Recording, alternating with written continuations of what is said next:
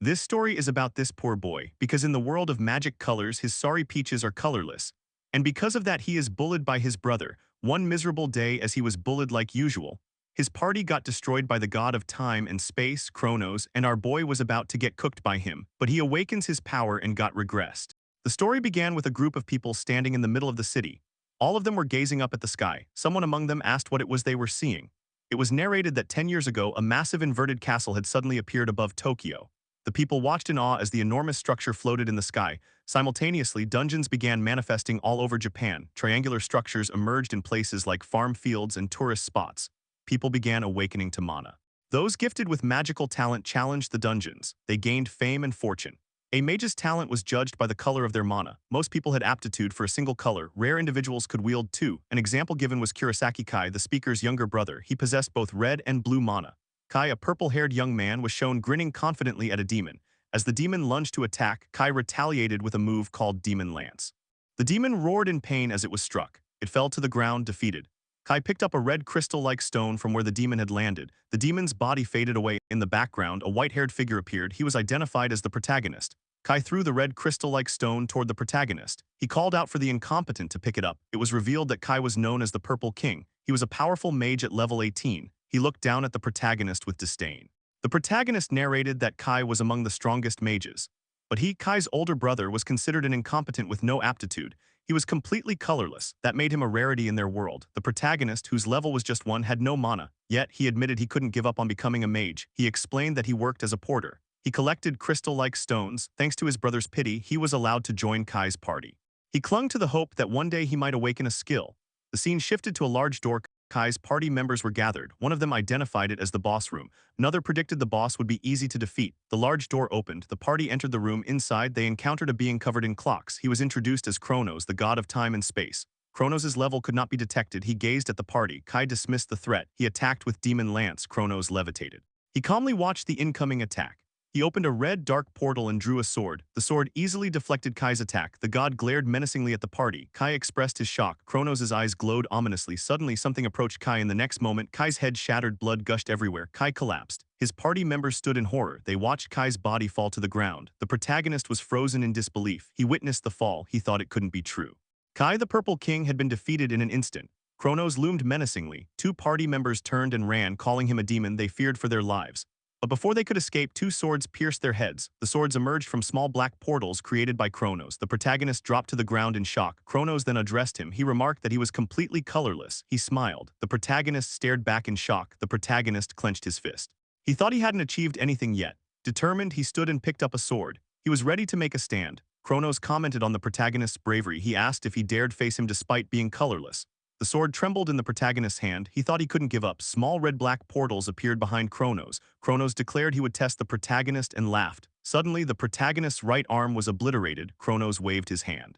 He apologized for going too far. He then snapped his fingers and said, "Rewind." In an instant, the protagonist's body returned to its unharmed state. He was startled. Looking at his healed arm, he thought in amazement that it had recovered. Kronos began charging a fire spell. He said he would now give the protagonist time to think. He unleashed the spell. It was called Hellfire, Flames of Despair. As the fire rushed toward him, the protagonist twitched in fear.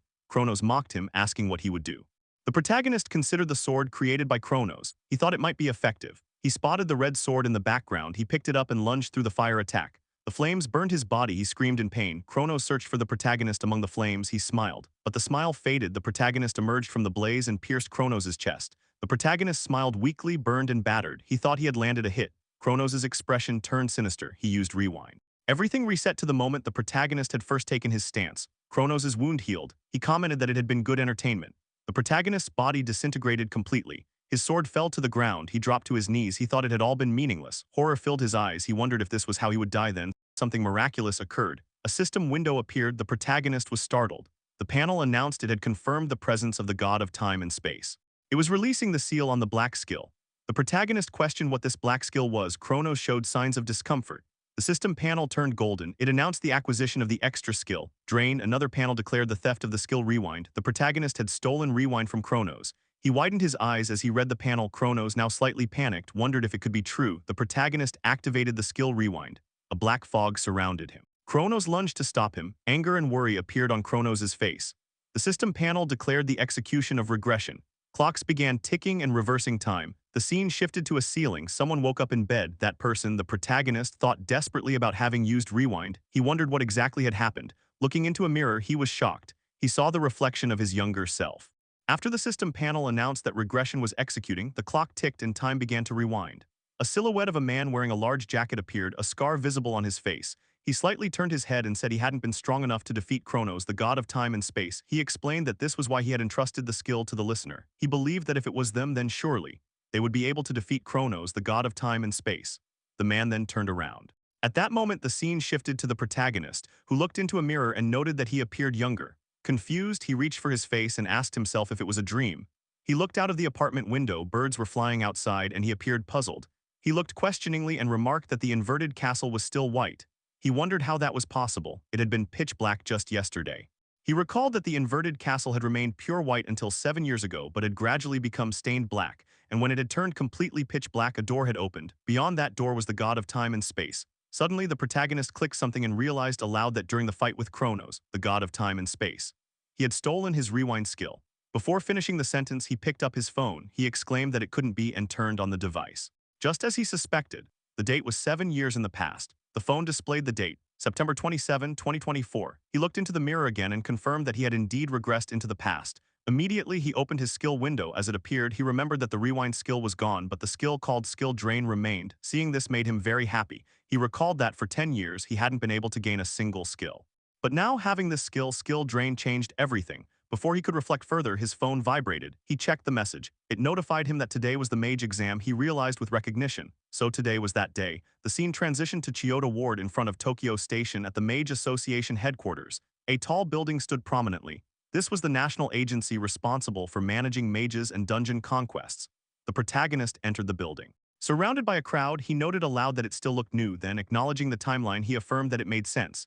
It was 7 years ago. At that moment, someone called out, "Hey, Colorless, what are you doing here?" The protagonist looked toward the voice. It was his younger brother's party members. The first was Godu, level 36, and the second was Oik, level 37. Seeing them made the protagonist visibly uncomfortable. He thought to himself that these guys were just his brother's lackeys. Godu wrapped an arm around his neck and asked if he was seriously planning to take the Mage exam again. Oik, expressionless, commented that no matter how many times a Colorless tried, it would be pointless. The protagonist recalled. It wasn't the first time he had taken the Mage exam. He remembered that, unable to give up on becoming a mage completely. He had taken the exam again and again, knowing deep down it was likely futile. He had always been a failure. But in the present moment, he pushed Godu's hand off his shoulder and told them to leave him alone. He walked away. Godu complained about his attitude. Oik added, "How dare a mere Colorless ignore them?" Right then, a new character appeared, the exam proctor. She was a beautiful green-haired woman. Her name was Hinata Riene. She was a B-rank mage, level 27. Looking displeased, she remarked, "Again." She sighed and told the protagonist that even if it was just an exam, he might get himself killed someday. The protagonist replied that this time would be different. The scene shifted to the exam setting. They were likely heading into a dungeon. The protagonist stood before a dungeon entrance, stretching in preparation. Hinata asked if he needed an explanation of the details. The protagonist, ready for the challenge, replied that he didn't. He entered the dungeon. He thought to himself that he needed to collect 3 magic stones from goblins to pass the exam. For someone with a skill, this was normally easy. However, his expression darkened. He recalled that today, like in the previous timeline, a monster had appeared in this level 1 dungeon that absolutely shouldn't be there. A terrifying creature revealed itself. The protagonist recognized it. It was Redcap, a goblin with a level of 37. Hinata saw the monster and screamed its name. "Redcap, why is something like that here?" She turned to the protagonist. Running toward him with her sword drawn, she urged him to run. The protagonist knew the level gap was far too great. He remembered how in the previous timeline, Hinata had been unable to defeat it and was overpowered. She had fought only to buy time for his escape, ending up so badly injured that she had to retire from being a mage. He saw the memory clearly, Hinata lying in a hospital bed. He blamed himself for everything. Clenching his fist, he vowed that this time would be different. As Redcap lunged to attack, the protagonist drew his dagger. He threw it toward the monster, thinking that thing had a skill that greatly boosted its physical power. The goblin swatted the dagger aside. He realized that ordinary attacks wouldn't even land. But in the next instant, the protagonist vanished from where he stood and appeared in front of Redcap, landing a punch. He saw minor scratches on his hand after the punch. Redcap, now enraged, charged with a furious expression. Suddenly, the goblin twitched. In front of the protagonist, the system panel appeared. Stole skill, body enhancement extreme. Physical stats have been improved. Power surged through the protagonist. He thought to himself, if he could just steal its skill.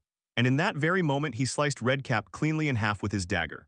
After slicing the Redcap goblin, the protagonist remarked that it was nothing more than sliced meat. At that moment, Hinata appeared. Hinata, visibly shocked, exclaimed that the protagonist had defeated a red cap with just one hit.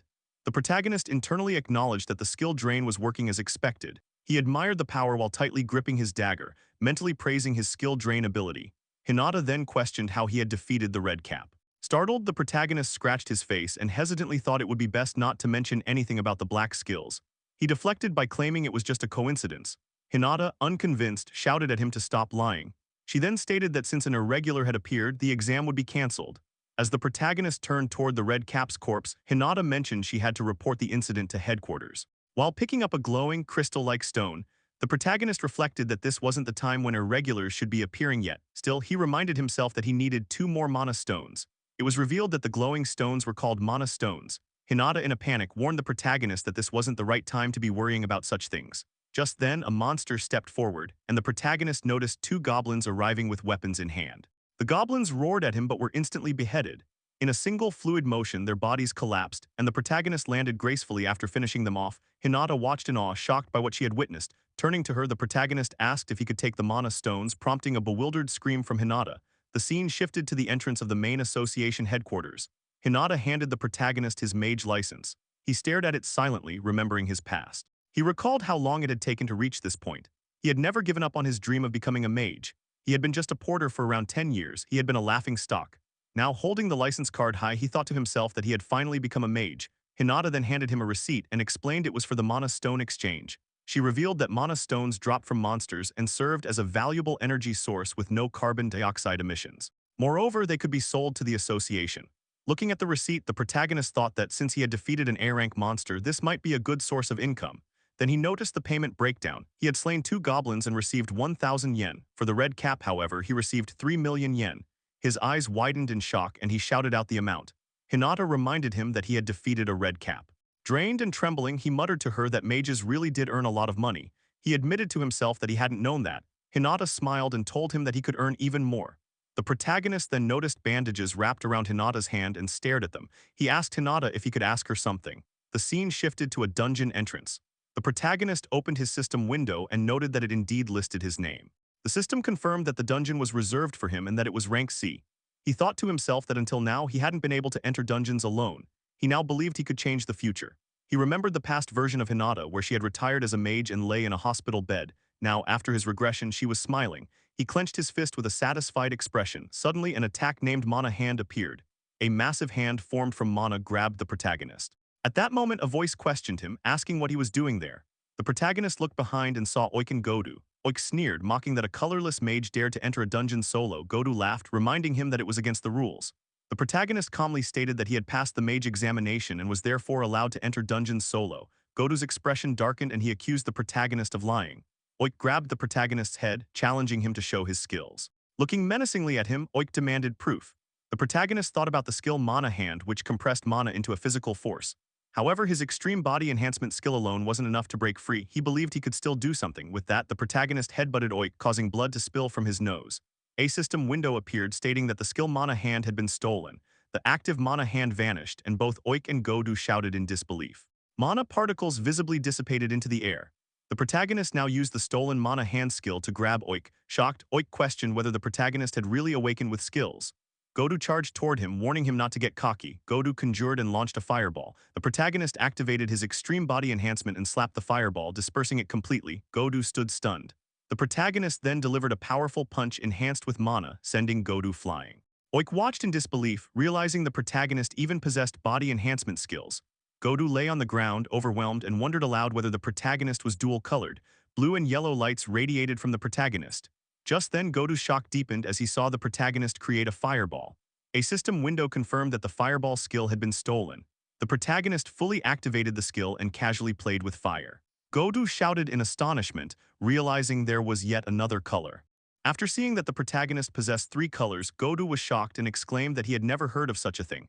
At that moment, the protagonist used his newly acquired stolen skill, Fireball, and blasted it toward Godu. Godu panicked, but the fireball didn't hit him.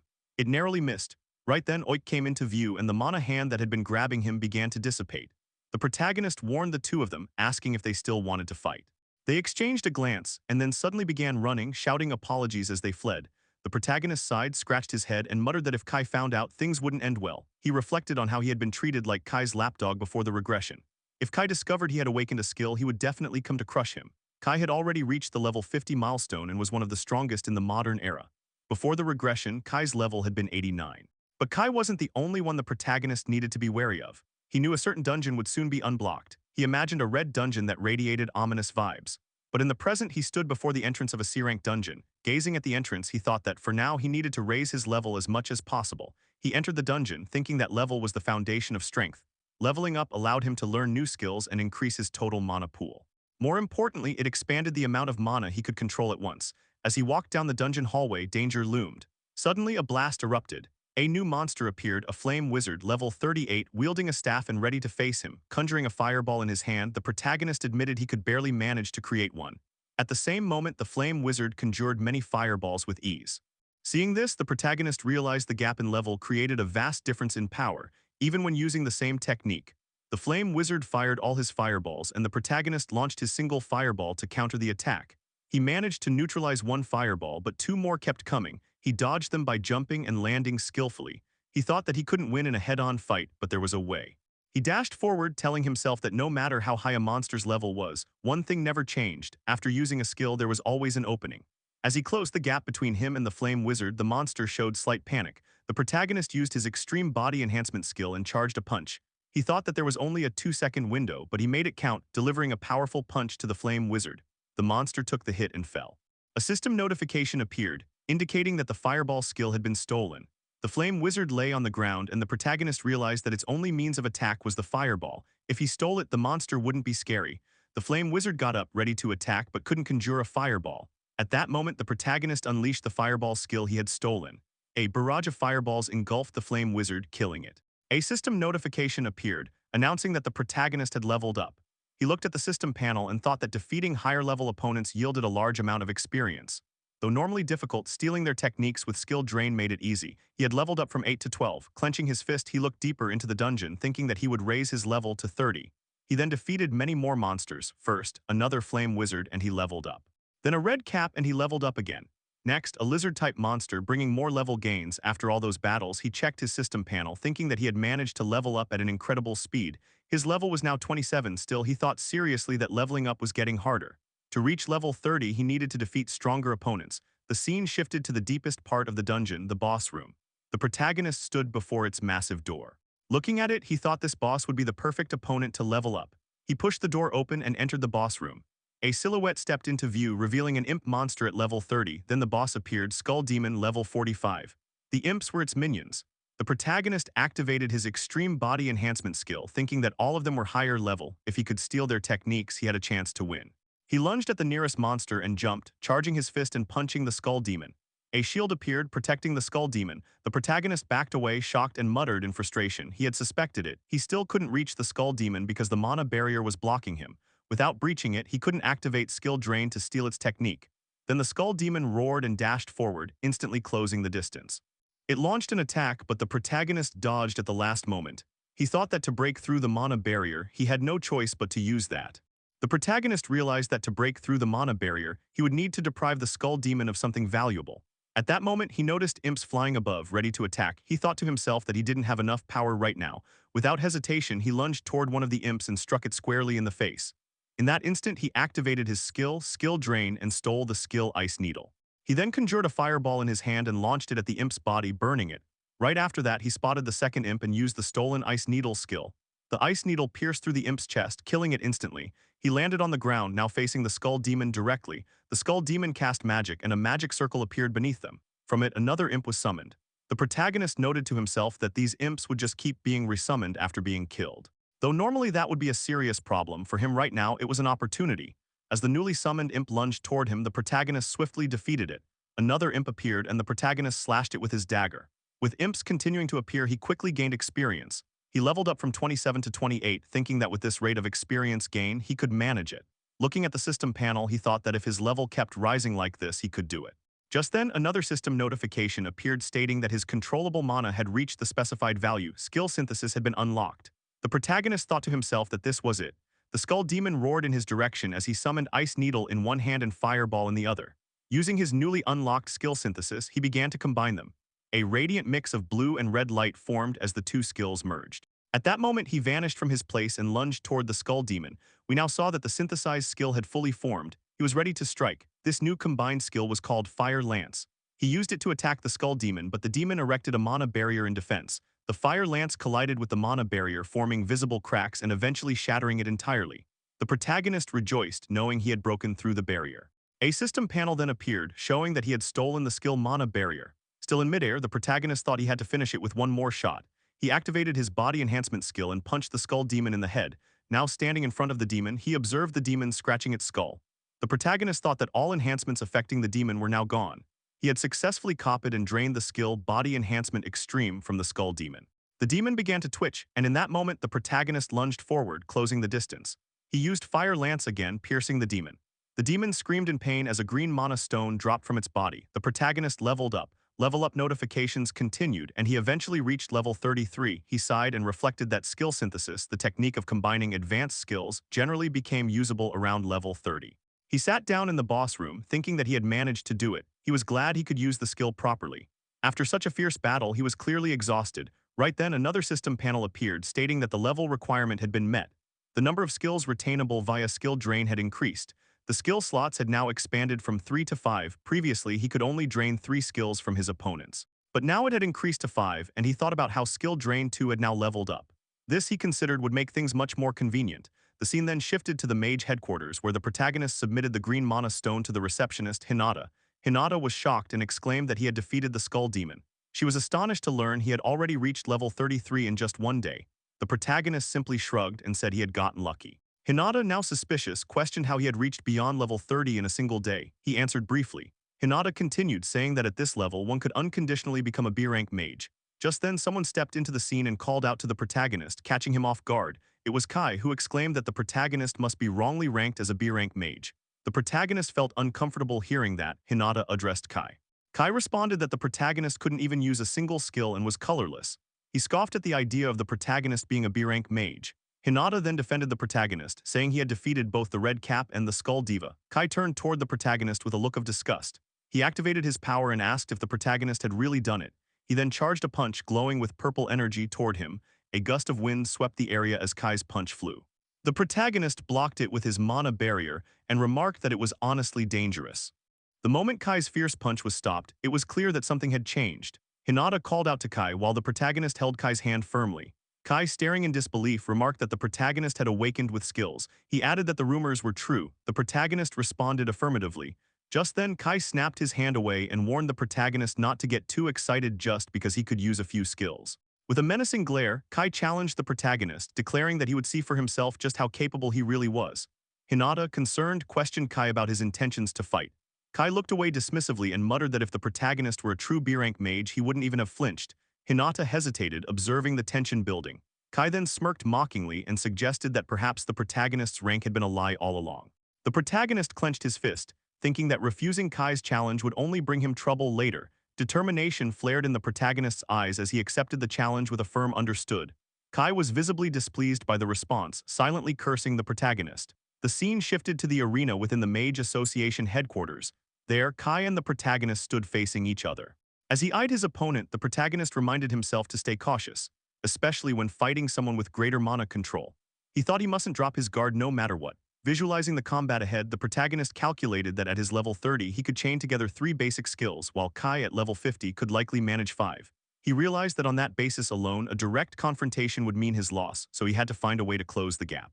Just then, the protagonist activated his ice needles and launched an attack at Kai. Kai countered by summoning multiple fireballs and sending them toward the protagonist. As the two attacks collided, a powerful impact shook the area. Smoke billowed in front of Kai from the explosion. As the smoke cleared, Kai was stunned to find that the protagonist had closed the distance.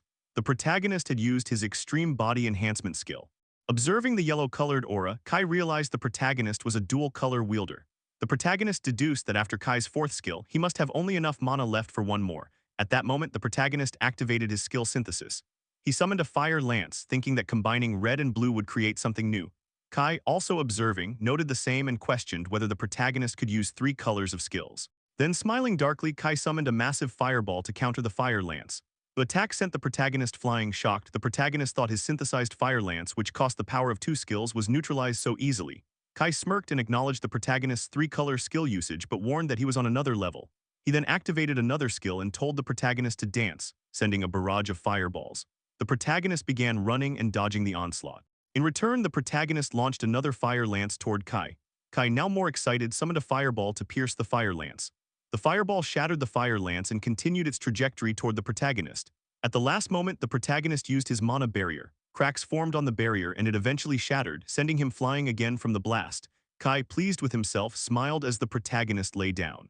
He then pointed at the protagonist, commanding him to bow his head in apology, claiming he'd forgive him if he did. The protagonist, lips clenched, thought about his inability to win with his current power. He considered giving up but questioned if he would continue living like a slave just as in his previous life. Stepping up, he declared to himself that he wouldn't submit. A new resolve sparked in his eyes. Kai noted this change and darkly commented that the protagonist wouldn't learn until he was dead. Kai's expression grew grim. He declared he had no choice and summoned an unusual fireball. Purple engravings appeared behind him and the system notified that overclock had been activated. This skill allowed the user to temporarily double their mana control by consuming a large amount of mana. The protagonist was stunned. Kai summoned multiple fireballs, announcing it as the power of a king. He began juggling them with ease, declaring it a 10-combo attack. The protagonist watched, realizing that this was Kai's true strength. He imagined how Kai could temporarily surpass other kings in mana control. Despite the overwhelming energy, the protagonist shouted that he had been waiting for Kai to use that very skill. He sprinted toward Kai, thinking that only Kai could perform 10 consecutive attacks using overclock. Leaping into the air, he felt fully resolved. Kai laughed and mocked the idea of dodging in midair. Then, he launched all 10 fireballs at once. In response, the protagonist activated Mana Hand. A giant hand formed from mana that gripped the ground behind Kai. While still airborne, the protagonist used Mana Hand to swing around. Kai realized too late that the protagonist had a new skill. The protagonist dodged all 10 fireballs in midair and noted that cooldown still applied even for a king. Landing behind Kai, he quickly spun and concluded that in this brief cooldown, Kai would be defenseless. He punched Kai brutally in the face, sending him flying with blood splattering. Standing tall, the protagonist watched as a golden system panel announced that the skill overclock had been stolen. He looked at his hand, thinking that Kai was finished. Kai struggled to rise, cursing the protagonist. The protagonist wondered if Kai still intended to fight. Kai's face now wore the twisted expression of a killer as he declared his intent to kill. A crystal wrapped in purple energy formed above his hand. Identified as Demon Lance, Kai announced the attack. The protagonist recognized it as the strongest purple skill. He was astonished that Kai had mastered it by level 50. Kai launched the Demon Lance and the protagonist barely dodged. He noted that several shards appeared above Kai, preparing for another barrage. Kai looked terrifying as he continued the attack. The protagonist reflected that he had landed a hit only because Kai had been careless. But he knew once Kai got serious, the gap in strength would become overwhelming. Dodging rapidly, the protagonist soon found himself at a dead end. Kai grinned menacingly and warned that he wasn't finished yet. Both prepared to attack Kai with Demon Lance, the protagonist with Fire Lance. The attacks clashed, but Kai was stronger, slamming the protagonist into a wall. A hole formed from the impact as the protagonist struggled to rise, lifting his right hand. Kai announced that this was why he was called the Purple King and the proof of his strength. Exhausted, the protagonist admitted to himself that Kai's power was truly formidable. Kai continued boasting, warning the protagonist not to be arrogant just because he could use multiple skills. But something clicked in the protagonist's mind. Looking at his hand, he made a fist, wondering if he could unlock the potential of purple mana too. He reflected that he had been limited to synthesizing 2 colors because of his mana capacity. But now, with overclock in his arsenal, that had changed. Purple engravings appeared behind him, identical to Kai's. Kai was shocked and questioned how the protagonist could also use overclock. The protagonist realized that his mana capacity had indeed doubled. A system panel confirmed the increase due to overclock. Then another panel appeared, unlocking skill synthesis, black. The protagonist, feeling confident, thought this was the moment. Kai, watching, wondered what he was planning. The protagonist examined his hand, thinking this was a 3-color synthesis never seen before. He activated his red skill first. Then he added his blue skill, mixing the two. Finally, he activated his yellow skill, combining it with the red and blue. The skill began to shift in color, turning into a dark shade in his hand. Kai was stunned and gasped, black mana. The protagonist recalled being told he wasn't suited for any of the 3 colors, but he now knew that was false. He had already absorbed those manas. Declaring himself a dark mage, he stood menacingly before Kai. Kai, panicking, pointed his magic at the protagonist, warning him to stay away. A Demon Lance attack was launched at full speed toward the protagonist, who calmly observed the incoming strike and repelled it using his black flames. After countering Kai's attack, Kai, in disbelief, exclaimed that it was impossible. Through the smoke, the protagonist charged toward Kai, gathering another black flame in his hand. At the same time, Kai readied his Demon Lance and cursed the protagonist. As both were prepared to strike with their respective magics, the protagonist, looking menacingly at Kai, shouted that this was his Abyss Flame. The two attacks collided, but the demon lance's crystal shattered, horrifying Kai. The abyss flame then struck Kai, defeating him. Amidst the mist, the protagonist emerged and sighed in relief, realizing he had defeated Kai. Kai was seen lying unconscious on the ground. At that moment, the protagonist dropped to his knees and became invisible, whispering that he did it. A system panel then appeared, notifying that the skill Abyss Flame had been acquired through the synthesis of Synthesis Black. The protagonist recalled his Abyss Flame skill just as Hinata entered the room, asking with concern if he was okay. The protagonist smiled and replied that he had somehow defeated Kai. Hinata then questioned what the skill was. The protagonist reflected inwardly, realizing he couldn't hide it any longer. A black magic gathered in his hand and enveloped his entire body. In response to Hinata, he stated that it seemed to be a black skill. Hinata, stunned by the black magic, remarked that it was the world's first. The protagonist questioned whether he was obligated to report it to the association and expressed a desire to keep the power a secret. Hinata hesitated, clarifying that she never meant to expose him, but felt he might be missing an opportunity. The protagonist asked what opportunity she meant. Hinata explained that the strongest mage of each color received the title of king, and since he was the only black mage in the world, he could be considered the Black King. The protagonist pondered the title, thinking it sounded interesting, but told Hinata that he wasn't interested for the time being. Inwardly, he thought that even becoming a king didn't mean his level had risen drastically. Looking over at the unconscious Kai, the protagonist asked Hinata if he was okay. Hinata replied that Kai was one of the kings and would recover soon despite the severity of his wounds. She then pulled out her phone and mentioned she would take Kai to the medical room. At that moment, both Hinata's and the protagonist's phones began to alarm. The protagonist checked his phone, surprised to see a warning. A dungeon had appeared at the west entrance of Ikebukuro Park. The recommended level was 70. Hinata, upon seeing the alert, was left speechless, while the protagonist thought to himself that it had finally begun, the Ikebukuro dungeon.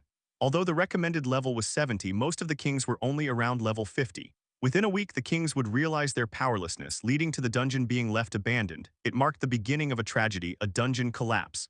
At the current moment, this event remained unknown. If a dungeon wasn't conquered within a set time, monsters would escape the gate and kill everyone nearby. The Ikebukuro dungeon eventually became the first dungeon outbreak in history.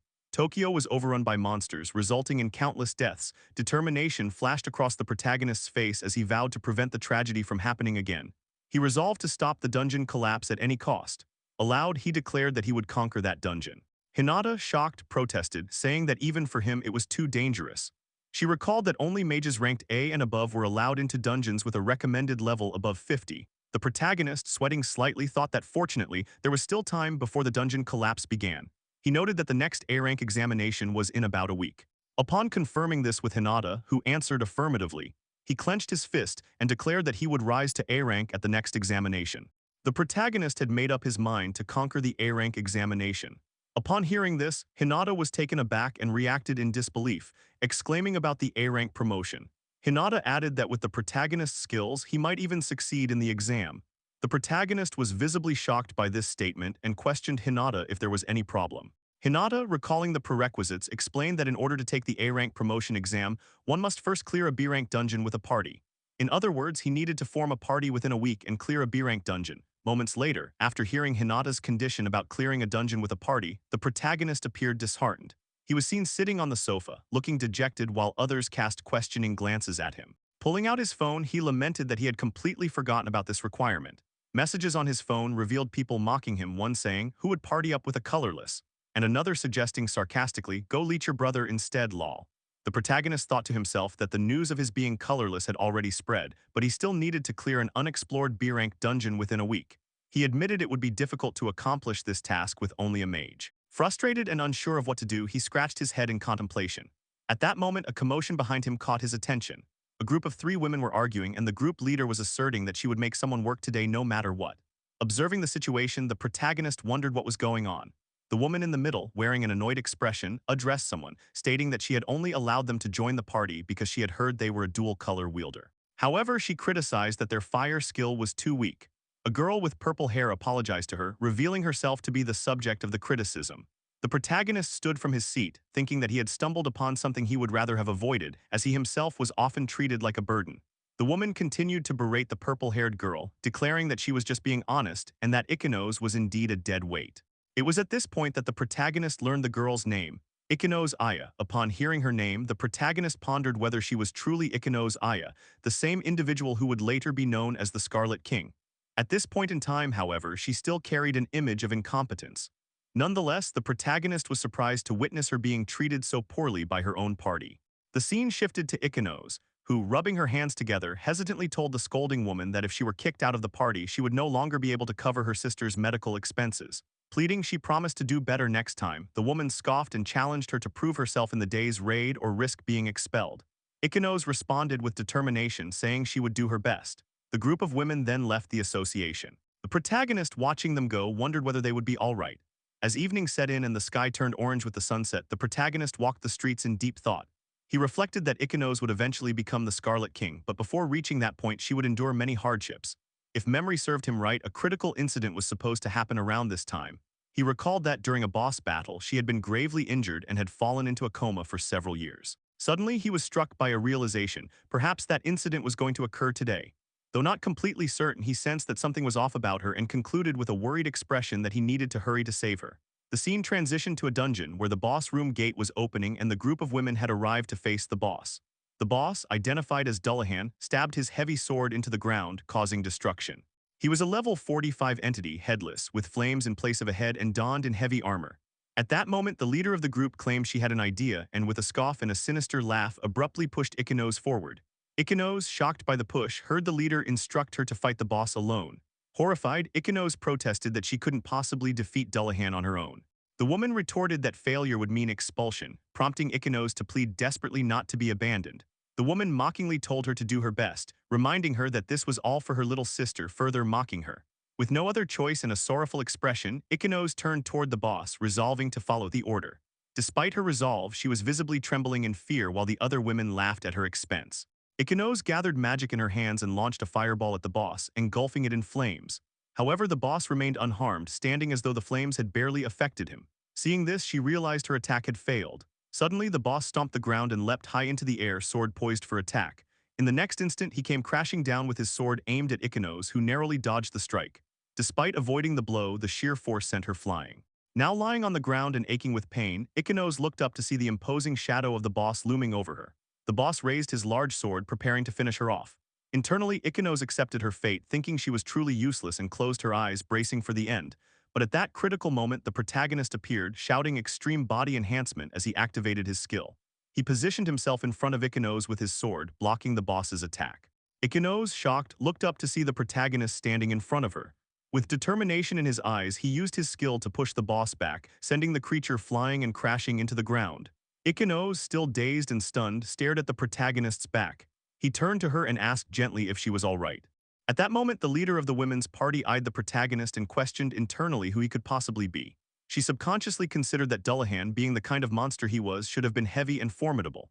Yet somehow this man had blown him away with a single sword strike. She silently asked herself again, "What is he?" While she remained trapped in her thoughts, Dullahan, the monstrous boss who had previously been launched by the protagonist's attack, let out a deafening battle roar. The shockwave from the sound rippled through the battlefield and reached the protagonist.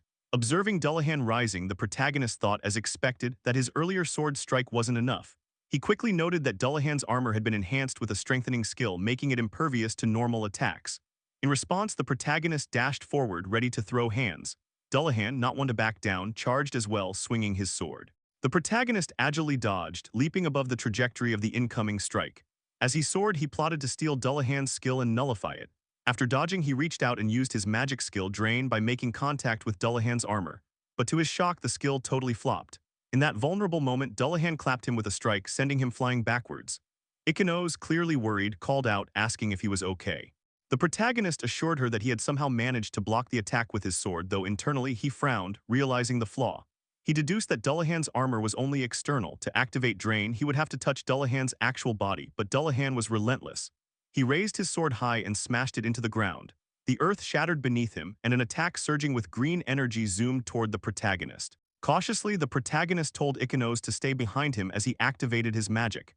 "Magic barrier," he declared, shielding both himself and Ikanos from the devastating blast. However, the impact of the attack spread out beyond the barrier's radius. Two members of the women's party got yeeted across the field, while the leader shielded herself as best as she could. Enraged by the attack, the leader of the women's party activated her magic in retaliation, launching an ice needle at Dullahan while furiously calling him a bastard. Dullahan responded by raising his sword and smashing the ground again, blocking and shattering the incoming ice needle. The woman was left in shock. Not only had her crystal conjuration been obliterated, but the force of the counterattack had blasted her away. As she flew back, the protagonist watched her, noting that even the ice needle magic was totally useless against Dullahan. Accepting this L, the sword in his hand vanished. He concluded he needed a skill stronger than Dullahan's beefed-up armor to break through. He began combining his red, yellow, and blue magic, forming dark flames. He reaffirmed his thought. He needed a skill that went beyond Dullahan's defense, something cracked. As the combination stabilized, he announced the resulting skill, Black Mana. Seeing this, Ikenos was visibly shook. With the Black Mana now active, the protagonist unleashed his next move, Abyss Flames. Meanwhile, Dullahan was charging up another attack. He pulled back his sword and struck the ground again. His energy-charged assault surged forward. The protagonist didn't move, he just stood there low-key vibing, waiting for the perfect moment. Then at the last second, he countered it with Abyss Flames. The two forces collided and the Abyss Flames straight-up nuked Dullahan's attack. With the path cleared, the Abyss Flames continued at breakneck speed, heading straight toward Dullahan. Within seconds, the black fire clapped Dullahan, wrapping him in a raging inferno. Dullahan twitched violently and then an explosive burst of power erupted from within. The monster started vanishing amidst the blaze, his form breaking apart. All that remained was his glowing green mana stone. Ikenos, absolutely speechless, pointed out that it only took one hit to obliterate Dullahan. She praised the protagonist, calling him amazing. Shortly after, she called out to him, prompting him to turn. She thanked him sincerely for saving her. The protagonist responded with chill energy, saying he was just glad she was okay. Then, without hesitation, he picked up the mana stone that had dropped from Dullahan. As he examined it, he thought it matched exactly what he had read. He silently expressed relief that he had saved Ikenos today, wondering what kind of nightmare she might have faced otherwise. Just then, the leader of the women's party stood up while coughing, clearly dazed and confused. She began biting her thumbnail, processing the chaos. Internally, she realized that the protagonist wasn't just some random dude, but almost instantly her expression flipped into a devilish grin. She decided that the reward for defeating the boss was gonna be hers. Her face twisted into a grotesque and greedy smirk. She suddenly shouted, demanding their attention. Addressing the protagonist and Ikenos, she shamelessly declared that the reward drop was from a dungeon her squad had been gunning for. She told them to hand over the mana stone. Ikenos was stunned at the audacity and clapped back, saying the protagonist literally saved them. But the protagonist, cool as ever, said he didn't mind giving up the stone on one condition: Ikenos would join his party. Ikenos was taken aback, staring at him in disbelief. Even the women's party leader was like, "What?" The protagonist clarified that this was only if Ikenos was down for it. Ikenos, still reeling, tried to process the offer. Then the women's party leader suddenly grinned and started cackling. Her two party members joined her like it was a roast session. She said she had been curious what he'd say and then agreed to his terms. With a wide grin, she approached Ikenos and placed a hand on her shoulder, asking if she was cool with it. Ikenos clenched her fists, realizing how real this was. Looking at the protagonist, she said she understood and would be in his care. Just then, the leader of the women's party snatched the mana stone from the protagonist's hand. As she walked away, she started singing "Money, Money" and mocked Ikenos, saying she never thought a so-called deadweight could sell for this high. The protagonist, hearing the insult, lingered on the word deadweight. He mulled it over, thinking to himself that she had no idea what Ikenos was truly capable of. Meanwhile, Ikenos approached him and humbly thanked him for the invite. The protagonist apologized for making her dip from her party so suddenly and asked if she was truly okay with it. Ikenos replied, saying she had just been a burden. But the protagonist hit her with a soft, "It's okay." Her eyes widened and he added, "It's okay, you're gonna glow up and get stronger." The man had no doubt she was only just getting started. Ikenos stood in awe, stunned by the protagonist's belief that she could become stronger. Her voice trembled but held a spark of hope as she declared that she would become stronger. Confused, she asked if he truly believed that. The protagonist just nodded, calm and steady, and mentioned that before he came here, he had seen her at the association. He added that he had overheard her conversation there. It wasn't intentional, just a coincidence. Ikenos' expression darkened slightly as she remembered that moment. But before she could spiral, the protagonist stepped in again, saying he thought he could be her support. He extended his hand toward her, the gesture screaming, "You can rely on me." Ikenos hesitated, lost in thought, then gave a small but determined nod. With newfound resolve in her voice, she said she'd be in his care. That simple answer made the protagonist's face light up. He responded with a cheerful, "Yes, same here," and they sealed the moment with a handshake. The next day, the scene cut to Ikenos and the protagonist standing before a dungeon. With a confident grin, the protagonist announced their next goal, conquering a B-rank dungeon. Ikenos turned to him and asked if clearing this dungeon would qualify them for the A-rank examination. He confirmed, saying she was right, but also added that within this dungeon was a key, one that could make her stronger. Ikenos blinked, repeating the word key in surprise. Inside, her thoughts spiraled toward a different motivation. Once she got stronger and leveled up, she could finally earn enough to pay off the medical bills. The protagonist broke her train of thought, calling her name and signaling it was go time. Ikenos nodded firmly and both of them wore game faces as they entered the dungeon. The inside of the crystal cave was breathtaking, glowing with blue crystals scattered across its walls. Almost immediately, Ikenos noticed something up ahead and pointed it out. A horde of wolves, each marked with red streaks, stood in their path. The protagonist's face hardened with recognition. These were black wolves. Without missing a beat, he told Ikenos to leave them to him. She agreed. Then he activated his extreme body enhancement skill and launched himself forward like a literal bullet. With one clean strike, he took down a wolf and then zipped past the rest, each slash landing with deadly precision. Watching him, Ikenos' jaw nearly hit the floor. Her thoughts drifted to her previous party led by Isayama-san. They were strong, but this was different. This was insane. This was cracked. The protagonist wiped sweat from his brow after cleaning up the wolves. As they continued deeper into the dungeon, he told her they'd arrived at the crucial point. This was where he'd support her, time to stick to the plan. Ikenos acknowledged him, walking forward determined. She thought to herself that defeating more monsters was the fastest way to level up. Sure, she only had basic attack skills, but that wouldn't stop her. Suddenly, small creatures lunged at her. She braced herself, thinking, I have to try. Summoning her fireball spell, she conjured it with intense focus and launched it straight at the approaching enemies. From behind, the protagonist observed. This was her trial. Would she recognize her true weapon? But he didn't have time to keep watch. A presence stirred behind him, and as he turned, he muttered, You're here, I won't let you disturb Ikenos. A squad of monsters had appeared behind him. Meanwhile, Ikenos was caught off guard. A sneaky little monster jumped her, leaving her wounded. Clutching her arm, she gritted her teeth. No matter how many she defeated, more just kept coming. She was running low on mana. Her body screamed exhaustion. Her mind echoed with doubt. But then she caught sight of the protagonist still fighting like a beast, pouring everything he had into the battle. She realized he was trying to ease her fight. Fueled by that thought, she stood back up, fireball spell conjuring in her palm once more. She told herself to stop whining. She had to level up. She had to live up to what he believed in. Fire erupted. She unleashed spell after spell, her fireballs slamming into monsters around her. Level up notifications started popping up like crazy, and she was stunned. Her mana wasn't depleting despite the barrage. The protagonist watched with a small smirk. As expected, Ikenos was built different. Her ability to drag out fights, her endless mana pool, that was her real weapon. And suddenly, a system panel popped up next to her. Her eyes widened in shock. A new skill had just been unlocked, Blast Furnace. The scene jumped to the boss room. At its center stood a massive creature, huge slime, level 52. The protagonist charged at it, shouting to Ikenos mid-run to use her newly unlocked skill. She nodded, responding with an enthusiastic okay. For the first time, she activated Blast Furnace. Instantly, flames engulfed her entire body. Her eyes widened in amazement. This was her power. She clenched her fist, determined. Now it was her turn. From the sidelines, the protagonist analyzed the skill. Blast Furnace ramped up the firepower of her attacks at the cost of high mana. It was practically tailor-made for Ikenos. She stood in flames, eyes glowing red, and then boom, a barrage of fire rained down. The protagonist watched, mouth slightly open, thinking it was even more than he expected. Her mana plus Blast Furnace absolutely broken. With this firepower, she could become the Scarlet King. And just like that, her fire incinerated the huge slime boss in seconds. After the battle, the protagonist congratulated her with a proud good job. Ikenos smiled back, a bit surprised herself, and with a light laugh admitted that this was all thanks to him.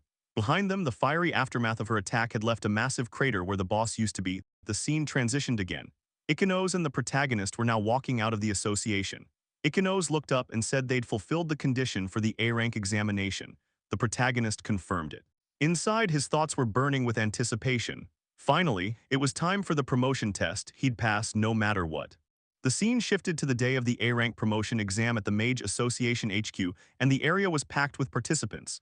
Hinata stood in front of the crowd and announced that the first phase would evaluate their combat capabilities, and then pair them with someone for a mock battle. Among the crowd stood our boy and Ichinose.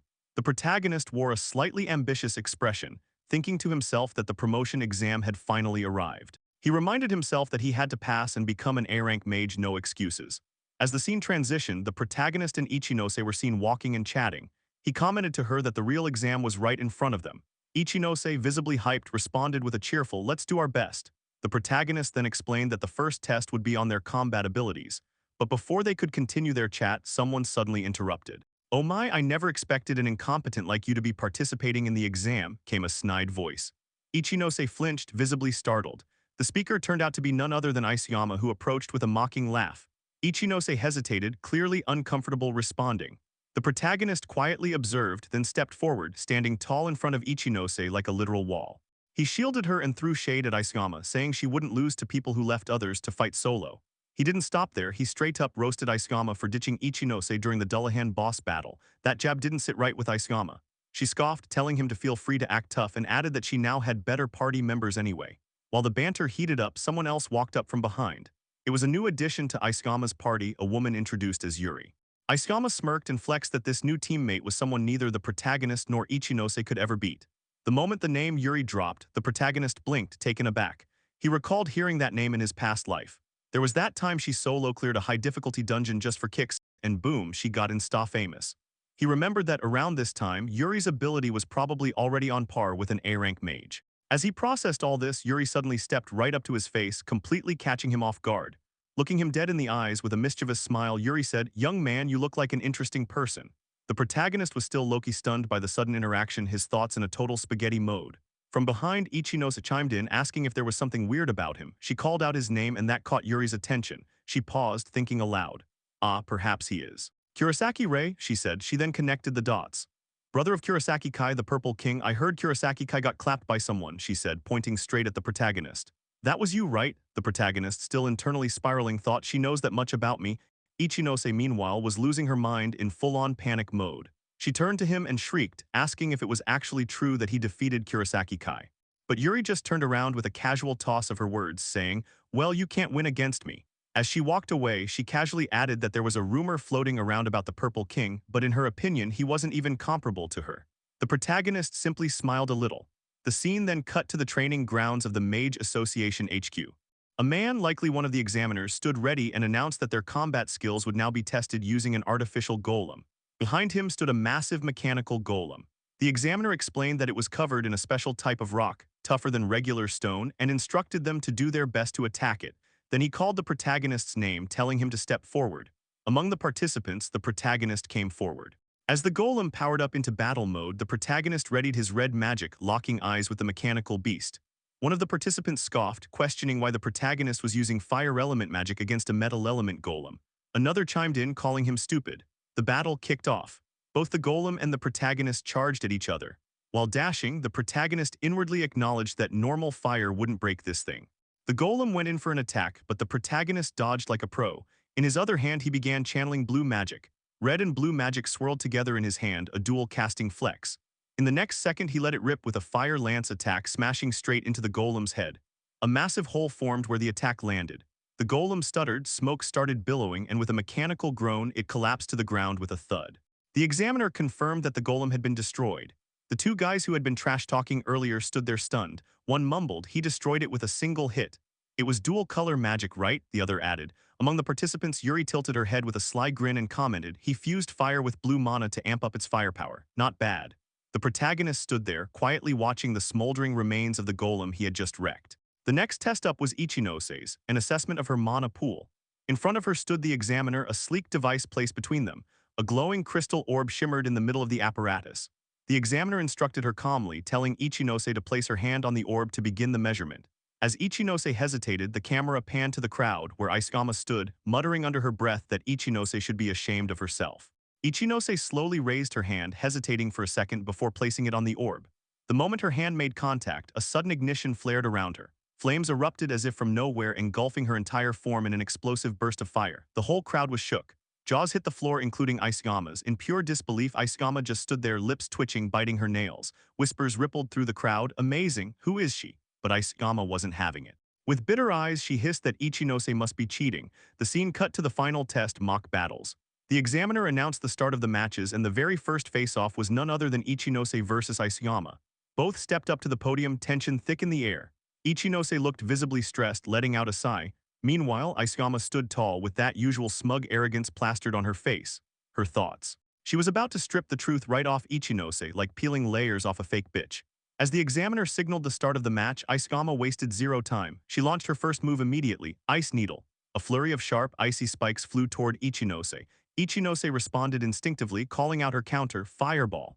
A massive orb of fire materialized in her hand, and she hurled it straight into the oncoming needles. The moment of impact was dramatic. Her fireball obliterated the ice like it was nothing. Aisukama had to shield her face from the blast, barely keeping her composure. Under her breath, she admitted she didn't expect this.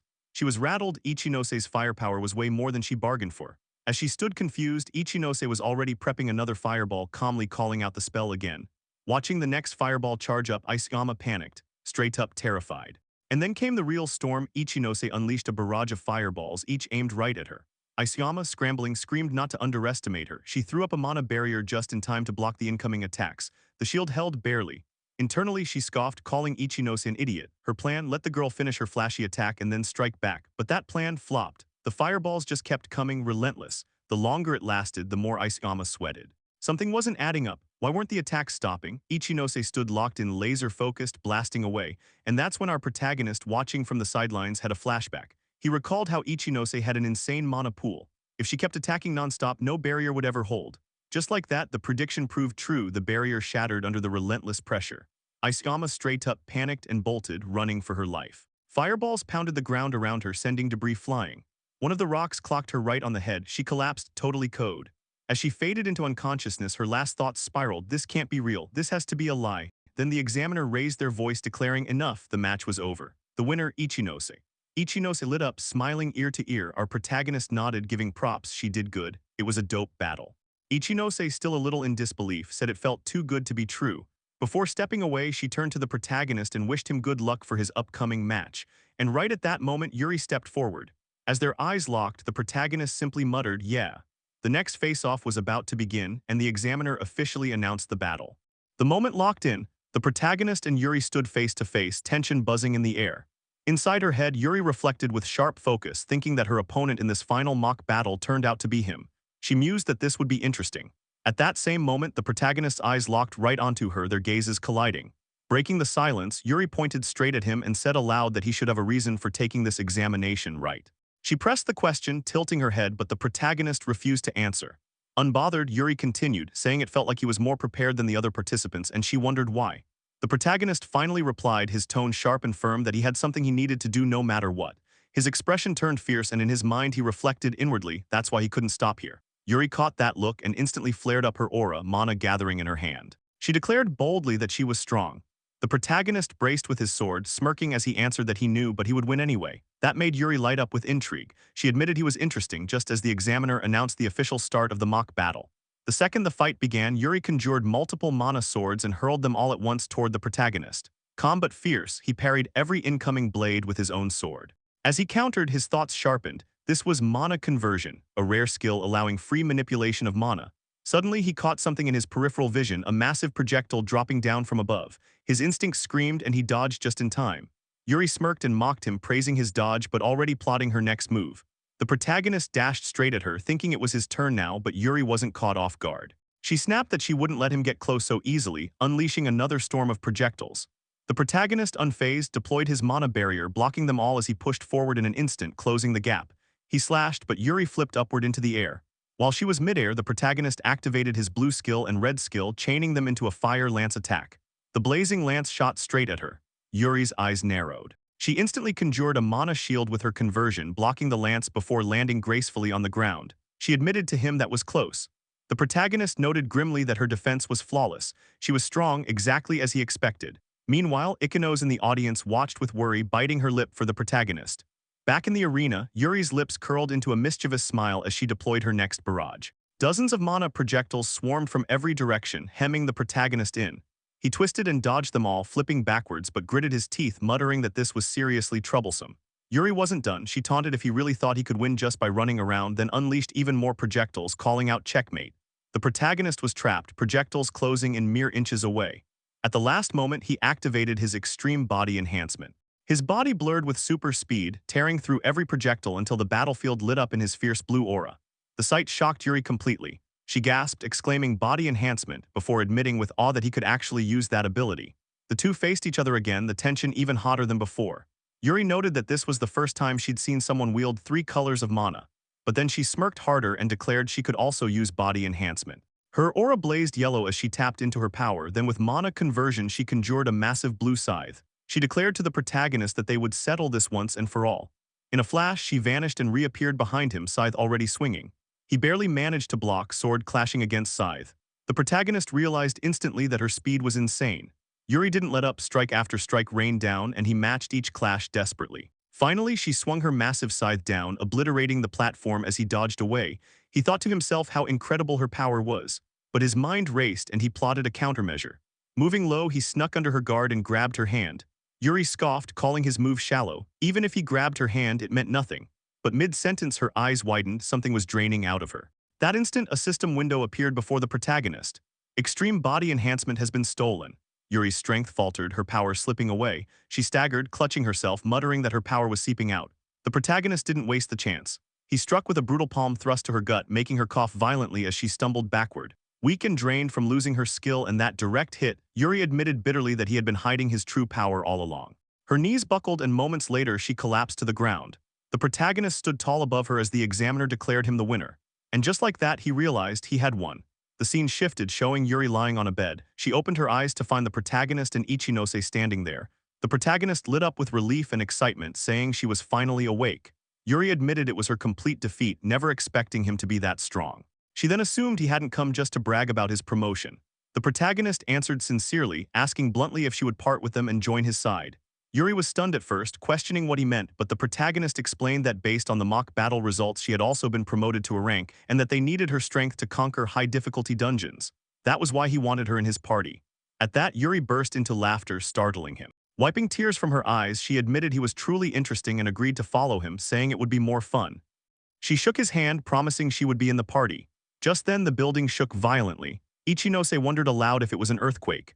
The protagonist's expression twisted in horror as he looked outside, thinking it couldn't be what he feared. The scene shifted to a prison of chains, binding the god of space and time, Kronos. With a twitch of anger, Kronos muttered that it was almost time. The tremors suddenly stopped. Ichinose looked around in confusion, noting that it had ended, while the protagonist's mind raced back to the earthquakes that had preceded the collapse of the Ikebakuro dungeon before his regression. Time was running out. The dungeon's difficulty was unheard of in this era, but there was no choice. Determined, the protagonist gathered the two girls' attention and told them he wanted to conquer the Ikebukuro dungeon. Ichinose was shocked, demanding if he really meant the hardest dungeon in the Japanese peninsula and if he intended to take it on with only the three of them. Yuri, intrigued, asked if this decision was because of the quake. The protagonist confirmed with a serious tone, admitting he had a bad feeling. Reports of irregular monsters had been rising, and to him it felt like the prelude to something ominous. Yuri folded her legs, finding the idea interesting and agreeing without hesitation. Ichinose, wearing a determined expression, said she would do her best not to be a burden. The protagonist thanked them both, clenching his fist with resolve, declaring that they would do it together. The following day, the trio approached Hinata to ask a favor. When Hinata turned around, she saw the protagonist with Yuri and Ichinose. He told her straight they were going to conquer the Ikebukuro dungeon. Soon after, the scene shifted to the dungeon's entrance where the party stood gathered. Yuri remarked that it was a super difficult dungeon with a recommended level above 70, and she was thrilled. Ichinose, however, looked worried, pointing out that it would be better if they had other mages with them. The protagonist replied that it couldn't be helped. The association had no A-rank mages available right away. He added that it would have been great if Ohikawa were here. Yuri reacted to the name while the protagonist thought back to his past life, remembering that Ohikawa was the top-ranked mage in Japan and would have been a huge asset. He then turned his gaze, knowing that if the dungeon collapsed again, Kronos would appear. He resolved to stop it this time. With firm resolve, he told his party to move out. Before they entered, Yuri stopped him with a request. She asked to be called by her first name, saying her last name sounded too formal. Ichinose jumped in, wanting the same, her smile bright with excitement. Yuri pointed out that they were already friends and the protagonist agreed. He then called them both by their first names and rallied them, saying it was time to conquer the Ikebukuro dungeon. The party stepped inside, entering a cavern lined with glowing red crystals. Suddenly, the protagonist spotted a monster, a skull demon level 71. He was shocked. Such a monster was usually a boss elsewhere, yet here it appeared as a regular encounter. Resolute, he signaled Yuri and Ichinose to get ready. Both answered in sync as the trio charged forward. The skull demon instantly deployed its mana barrier. The protagonist quickly realized the barrier had to be destroyed first. He cast Fire Lance at it, but the attack barely scratched it. A single hit wasn't enough. He immediately called for Yuri and Ichinose to follow up. Yuri swung her scythe with deadly force, while Ichinose unleashed a firewall. Together, their combined strike shattered the barrier wide open. Seizing the moment, the protagonist dashed forward and in a single clean motion cut the skull demon down with his sword. The monster collapsed, leaving behind a glowing green mana stone. The protagonist's expression lit up with relief and triumph. Ichinose cheered that they had done it, and the protagonist praised both of them, saying they fought well together. Right at that moment, Yuri turned to the protagonist and admitted that she had been wondering about something since their battle. She questioned him about how he could use so many skills. The protagonist was startled but decided it was finally time to come clean, confessing that he had something called skill drain. Both girls looked confused and Yuri pressed further, demanding to know what skill drain even was. The protagonist explained that just by touching someone he could steal their skill. Yuri immediately recalled her fight with him, realizing that this was what had happened back then. The protagonist reassured her, stating that he had already returned her skill. Yuri thanked him while Ichinose quietly observed the entire exchange, her thoughts racing. She realized in shock that he could even do that. She felt amazed by him, but her mind drifted to the time he mentioned conquering the Ikebakuro dungeon. Even though it had surprised her, she told herself that as long as he was here they would be fine. She resolved that she had to make sure she would never become a burden to the group. The party pressed deeper into the dungeon, defeating countless monsters with their unique skills. After clearing wave after wave, they finally arrived at the boss room. The protagonist acknowledged this with satisfaction, saying that the boss room was right ahead. Ichinose pointed out how the rumbling of the ground was getting louder. She knew boss monsters were strong, but she couldn't help questioning whether they were truly ready for this. The protagonist responded with steady confidence, explaining that their level had risen on the way here, so the fight should be doable.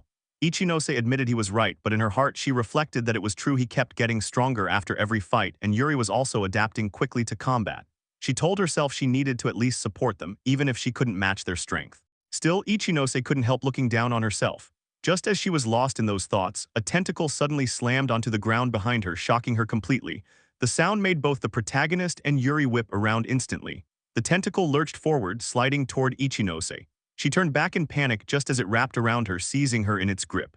The protagonist shouted her name in worry as the truth revealed itself. The tentacle belonged to the boss monster of the Ikebakuro dungeon, Grim Weeper, a one-eyed tentacle beast whose level towered at 89. The protagonist stared at the monstrosity, his thoughts reeling. The boss should not have been able to leave its deepest room yet. So why was this even happening? Far above, the god of space and time, Kronos, was smiling, confirming it all. Yuri's voice cut through the chaos, questioning whether this wasn't already a disastrous situation. The protagonist acknowledged that it was true the circumstances were critical, but even so, he declared with unwavering determination that they had to save Ichinose no matter what. While the protagonist resolved that he was going to save Ichinose, Kronos, the god of time and space, was seen locked up and chained as before. Kronos internally chuckled, thinking the monster had been released. He grinned, admitting that this was the limit of what he could do with his current power, muttering, "Fine, I guess." Meanwhile, inside the dungeon, the boss monster Grim Reaper had clutched Ichinose into his tentacles. Kronos, amused, remarked that this would be the first victim of the grand opening. The protagonist was obviously worried about Ichinose, who was trapped in the clutches of the Grim Reaper. He questioned if she was okay, and as the view shifted, it revealed a glowing ball within which Ichinose was enclosed, while the tentacles of the boss monster struggled to destroy it. The tentacles trembled, unable to break through the glowing barrier. Ichinose assured herself she was somehow okay, though she thought she couldn't escape for long. She continued thinking about the protagonist and Yuri, hating the idea of being their dead weight. The protagonist, sweating and tense, thought about how Ichinose had instantly cast a mana barrier, but even with her massive mana pool, there was a limit to it. It was revealed that the glowing ball was Ichinose's mana barrier. The protagonist considered using his abyss flames, but hesitated, realizing Ichinose would get caught in the crossfire. He had to find another way to save her. Calling out to Yuri, he decided he would draw the tentacle's attention while Yuri tried to rescue Ichinose in the meantime. Yuri readied her scythe, thinking she had no other choice, and both bolted toward the Grim Reaper. But the Grim Reaper wasn't about to let that happen. He whipped his tentacles, slamming them down. The tentacle crashed where the protagonist had been, but he dodged midair, realizing that a normal attack from this creature had that much destructive power. He couldn't afford to take a direct hit. He landed on the ground after dodging, but the earth cracked behind him and another tentacle emerged from his blind spot. Seeing this, he thought it came from behind. Ichinose, filled with worry, called his name. At that instant, the protagonist cast a mana hand spell, grabbing a chunk of the dungeon floor to propel himself away, dodging again at the last second. He thought that the tentacle had been dangerously close, but he managed to evade it. Meanwhile, Yuri dashed toward the Grim Reaper, smirking that this much distraction was enough. In the next second, she leapt high, rearing back her scythe before descending upon the tentacles with a full-force attack. But both she and the protagonist were stunned. The tentacle didn't even have a scratch. They both thought it might be some kind of strengthening skill. Yuri backed off since her attack clearly hadn't worked, and the protagonist also retreated, calling out to check if she was okay. Yuri replied that she was fine, no problem. Standing before the Grim Reaper, the protagonist remarked internally that something was off. Yuri agreed. The protagonist analyzed the situation. Tentacle-type monsters usually had low defense, and he'd never heard of one possessing a strengthening skill, especially one that could wander outside the boss room. Something was definitely strange. As he pondered this, Kronos smiled mischievously, clearly the one behind it. The Grim Reaper lashed out again, sending another tentacle strike toward the protagonist, giving him no time to think. The protagonist and Yuri were forced into defense, fending off tentacles coming from all directions. Watching this from within her barrier, Ichinose blamed herself, thinking it was all her fault. She thought about how she'd always relied on the protagonist, how he made every battle easier, how she'd always told herself that as long as he was there, everything would be fine. She realized she'd been too passive. Slamming her fist in frustration against the mana barrier, she thought she needed to do something, but she couldn't. Meanwhile, Yuri was fending off another tentacle attack, chuckling grimly to herself that things were really bad. The protagonist was also struggling, realizing that both his and Yuri's mana were almost depleted after constant fighting. He thought that if only their mana were in perfect condition, things would be different. Then his gaze shifted to Ichinose trapped above and an idea sparked. He called out to Ichinose, telling her to use her mana fusion on them. Ichinose was taken aback by the request. Yuri, hearing this, noted that the skill was considered useless since it consumed a massive amount of mana. But the protagonist, fighting off tentacles, thought back to his past life. It was true that mana fusion had been considered useless then too, until a certain mage proved its worth. That mage had been Ichinose herself, the one who turned its value around, the Scarlet King. Ichinose, still trapped, thought about mana fusion, a skill she'd never used because she believed it to be useless, but if the protagonist said so, then she'd believe him. More than that, she wanted to. Clenching her fist, she made up her mind. In the next instant, she activated mana fusion, channeling her power to help the protagonist. The mana flowed from Ichinose toward the protagonist and Yuri, revitalizing their depleted energy as the tide of battle began to shift. Yuri was shocked, realizing that her mana was recovering, while the protagonist smiled and explained that mana fusion had an effect that shared the mana of the user. It was a skill that only a mage with a massive amount of mana could master. But there was a slight hesitation flickering across the protagonist's face, as Ichinose thought how amazing it was that, with this skill of hers, she could share her mana with both the protagonist and Yuri. However, she quickly noticed that this much wasn't enough since she was still using her mana barrier to protect herself from the monster. A sudden resolve ignited in her expression, and she made a bold decision, erasing her mana barrier entirely. In the next second, both Yuri and the protagonist were taken aback, completely shocked that Ichinose had actually dropped her barrier. The consequence came fast. The tentacles grouped together, coiling around Ichinose's body and gripping her tight. But in that final second of struggle, Ichinose cast Blast Furnace, determined to recover more mana for the protagonist and Yuri. Her mana flowed toward them, swirling in a luminous rush of power. The protagonist was both shocked and worried, realizing she had ramped up her skill output using Blast Furnace, all while he shouted her name in desperation. Ichinose used up the last of her strength, her thoughts echoing softly as she called both their names, saying she'd leave the rest to them. The next moment, the tentacles that had wrapped around her swallowed her whole. The protagonist, now dead serious, called out to Yuri, who matched his energy instantly. She affirmed his intent, and in that split second they understood each other perfectly. Together, they dashed straight toward the Grim Reaper, determination blazing. Yuri, inspired by Ichinose's resolve, thought that if Ichinose could show that much determination, then she had no choice but to do the same. The protagonist, equally fired up, mentally thanked Yuri as they both closed the distance between themselves and the gigantic, octopus-like monster. In a synchronized motion, they went crisscross, slashing the hell out of the creature's tentacles like they were nothing, powered by their restored mana and sheer determination to end this fight here and now. They cut a path through the storm of limbs, hacking through the Grim Reaper's writhing tentacles with wild precision. The protagonist thought that thanks to Ichinose, who had restored their mana, they could now penetrate its defense with their enhancement skills easily. Fueled by that momentum, the protagonist mentally declared that they would save Ichinose, and Yuri agreed. Ichinose was still trapped between the tentacles, and the protagonist tried to reach her. The tentacles lifted Ichinose above, and as the protagonist approached, another attack lashed out, forcing him to back away. The Grim Reaper now held Ichinose like a hostage, its slimy tendrils wrapped around her menacingly. The protagonist thought that at this rate they wouldn't be able to reach her. But then Yuri called out to him, telling him to leave it to her, she'd open a path forward. Blue magic flared around her, bursting like an aurora as she cast her spell. In the next second, stairs made of pure mana appeared, leading directly toward Ichinose. The protagonist realized she had crafted stairs from her mana barrier, and with that he dashed forward, sprinting up the glowing steps while silently thanking Yuri. Of course, the Grim Reaper wasn't going to just let him climb. Using its monstrous tentacles, it tried to block his ascent. But the protagonist, now pissed off at this octopus freak, didn't give a damn. He swung his sword mercilessly, slashing through every tentacle in his way, the creature's dark blood splattering everywhere. Then, in a sharp, decisive move, he sliced through the tentacle holding Ichinose hostage and caught her in his arms as they both plummeted down. Ichinose was unconscious when they landed, holding her close and checking if she was okay. Ichinose slowly opened her eyes, and a faint smile curved her lips as she told him he really lived up to expectations. The protagonist was relieved beyond words, and Yuri soon joined them, smiling as she told Ichinose that she'd saved them both with her mana recovery, thanking her sincerely. But Ichinose, the pure, kind, and innocent soul she was, replied that it should be her thanking them instead. Yuri grinned, praising Ichinose for her guts, to which Ichinose smiled and thanked her back, though she quickly added that they weren't done yet. The protagonist confirmed that the monster's body was still left, and sure enough, the Grim Reaper was still there, battered but far from defeated. Its severed tentacles twitched, then suddenly regenerated as if they had never been cut in the first place. The monstrous limbs lashed out again, descending upon the protagonist and Yuri, who both narrowly dodged. The protagonist was stunned that the tentacles could regenerate. It was beyond annoying. One sharp tendril shot from the ground toward Yuri, but she dodged and sliced it cleanly with her scythe. Then she called out to the protagonist, thinking that at this rate the situation would only get worse if they didn't act fast. The protagonist paused for a moment, deep in thought, before calling out to Yuri, deciding that he would handle things himself. Yuri appeared suspicious of the idea, her expression mixed with frustration but eventual acceptance, as she realized they didn't have much time to deal with the situation anyway.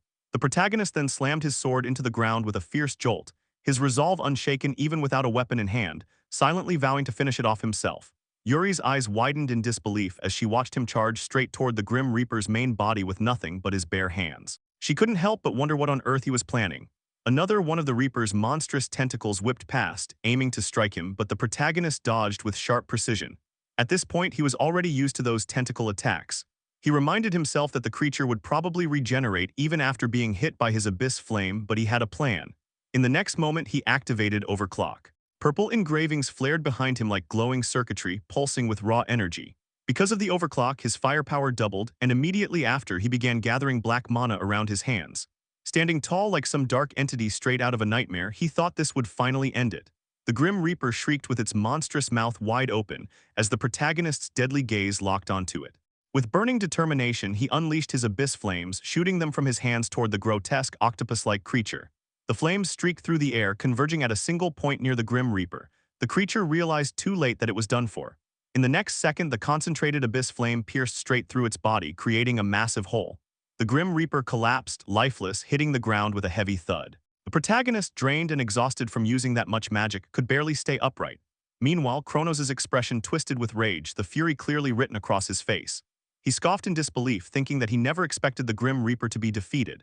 His anger boiled over as his eyes glowed with malevolence, silently promising that he would make sure the protagonist never left alive. Deep within that dungeon, the Grim Reaper lay dead, and the party gathered around the fallen creature. Ichinose turned toward the protagonist, congratulating him on the victory, and he casually returned the compliment, saying it was thanks to her too. But before they could even process their win, blackish-purple blood began oozing from the Grim Reaper's corpse, slithering like a sentient liquid straight toward Ichinose. The protagonist noticed it instantly, shouting a mental warning for her to watch out.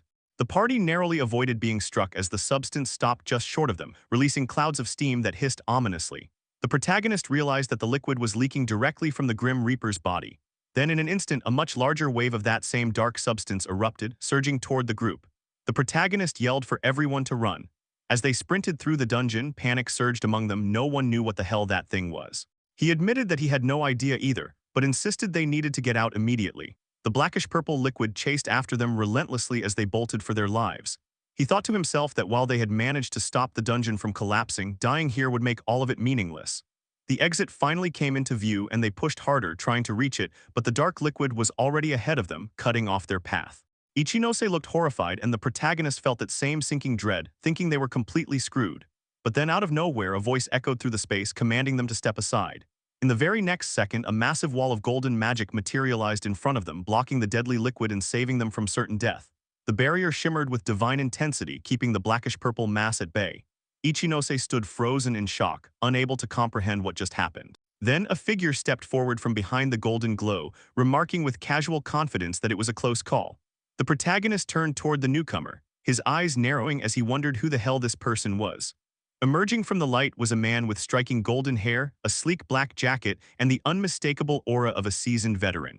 The party stood in awe, their eyes wide as they looked at the figure who had just saved them. The man with golden hair merely chuckled, giving off that effortless confidence as he remarked how close that had been.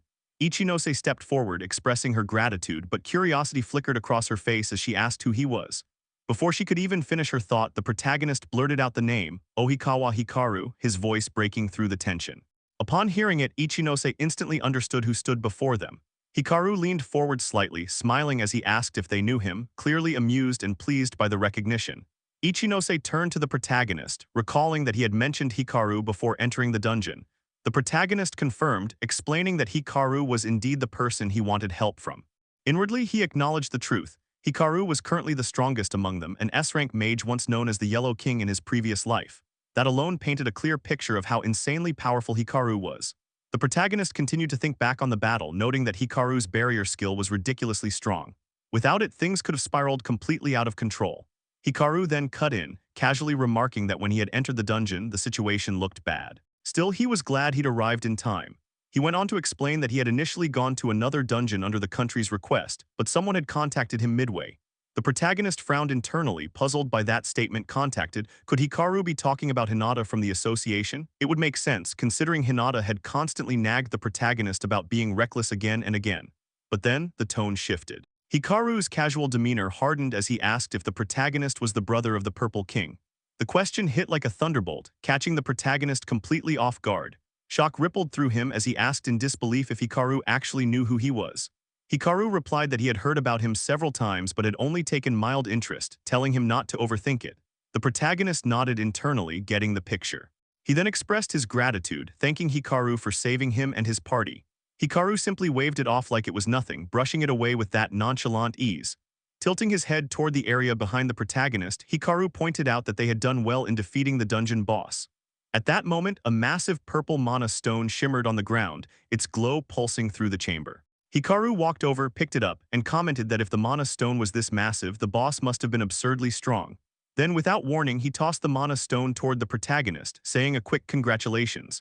The protagonist barely processed the words, focused only on catching the hefty mana stone midair. When he finally regained balance, he hesitated and asked if it was really okay to take it.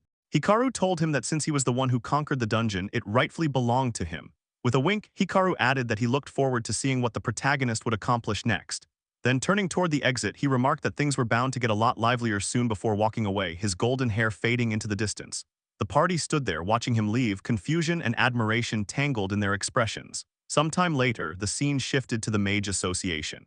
The door swung open, and the party stepped in, Ichinose holding the massive purple mana stone like a trophy. She remarked that Hikaru was quite the peculiar person, to which the protagonist agreed, saying that Hikaru was either too easygoing or just had way too much free time on his hands. As they entered deeper into the association, Hinata spotted them and immediately shouted the protagonist's name, her voice full of worry, asking if he was alright, scolding him for returning so late. She reminded him that he had applied for dungeon permission that very morning and then disappeared straight away.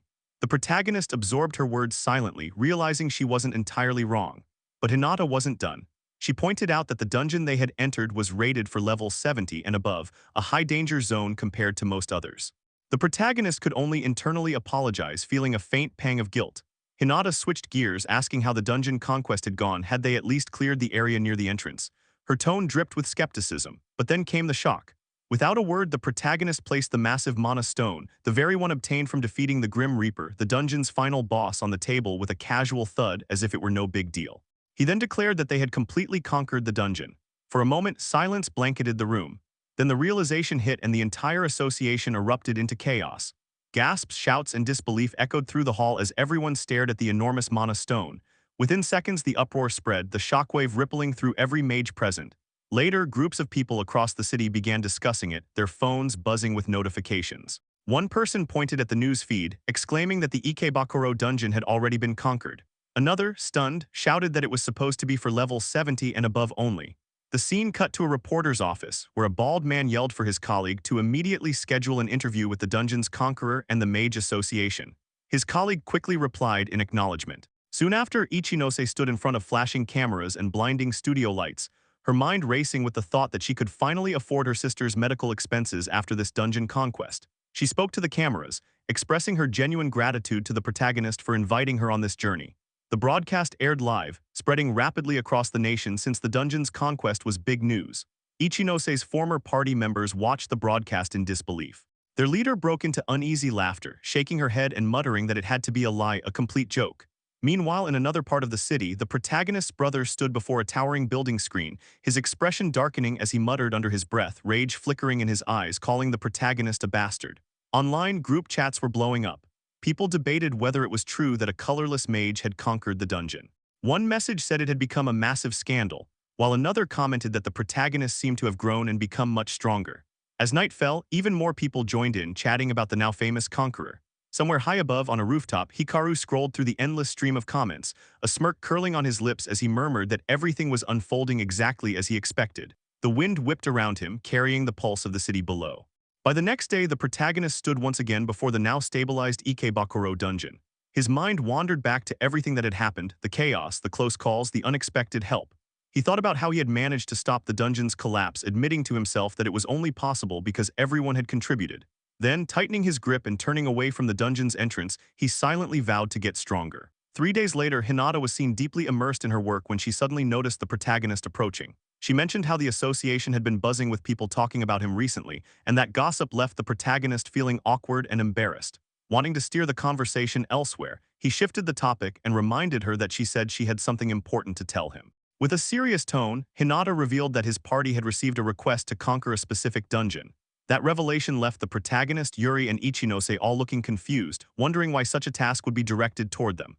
The protagonist thought aloud, questioning why their team, who had only just become a rank, would get such a major request. Hinata confirmed it, explaining that it was likely because of their recent success conquering the Ikebakuro dungeon.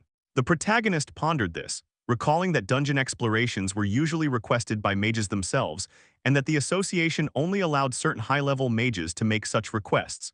His thoughts were interrupted when Ichinose chimed in, suggesting that the association was probably counting on his strength. The protagonist rejected the idea, insisting it wasn't just about him, then turned back to Hinata to ask who exactly had made the request. Hinata apologized, explaining that the higher-ups had ordered her to keep the client's identity a secret. At that moment, Yuri casually remarked that since it sounded like an interesting mission, they might as well accept it. The protagonist mulled it over, noting that since it was an official association request, it didn't seem suspicious. Then Hinata added another piece of news, that an S-rank mage would be accompanying them on the quest. The next day, the party stood before the dungeon's entrance. The protagonist pointed out that this was the meeting spot for the person who'd be joining them. Ichinose wondered aloud what kind of person it might be. Just then, a voice called out, "Hey, over here," and everyone turned toward it. Standing there was none other than Ohikawa Hikaru himself. Grinning, Hikaru greeted them cheerfully, saying they'd be working together on the dungeon quest today. The entire party was left speechless, especially Ichinose and the protagonist, who both blurted out his name in surprise. The scene shifted to later, with the party now inside the dungeon alongside Hikaru. The protagonist admitted to himself that he never thought Hikaru would be joining them. Hikaru, laughing lightly, said he'd known all along and just wanted to surprise them. Either way, he said he was looking forward to the adventure and pointed out that the whole world was probably watching this conquest. The protagonist understood the implication immediately. From behind, Ichinose questioned the protagonist about how to describe Hikaru, commenting that he seemed way too carefree. The protagonist agreed, noting that even so, Hikaru was still an S-rank mage. True to that reputation, Hikaru started singing casually as they walked, acting like he was in a karaoke session instead of a dangerous dungeon.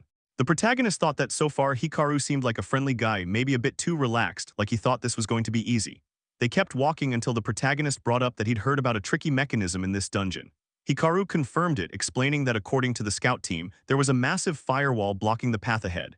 Ichinose looked puzzled at the mention of a firewall, and the protagonist asked how they were supposed to deal with it. Hikaru responded confidently, saying that he had a barrier skill that made something like a firewall completely irrelevant. The protagonist and Ichinose were both taken aback by how nonchalant he was, acting like they were on a casual amusement park trip rather than a life-or-death mission.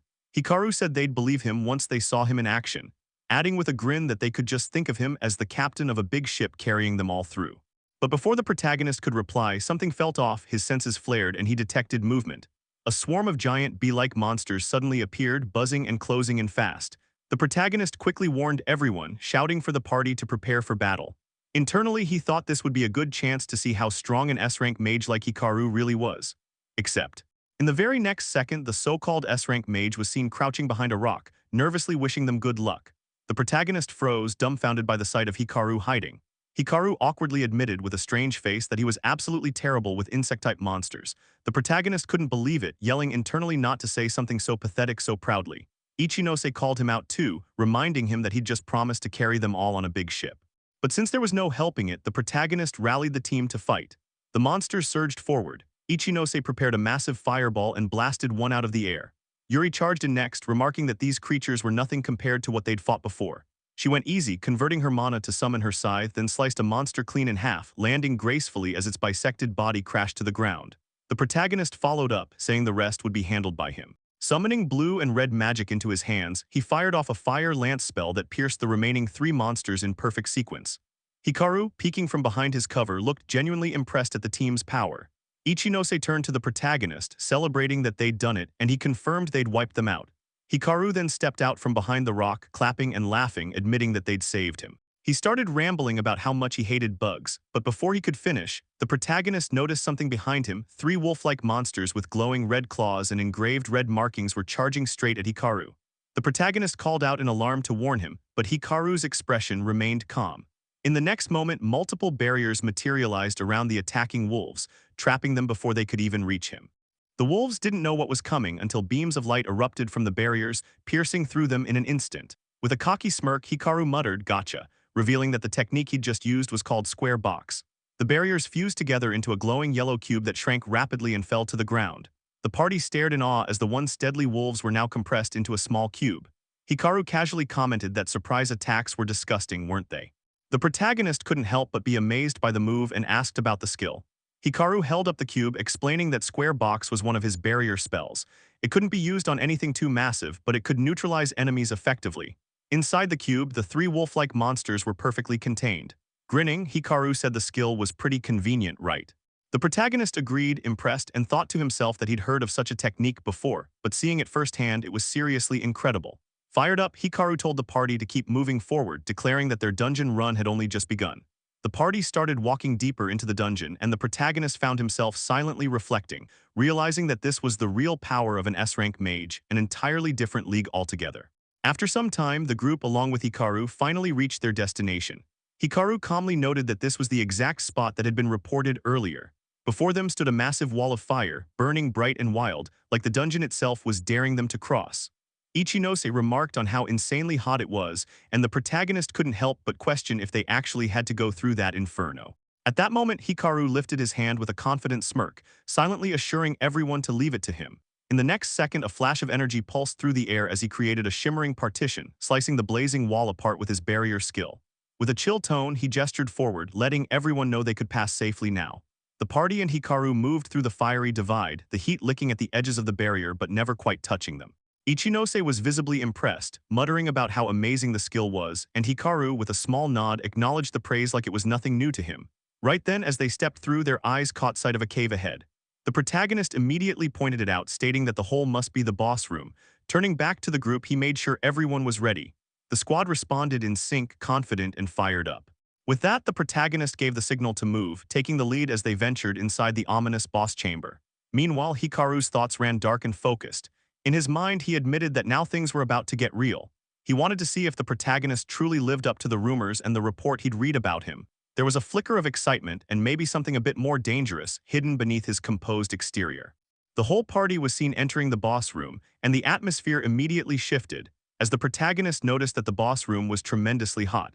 At that exact moment, a paw of a creature emerged into view, followed by the full figure of a level 68 flame garm. The protagonist instantly summoned his sword while thinking that this creature was the dungeon boss and acknowledging how intimidating it looked. Fire swirled around the boss monster as it began gathering flames to attack the party, and upon noticing this, the protagonist instructed everyone to put up a magic barrier. But just then, Hikaru stated that such a measure was unneeded, and before the boss monster's fire attack could hit the party, Hikaru had already deployed his yellow barrier to defend them. The protagonist, observing this barrier, announced that this was Hikaru's barrier, while Hikaru clarified that he would match the protagonist's timing with his barrier and leave the main body of the monster to the others. The protagonist understood, internally affirming that the boss should be left to their group, as Ichinose and Yuri readied themselves alongside him to attack the boss monster. He reminded himself not to underestimate the boss, since even a barrier could be destroyed if it took too many consecutive hits. He briefly considered attacking with his Abyss Flame, but immediately dismissed the idea because the Flame Garm's movements were fast and it was a high-ranked monster, and additionally the cost of using a black skill was enormous. In the next moment, the protagonist dashed forward, deciding he had to finish it off with other magic, and instructed Yuri and Ichinose to find any opening they could and attack the boss monster. They received the command as the protagonist activated his extreme body enhancement, allowing him to instantly appear in front of the boss. The boss struck at him with its claws, but the protagonist was already above it and delivered a slash that caused blood to gush out. Meanwhile, Yuri and Ichinose prepared their respective spells. Yuri activated her mana conversion, turning her mana into projectiles, and Ichinose activated her stone bullet spell. The stone bullet and mana-made swords were hurled toward the boss monster, who dodged the incoming assault by jumping and then leaping rapidly from one place to another. The protagonist cursed internally while acknowledging that, as expected, the monster was strong. He also realized that a prolonged battle would be disadvantageous because of the extreme heat, and ideally, it would be better to defeat the creature sooner rather than later. Hikaru, noticing the condition of the protagonist, Yuri and Ichinose, thought that at this rate their physical strength would soon be depleted, and questioned what the protagonist would do next. Just then, the protagonist called out to Yuri and Ichinose, telling them they didn't need to land a direct hit but should instead aim for the flame garm's feet. Yuri inferred that he had a plan, while Ichinose voiced her understanding, and they prepared to attack together.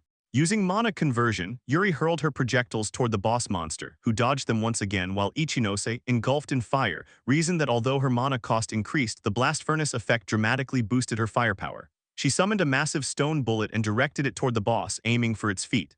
The boss looked at the incoming attack and dodged it, but this created the opening the protagonist had been waiting for. He thought that now was the time, believing that no matter how agile it was, the monster wouldn't be able to dodge in midair. In the next instant, the protagonist vanished from his spot and appeared midair alongside the boss monster, his sword coated in ice. Hikaru, watching, observed that the protagonist was covering his blade with ice. As the attack neared the flame garm, the protagonist struck with full determination, and a blue glow spread across the battlefield as the icy sword connected. He looked at the defeated boss monster, and in the following moment he landed gracefully after delivering the final blow. The flame garm's body then disappeared, signifying that the party had won. When the group regrouped, Ichinose praised the protagonist for achieving victory, while the protagonist, humble as ever, attributed the win to both Yuri and Ichinose. Hikaru observed their teamwork and thought that it was excellent, acknowledging that the protagonist was indeed a talented mage, just as the reports had indicated. However, Hikaru's expression turned serious as he noted inwardly that the protagonist still had not revealed his true power. While the protagonist was speaking with Yuri and Ichinose about returning to the association to report everything, Hikaru activated his magic and asked the protagonist to wait. The protagonist, confused, questioned whether this was the previous box spell, to which Hikaru confirmed that it was and explained that he wanted to test him. The protagonist asked what he meant by testing him, and Hikaru explained that although the box could be used to capture monsters, it also functioned as a method of training. Hikaru stated honestly that he wanted to see the protagonist's true power and wanted him to defeat the monster sealed inside. He reassured that if things got dangerous, he would reseal the monster, and emphasized that it was ultimately the protagonist's choice whether to proceed or not. The protagonist finally understood Hikaru's intentions. Although he still didn't fully comprehend Hikaru's true motives, he also wanted to gain more experience and thus accepted the offer. The yellow cube floated before him as he looked at it, and Hikaru unsealed it. A black shadow emerged from the cube. The protagonist immediately noticed this shadowy form, while Hikaru, smiling in the background, thought about how the monster inside the cube changed its appearance depending on the fear its opponent had experienced. He wondered what kind of monster would appear. In the next second, the protagonist's expression turned grim as he saw something terrifying. The creature inside the box had taken the form of Kronos, the god of time and space. Witnessing this, Hikaru exclaimed in astonishment that it was his first time seeing such a transformation, and stated that, as expected, the protagonist still had something hidden within him. Meanwhile, the protagonist was left horrified by the being that had materialized before him. This image was of the same being standing before the protagonist, the very entity that had been unkillable in his previous life, and this sight immediately made him drift back into the memories of that former existence. He recalled the incident that had unfolded back then, the moment he had confronted the god of time and space, Kronos. Ichinose was described as stating out loud that the black shadow had shifted into a humanoid form, though it did not seem to qualify as a normal monster either. Hikaru, who was also watching closely, was said to think that this training monster always manifested itself as its opponent's greatest fear, which naturally raised the question of what exactly this creature was supposed to be, and whether this implied that the protagonist had once fought against that monster before. However, the rest of the party failed to recognize the entity standing before them, because only the protagonist understood the true terror behind the being in front of him. He internally cracked that this was not the real Kronos, yet the intimidating aura it emitted felt almost identical, reminding him of that overwhelming sensation he had experienced right before his regression when he had been utterly weak. Regardless of this fact, the fake Kronos soon summoned a small pocket of space to draw something out of it. As it began to act, the protagonist felt an instinctive refusal, not wanting this imitation to attempt anything, but he had no choice, he had to fight. He immediately launched himself forward toward the fake Kronos, only for his strike to be blocked by the creature's massive red sword. He thought it was good that he did not feel intimidated this time. After clashing, both were thrown backward. The fake Chronos rose again, but at that moment the protagonist sensed incoming danger because the being widened its eye and an invisible attack was unleashed toward him. He dodged it, and the attack caused a stone behind him to vanish into nothingness. This made it evident that the fake Chronos possessed overwhelming power. Ichinose noticed the attack as well and questioned internally what that strike had been. Yuri guessed that it might have been an invisible shockwave, but Hikaru chimed in that the protagonist had managed to dodge it. Meanwhile, the protagonist recognized the skill from before his regression and believed that he could evade it again. He enveloped his sword in ice, announcing that it was his turn now, and dashed toward the fake Chronos with a battle cry. The fake Chronos smiled in response, and a horrified expression crossed the protagonist's face as the ice coating instantly vanished from his weapon. In the blink of an eye, the fake Chronos appeared before him and struck hard. The protagonist defended, yet the force still sent him flying. Ichinose reacted with worry as the protagonist regained his balance and realized that the fake Chronos had nullified his attack, leaving him wondering what had just happened. Ichinose told Hikaru that it seemed to be getting dangerous, and Hikaru agreed, saying it was too much even for something like this. He extended his hand, attempting to retrieve the shadow back into the box, but he was suddenly shocked as a puzzled expression spread across his face. Yuri questioned him urgently, and Hikaru said he was trying, but the shadow was resisting. Hearing this left Ichinose, Yuri, and the protagonist all stunned. Hikaru cursed, thinking that this had never happened before, and internally questioned what kind of monster the protagonist had been facing. To assist him, both Ichinose and Yuri rushed in, deciding that this was no time for a trial. They sprinted toward the protagonist, declaring they would fight with him. Although he tried to tell them to wait, their attacks were already unleashed. Ichinose activated her blaze furnace and Yuri her mana conversion as they leapt toward the fake Chronos. As Yuri moved in, she became shocked when the fake Chronos struck them both with a single blow, essentially bitch-slapping them and sending them rolling across the ground until they crashed far away. The protagonist called out their names in worry. At that moment, Hikaru apologized to the protagonist, saying things had ended up like this despite his attempts to stop it. He activated his restrain skill, Resist Jammer, and multiple magical restraints materialized around the fake Chronos. Hikaru thought the situation was finally under control, but the fake Chronos simply smiled and destroyed all the restraints through sheer strength. Seeing this, the protagonist said aloud that not even Hikaru's barrier skill could do anything, while Hikaru himself declared it impossible and admitted that at this rate they would all be wiped out.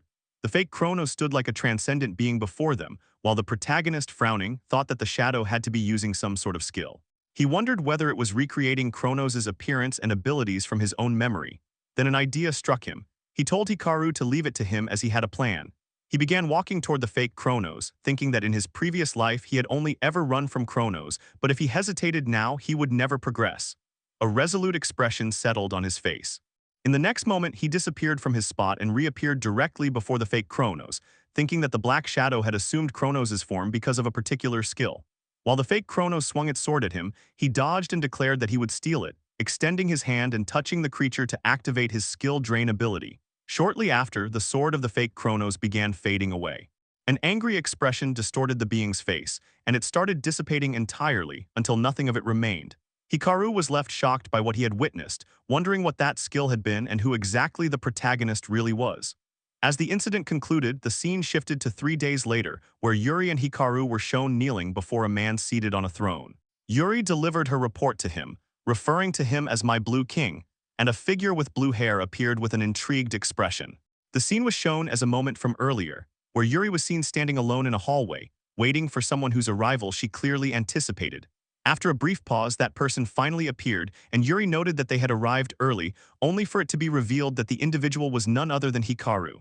Hikaru expressed regret for making her wait and smiled at her in a relaxed, unguarded manner. Following this, Yuri began walking alongside Hikaru, bluntly remarking that she had almost been killed because of him the last time. Hikaru responded by reflecting that he had never expected things to turn out that way. Yuri dismissed that response as nothing more than excuses and reminded him that he should be grateful the protagonist had even chosen to forgive him. Hikaru visibly agreed with that sentiment. As they continued walking together, Hikaru remarked that despite everything, the protagonist was truly amazing, far exceeding what Yuri had previously reported. At that moment, the two of them stopped in front of a door. As the door opened, the scene transitioned back to the present, where Hikaru and Yuri were shown kneeling before someone seated upon a throne. Yuri expressed her thanks for being waited on, addressing the figure before them. The person on the throne acknowledged their arrival, noting that they were finally there and praised them both for their good work, telling them to relax. It was then that a new character was introduced, the Blue King, Hojo Itsuki. Hikaru and Yuri stood up, and Yuri apologized for only meeting him after returning from exploring dungeons overseas. Hojo dismissed the concern, explaining that he himself had just finished exploring dungeons across 10 different countries. Hikaru questioned whether that number was excessive, but Hojo explained that the higher-ups of the association were extremely harsh on their employees and that someone had to handle those tasks, making it unavoidable. Yuri then recalled that ever since the Blue King had been summoned, Hojo completed her thought by explaining that the dungeon difficulty had been around the level of the Ikebakuro dungeon, which Yuri and the protagonist had conquered together. Upon hearing this, Yuri was visibly shocked. Internally, she reflected that dungeons of such difficulty existing in 10 different locations was insane, and that as expected, Hojo truly was a monster. Hojo then rose from his throne and stated that it was time to get down to business. He asked them to tell him about the young man named Kurosaki Rei. The atmosphere immediately turned serious, and both Hikaru and Yuri responded affirmatively before reporting everything they had witnessed about the protagonist. Hojo listened carefully and concluded that the report was indeed amazing. Hikaru admitted that he himself was quite surprised, speculating that the protagonist might actually be as strong as him, an S rank or perhaps even stronger. Hojo added that the protagonist's combat skills were excellent and that he possessed a skill allowing him to steal an enemy's abilities. Yuri internally acknowledged that there was more to the truth than what had been shared, but felt it would be wrong to say anything further. Hojo, meanwhile, wondered if the protagonist was truly such an exceptional mage, noting that the idea genuinely piqued his interest. He then stated that he had a favor to ask of both Hikaru and Yuri. Elsewhere, the scene shifted to show the protagonist and Ichinose entering the Mage Association. Ichinose was visibly excited, commenting on how well they had performed during the day's dungeon conquest. The protagonist responded with gratitude, thanking her for her support. Ichinose then wondered aloud where Yuri was that day, and the protagonist replied that Yuri had mentioned having some business to attend to. At that moment, Hinata noticed the protagonist and called out to him. The protagonist turned around, saw Hinata, and rushed over, asking what was wrong. Hinata, wearing a gloomy expression, questioned what the protagonist might have got himself into. Confused, he asked what she meant. Hinata then revealed that he had been summoned by the Blue King. Upon hearing this, both the protagonist and Ichinose were shocked. Hinata continued, explaining that the Blue King wanted to meet him in person. Soon after, the protagonist and Ichinose were shown standing before the Blue King, Hojo Itsuki. Hojo thanked them for coming while the protagonist studied him closely, thinking to himself that this was indeed Hojo, the Blue King. As Hojo questioned whether he was Kurosaki Rei, the protagonist's thoughts drifted back to his previous life.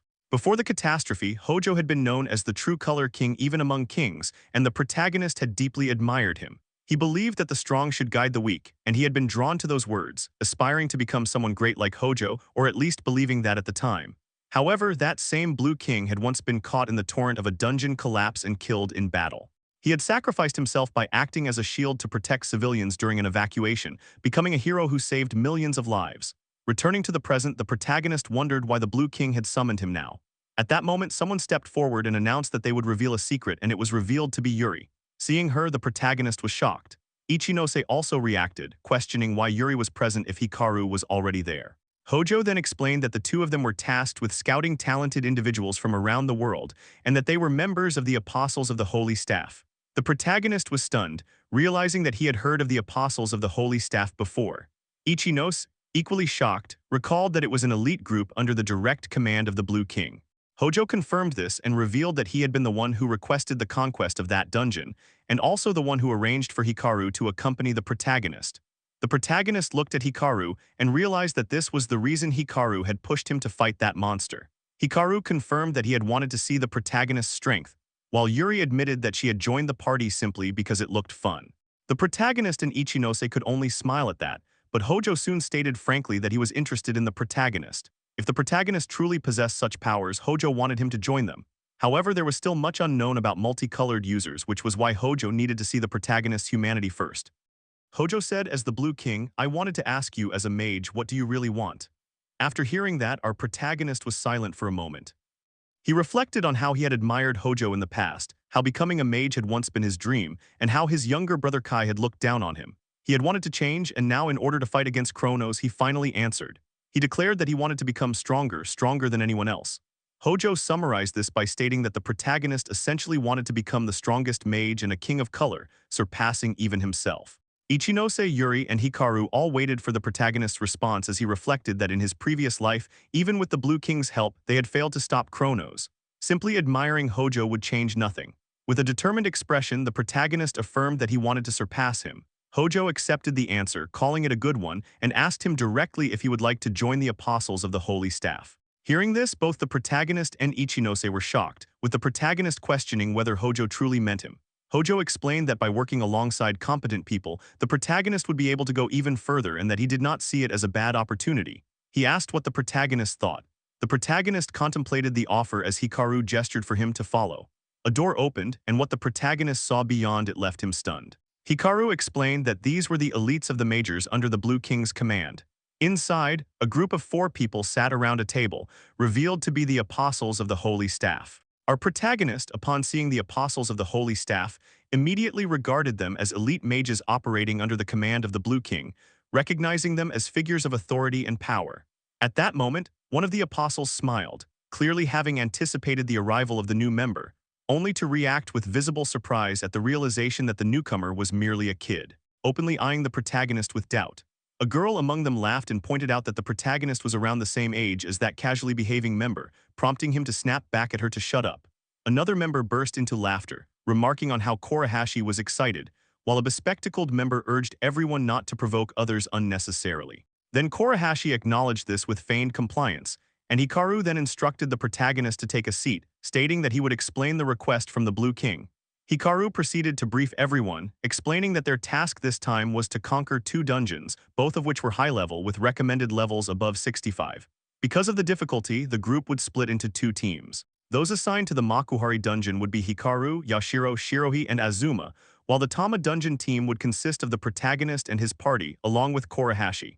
Upon hearing this assignment, Korehashi became furious, questioning why he had to be grouped with these people. Yuri challenged his dissatisfaction, to which he openly admitted his displeasure.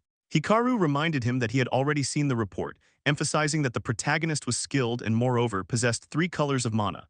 Korehashi reacted with a strange look, asserting that having a wide variety of mana did not automatically equate to strength, and coldly added that his little brother had been the same. Our protagonist was shocked as his brother, Kurosaki Kai, was mentioned. Korehashi smiled, remarking that it was better not to know, calling it a blessing. He then elaborated that Kurosaki Kai had once been a member of the Apostles of the Holy Staff and had been known as the Purple King, but dismissed him as nothing compared to them. Internally, the protagonist recalled Yuri's earlier words about Kai being a disappointment and realized that this was how they all viewed him now. Korehashi continued, insisting that possessing many mana colors was an illusion and insufficient proof of strength. He downplayed the commotion surrounding the conquest of the Ikebakuro dungeon, suggesting that it might have only been possible because Hikaru had helped, and bluntly concluded that the weak should stay put. This remark visibly upset Ichinose. Unable to tolerate the insult, Ichinose lashed out, insisting that the protagonist was not weak and that judgment could only be made after witnessing his strength firsthand. The protagonist intervened to calm Ichinose down, though she remained upset. Korehashi merely sneered, leaning back in his chair and agreeing to see it for himself, his expression betraying a faint blush. Yuri silently noted that Korehashi was as weak against girls as ever. Hikaru then wrapped up the meeting, reaffirming the group assignments and encouraging everyone to do their best in conquering the dungeons. He specifically told Korehashi that he should witness the protagonist's true power personally. Korehashi responded with an evil smile, saying there was no need to emphasize it since he would see it himself. With that, the meeting concluded and the members left the room. As they departed, the protagonist reflected that while he knew he had to show his strength, that alone would not be enough. To one day face Kronos, he would need more strong comrades. Despite Korehashi's harsh and degrading words, he still hoped they would work well together. The scene then transitioned to the Tama dungeon, where monsters of various types crawled through the dark corridors. The protagonist stood ready to face them. Upon spotting the monsters, he urged everyone to work together, but Korehashi interrupted, dismissing teamwork as too tedious. Activating his burn blast, Korehashi entered a battle stance, and as the monsters approached, he slammed a devastating blow into the ground. A shockwave of red flares erupted outward, blasting away the incoming monsters in an instant. Ichinose felt the overwhelming impact of the attack and internally recognized it as red mana specialized for offensive combat, noting the incredible range and firepower. In one fell swoop, Korehashi burned the hell out of all the monsters. He then turned toward the protagonist, laughing as he mocked him, implying that the protagonist could not possibly replicate such a feat. Leaping away, Korehashi declared that he would hunt all the monsters solo and told the protagonist, derisively referring to his many colors, to just stay back and fiddle his thumbs. The protagonist merely smiled, then burst into laughter. Apologizing internally to Yuri and Ichinose, he admitted that he did not want to lose to this guy. Clearly pissed at that Korehashi bastard, he vanished from his spot in the very next second. Yuri and Ichinose called out to him in surprise, with Ichinose remarking that even the protagonist was going this far, while Yuri casually suggested letting the boys do what boys liked. Soon, the protagonist was also tearing through monsters with his own strength. Korahashi mocked him again, commenting that his moves were getting slightly better, only for the protagonist to internally acknowledge the remark as a compliment. The two of them continued fighting side by side, slaughtering monsters, while Ichinose and Yuri remained mere spectators. Ichinose observed that the situation somehow looked like a mess, while Yuri agreed, but pointed out how amazing it was that the protagonist could keep up with Korahashi. Yuri reflected that Korahashi was an idiot who was terrible at fighting other humans or cooperating in teamwork, but his skill was nonetheless special. His mana allowed for consecutive attacks that spread across a wide range, making him exceptionally effective against large numbers of enemies. He still held the title of the man who had slain the most monsters, and yet even against someone like that, the protagonist was managing to keep up. Yuri felt certain of it and internally acknowledged how amazing the protagonist truly was. After clearing monsters throughout the dungeon, the party eventually stood before the boss room. Ichinose was shocked, realizing they had already reached it in just 10 minutes. The protagonist reflected that competing against Korahashi had allowed him to draw out more power than ever before, a sensation he had never experienced. Compared to his days as a mere porter, his current self felt worlds apart. At that moment, the boss doors opened and the party entered the chamber. As the protagonist prepared to focus on the boss, Korahashi warned him not to hold him back. However, at that exact instant, the protagonist sensed danger ahead, as a blob-like monster floated ominously in the air. The party collectively wondered what the hell that thing even was. Our protagonist braced himself as he faced the boss monster standing directly in front of him, the pressure in the room heavy and suffocating, as if the dungeon itself were holding its breath. Without warning, a violent gush of wind erupted out of nowhere, as though someone had flipped on a massive exhaust fan, and the corpses of every monster the party had defeated on their way to the boss room were ripped from the ground and dragged through the air, all of them flying straight toward the boss monster. The party watched in disbelief as the boss monster absorbed the defeated monsters into itself. One by one, the corpses devoured, merged, and assimilated. In the next instant, the boss monster's body grotesquely evolved, sprouting multiple limbs, wings, and various features stolen from the monsters it had consumed. This creature was revealed as the boss of the Tama dungeon, a chimera beast, its level completely unknown. Its eyes flickered ominously before locking onto the party, and sensing the killing intent, the entire group instinctively braced themselves as the chimera began advancing toward them. Ichinose shouted in shock that the monster had absorbed the others, while the protagonist processed the situation internally, realizing that it was strengthening itself by devouring other monsters, noting that he had never encountered anything like this before, not even during his previous life prior to regression. He warned Kurahashi to be careful, but Kurahashi, overflowing with excitement, dismissed the danger entirely, declaring that he would not be intimidated by something like this and leaping forward, convinced that the first one to strike would be the winner. The protagonist tried to stop him, urging him not to rush, but Kurahashi, being Kurahashi, ignored the warning and slammed his fist into the chimera, yelling for it to eat that. A massive explosion erupted the moment Kurahashi's punch connected, and Ichinose briefly wondered if the attack had finished the boss off. That hope vanished instantly as Kurahashi's excitement drained from his face when he realized there was not even a scratch on the chimera, which had completely blocked the attack with one of its arms. Before Kurahashi could react, the chimera raised its other arm, preparing to counterattack, and Kurahashi genuinely believed he was done for. But at that exact moment, the protagonist activated his mana hand.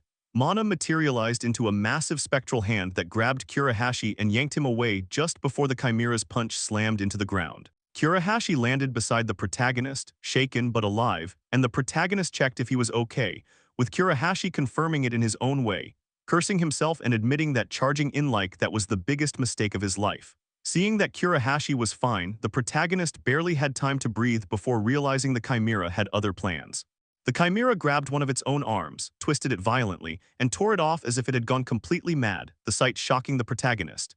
Even worse, the injured section of the chimera's body immediately began regenerating, flesh reforming, structures reappearing, and a new arm emerging as if the monster had never been damaged at all, and Kurahashi recognized it instantly, realizing that the chimera could regenerate. Small tentacles on the chimera's body began glowing as they formed a concentrated light beam, and the protagonist sensed overwhelming danger, immediately ordering everyone to dodge. The instant those words left him, the chimera unleashed a devastating red beam laser from its ass-like face.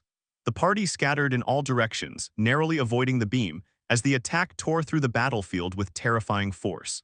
Even from a distance, both the protagonist and Ichinose could feel how lethal the blast was, and when the smoke finally cleared, Ichinose saw that a massive crater had formed at the impact point. Kurahashi questioned the sheer firepower of the attack, while Yuri analyzed the situation and determined that the chimera likely could not fire continuous shots. Taking advantage of the opening, she used her mana conversion to create multiple swords of pure mana and launched them as projectiles toward the chimera, declaring that it was their turn now. The mana sword struck the chimera's body, but the damage was minimal, and Yuri acknowledged how tough it was, even finding it incredible that Kurahashi had managed to burn it at all. The protagonist realized the situation was getting worse by the second, and if they stalled any longer, the chimera would fire the red laser again. He concluded that attacking the main body was necessary, but the chimera's numerous arms would only get in the way, and worse still, if the attack was not delivered at full power, the chimera would simply block with another limb. With that in mind, the protagonist called out to Ichinos and asked if she could cast her mana fusion on Kurahashi. Caught off guard by the request, Ichinose hesitated, but the protagonist immediately confirmed that she should do it, and she agreed, activating her mana fusion on Kurahashi. The effect was immediate as Kurahashi felt something change, his body flooded with mana, blazing with raw energy and excitement. Kurahashi questioned what kind of mana this was, while the protagonist reminded him that they did not have much time, and Kurahashi understood instantly, launching himself toward the chimera's main body. Already airborne, he focused all that power into his fist and descended toward the chimera, mere inches away from pummeling it as he unleashed his burn blast. A colossal explosion followed, and Ichinose believed that this level of firepower had to be enough. However, Kurahashi's expression told the real story, his confidence turning into worry as the chimera emerged with far less damage than expected. And worse still, the chimera began aiming its laser directly at Kurahashi once more. Yuri warned that the laser was coming again. Kurahashi cursed under his breath, realizing that even that attack had not been enough, and in the next instant the protagonist responded, acknowledging that Kurahashi had paved the path perfectly. Black mana erupted from his body as he sprinted straight toward the chimera. Kurahashi watched in shock, realizing that the protagonist was wielding black mana and was fully prepared to obliterate the ugly boss monster himself. Before the chimera could fire its red laser again, the protagonist unleashed his abyss flame, the attack erasing the chimera completely and obliterating it into nothingness. The remains of the boss crashed lifelessly onto the ground, and Kurahashi stared at the aftermath, wondering what kind of skill that had been, thinking that even he had been unable to destroy that monster with his own power. He reflected on the protagonist's decisiveness, on how he had broken through without hesitation at the critical moment, and a laugh slipped from Kurahashi's mouth as excitement surged through him. As in his mind he acknowledged it clearly, this man was the real deal. Elsewhere, Kai was shown watching the broadcast of the protagonist's interview after the protagonist and his party had conquered the dungeon, with the news reporting that the Tama dungeon had fallen under his name. The report continued, stating that he had gone on to conquer yet another high-difficulty dungeon following the Ikebakuro dungeon, and the onlookers watching the interview were visibly amazed that he had cleared another high-difficulty dungeon so soon after Ikebakuro. Praise poured in from every direction, and within the crowd stood the protagonist's brother Kurosaki Kai, silently listening to all of it. Two people nearby laughed among themselves, remarking that while the protagonist kept rising, his younger brother's situation was only getting worse. But at that very moment Kai passed by them, causing them to stiffen in fear as Kai responded with a cold sneer. The scene then shifted, revealing the apostles of the staff all standing before the Blue King. The Blue King praised everyone, acknowledging that they had done a good job conquering the dungeons, and noted that the Tama dungeon seemed far more troublesome than expected. The protagonist agreed, recalling that they had encountered a completely new type of monster. Azuma burst into laughter after hearing it was supposedly a strong one, while Shirohi remarked that she should have gone into the Tama dungeon instead. Hikaru then questioned Kurahashi, asking what he thought of the protagonist based on his observations, and Kurahashi, carefully masking his emotions, merely admitted that the protagonist was not bad and that his strategy had been fairly solid. The protagonist was slightly shocked to hear praise coming from Kurahashi, prompting Shirohi to tease him by pointing out that he used to look down on the protagonist but was now clearly pulling back. Kurahashi, embarrassed, snapped at her to shut up. After a brief pause, Kurahashi admitted that he had underestimated the protagonist before and had even called him colorful or whatever, but now openly acknowledged his strength. The protagonist was taken aback once again, then smiled, acknowledging that Kurahashi had helped him as well and that there was no need for an apology. Kurahashi stood there blankly for a moment before growing annoyed and insisting that he was not happy about being praised, claiming that he had only done it for his own sake and warning everyone not to get the wrong idea. At the same time, the remaining members of the apostles of the staff all came to the exact same conclusion in their minds. Kurahashi was a tsundere. The Blue King let out a small laugh, expressing that he was glad the protagonist and Kurahashi had become friends, and added that now no one would complain about the protagonist anymore. He then revealed that he had something to give him, which made the protagonist wonder what it was. The Blue King explained that it was the symbol of the apostles of the Holy Staff, and a locket was presented. With a formal announcement, the Blue King welcomed Kurosaki Rei, stating that as the Blue King he officially accepted him, while also allowing him to continue working with his party as usual, confident that Yuri would agree.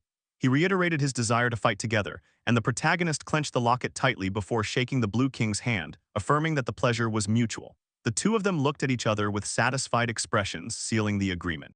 Nearby, Ichinose reflected that she had always known the protagonist was amazing, especially now that he had been recognized by one of the strongest mages. Kurahashi then stated that since it could not be helped, he would properly teach the protagonist now that they were comrades, acting as if he were the senior and the protagonist the junior.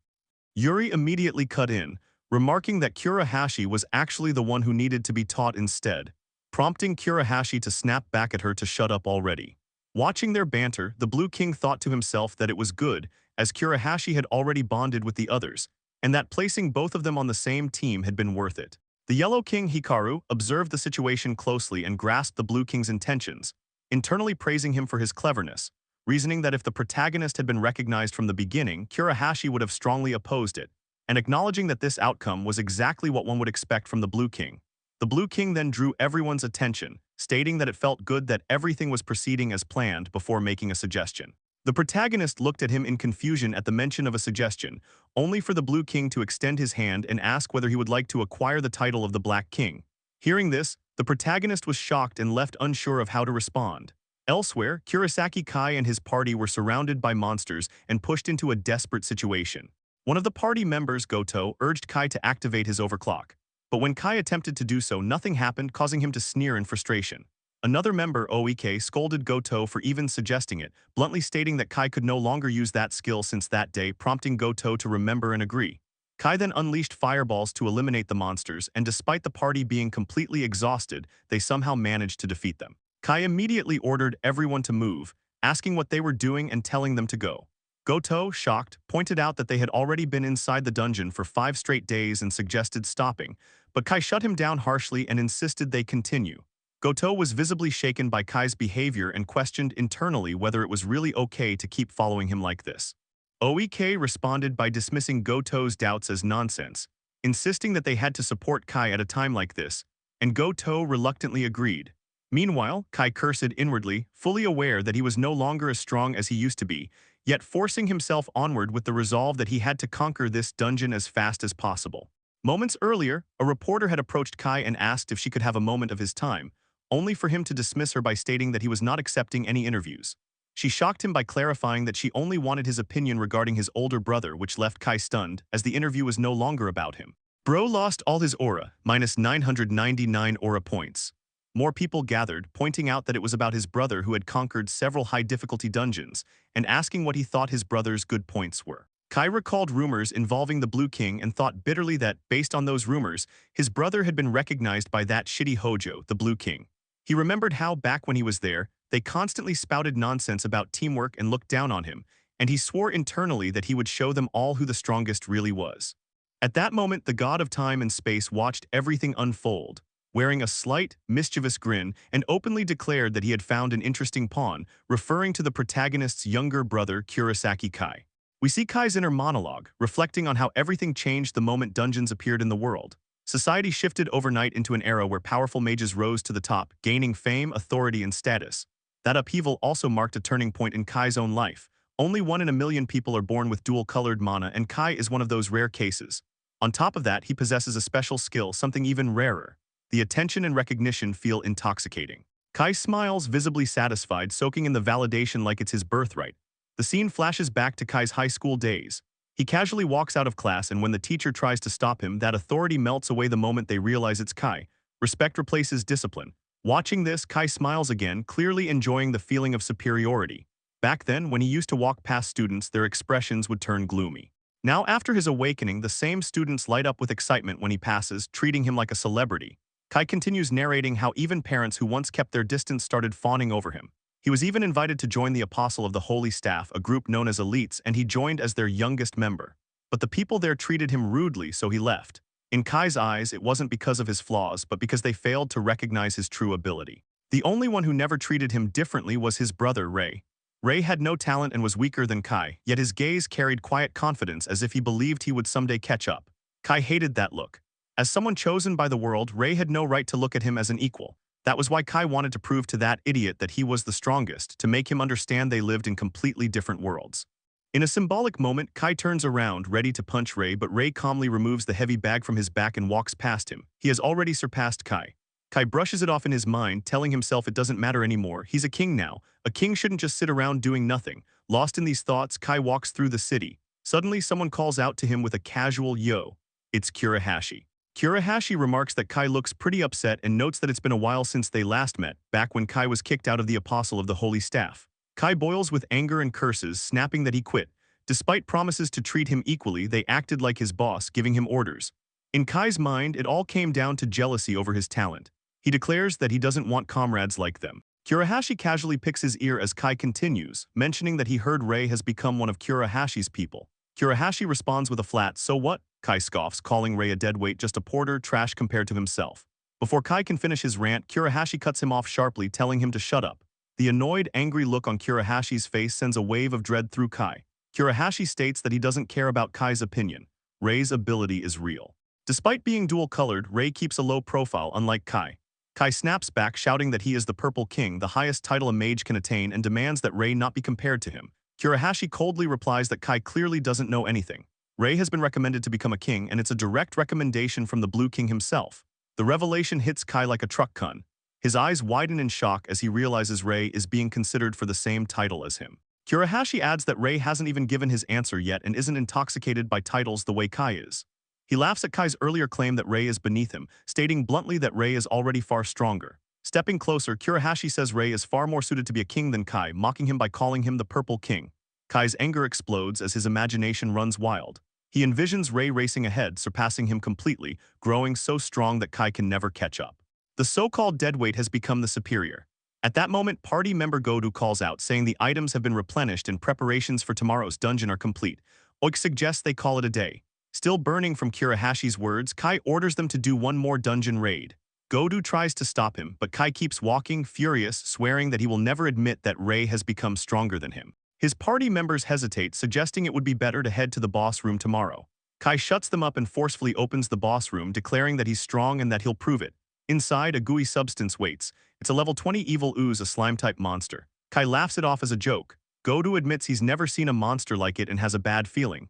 Kai doesn't care. He conjures his demon lance attack and confidently declares he'll kill it instantly. He hurls the attack, seemingly destroying the evil ooze. Calling it trash, Kai watches as the monster dissipates into many pieces.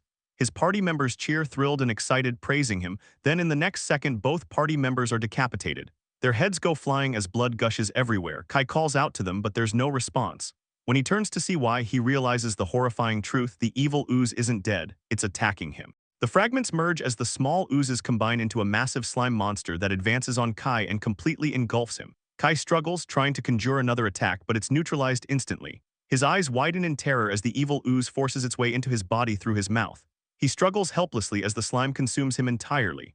From beyond, the god of time and space, Kronos, watches and laughs. With cold amusement, he declares that he has obtained a new pawn. The entire place suddenly starts shaking, the ground trembling violently as chaos erupts. Kai is seen drop to his knees, and instead of panic, he starts laughing. His eyes completely turn red, glowing with corruption, and he mutters aloud with disturbing satisfaction that he feels good. The scene cuts to Kronos, still bound by the same chains as before. One of the chains begins to crack. Kronos notices and grins wickedly. In his mind, he thinks that finally part of the seal has been broken. The scene shifts again, this time to the Apostle of the Holy Staff at an outdoor training facility. Kurahashi and Rei are locked in combat with monsters, moving cleanly and efficiently. Together they wipe out the enemies, and mana stones scatter across the ground as drops from the defeated monsters. Rei wipes the sweat from his face while Hikaru praises them, calling for a short break and complimenting their excellent movements. Ichinose steps closer to Rei and hands him a towel, telling him good work. Rei thanks her. Ichinose then speaks up, telling Kurahashi that she learned a lot just by watching him fight. Kurahashi blushes, looks away, and awkwardly brushes it off, saying it was nothing. Rei notices that Kurahashi is still acting shy like this.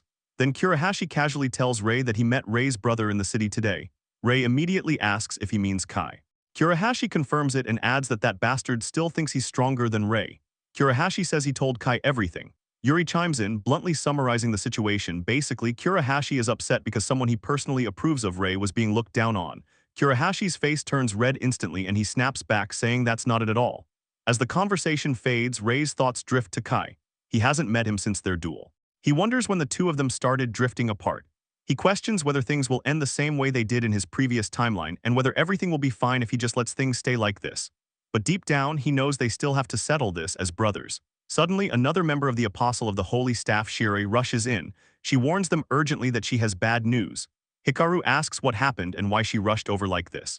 Shirei reveals that the Shinjuku dungeon has collapsed. Rei is horrified by the news. Shirei continues, explaining that a massive number of monsters are pouring out.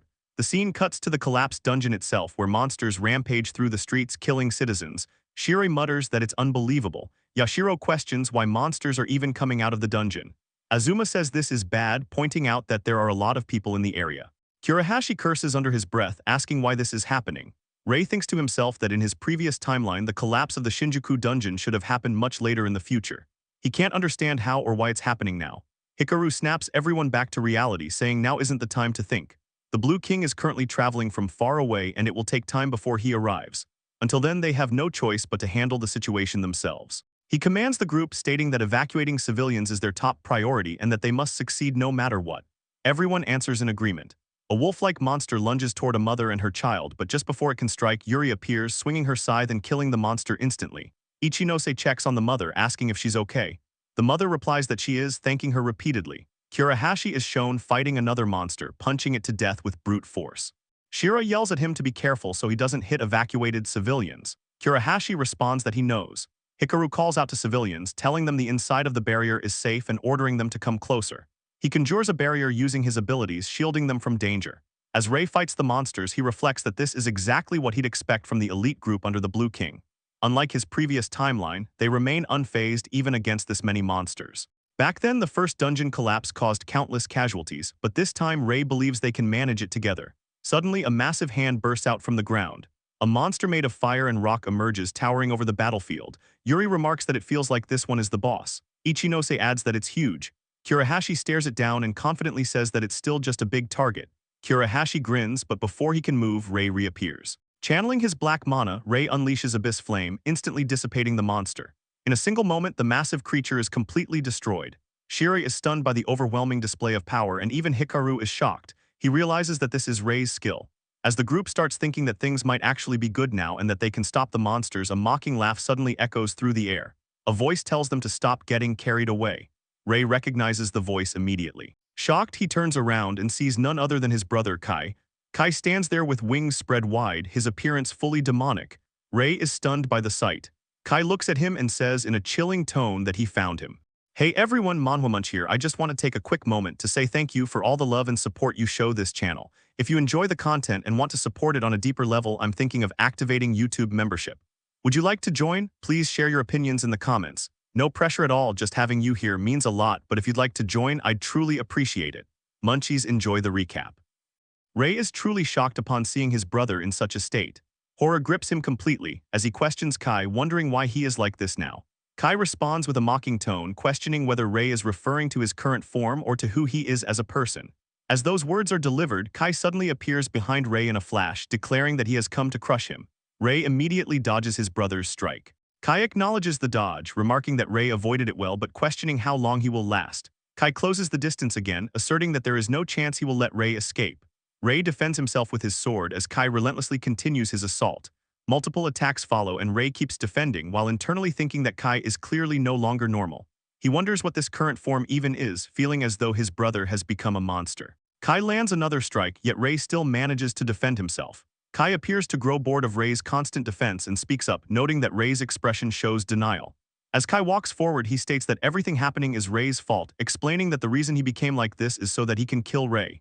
Hearing this, Rei internally fixates on the word kill, questioning who Kai intends to kill and why Kai wants to kill him. He deeply contemplates the idea that Kai transformed into this form solely to murder him.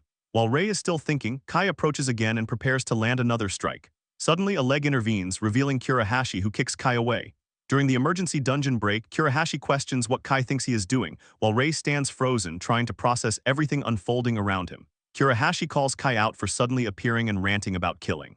Kai staggers back and tells him to stop messing around. Kurahashi points out that the man he is attacking is his brother.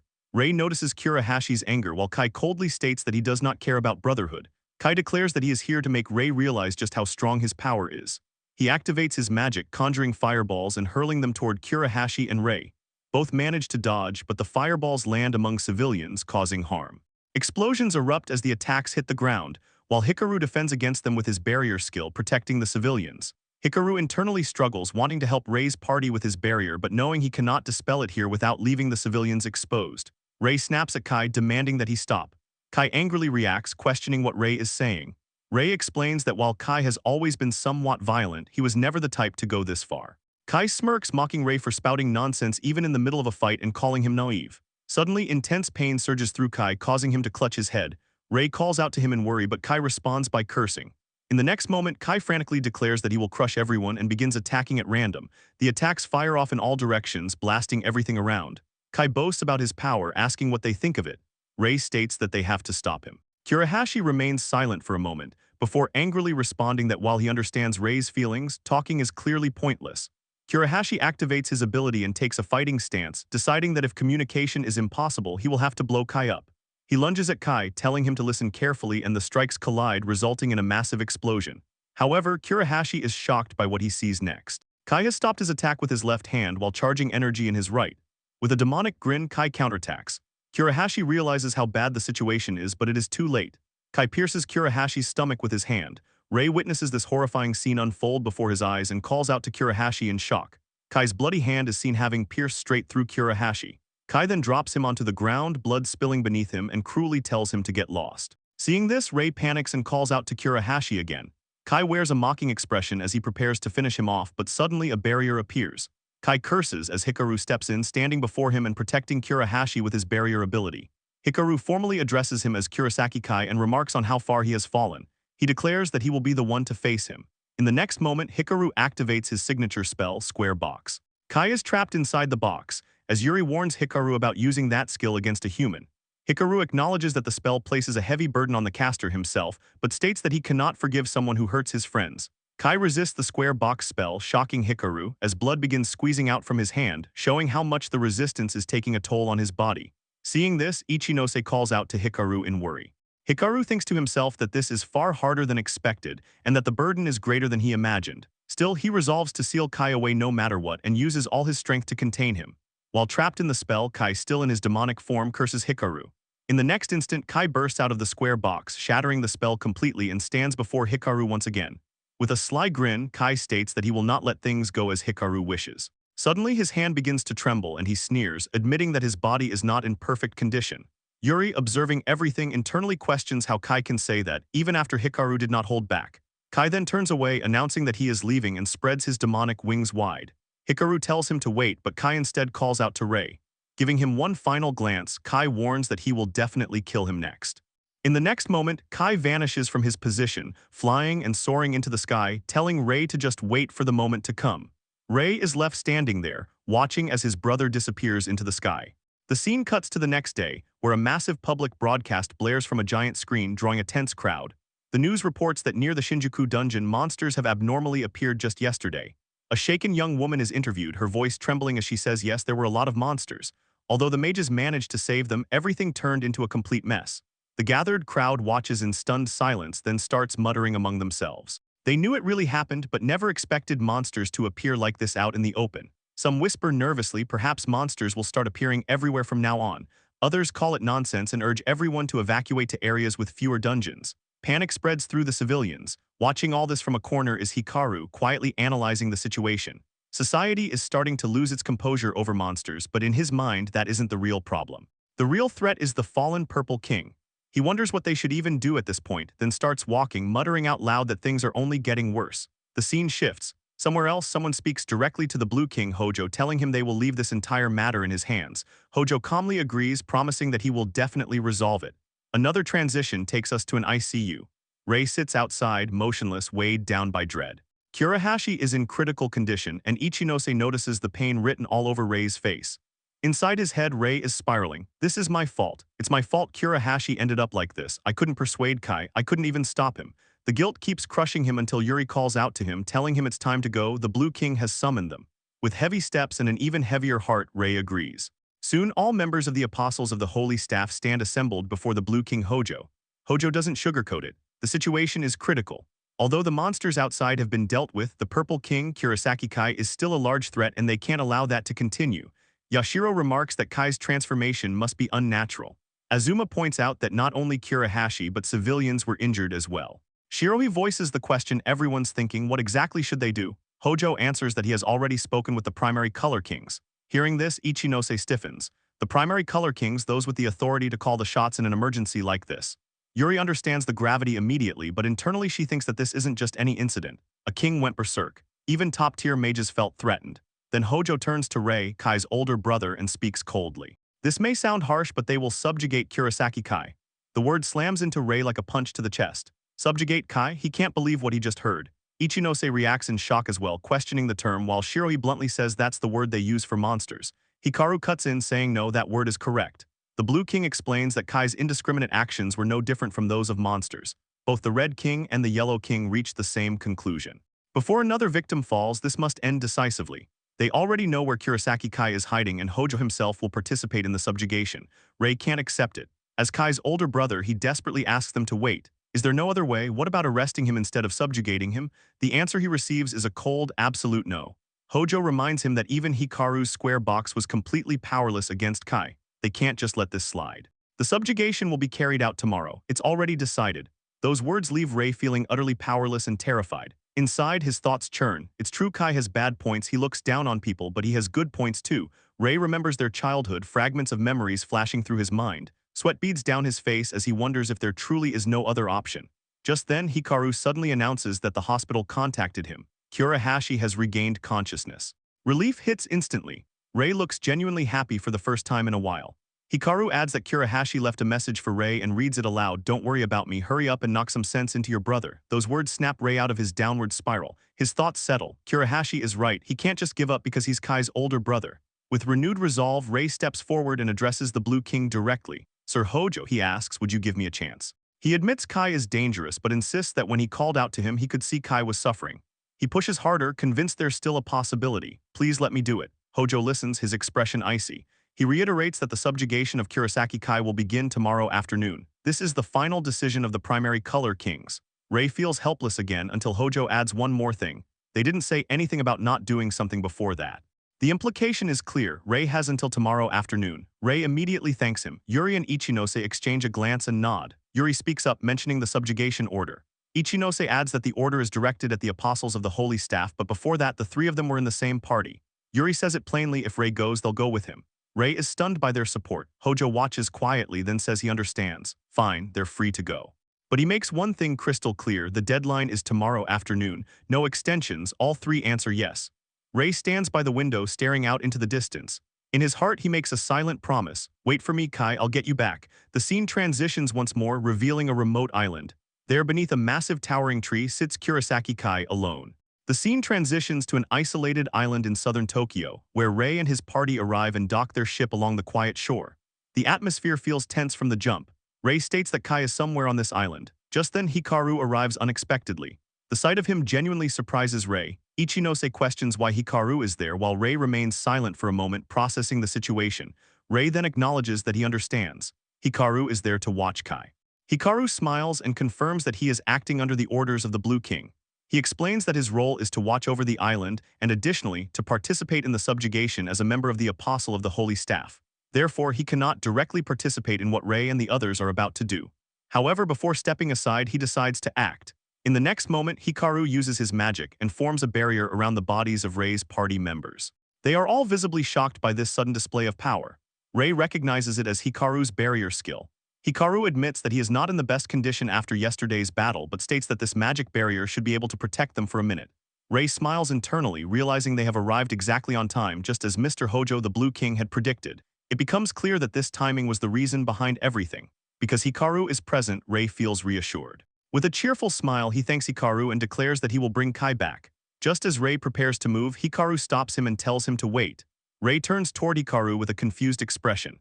Hikaru hesitates but then admits that Kai's power is real and overwhelming. He is not sure Kai will listen to Rei. That is why he asks to interfere one more time.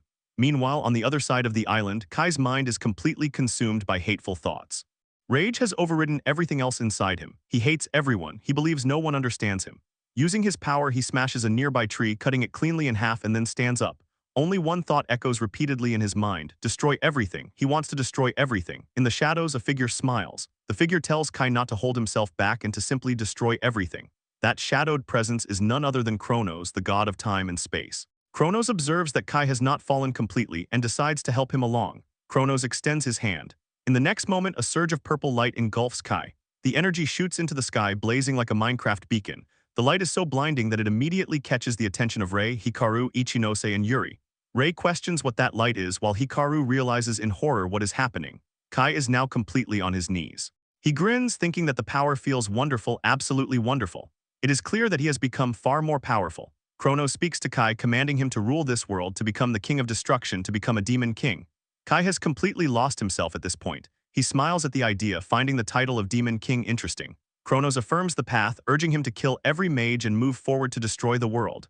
Rei observes the situation carefully. Ichinose and Yuri are visibly worried as well. Rei asks them if they are ready, both confirm without hesitation.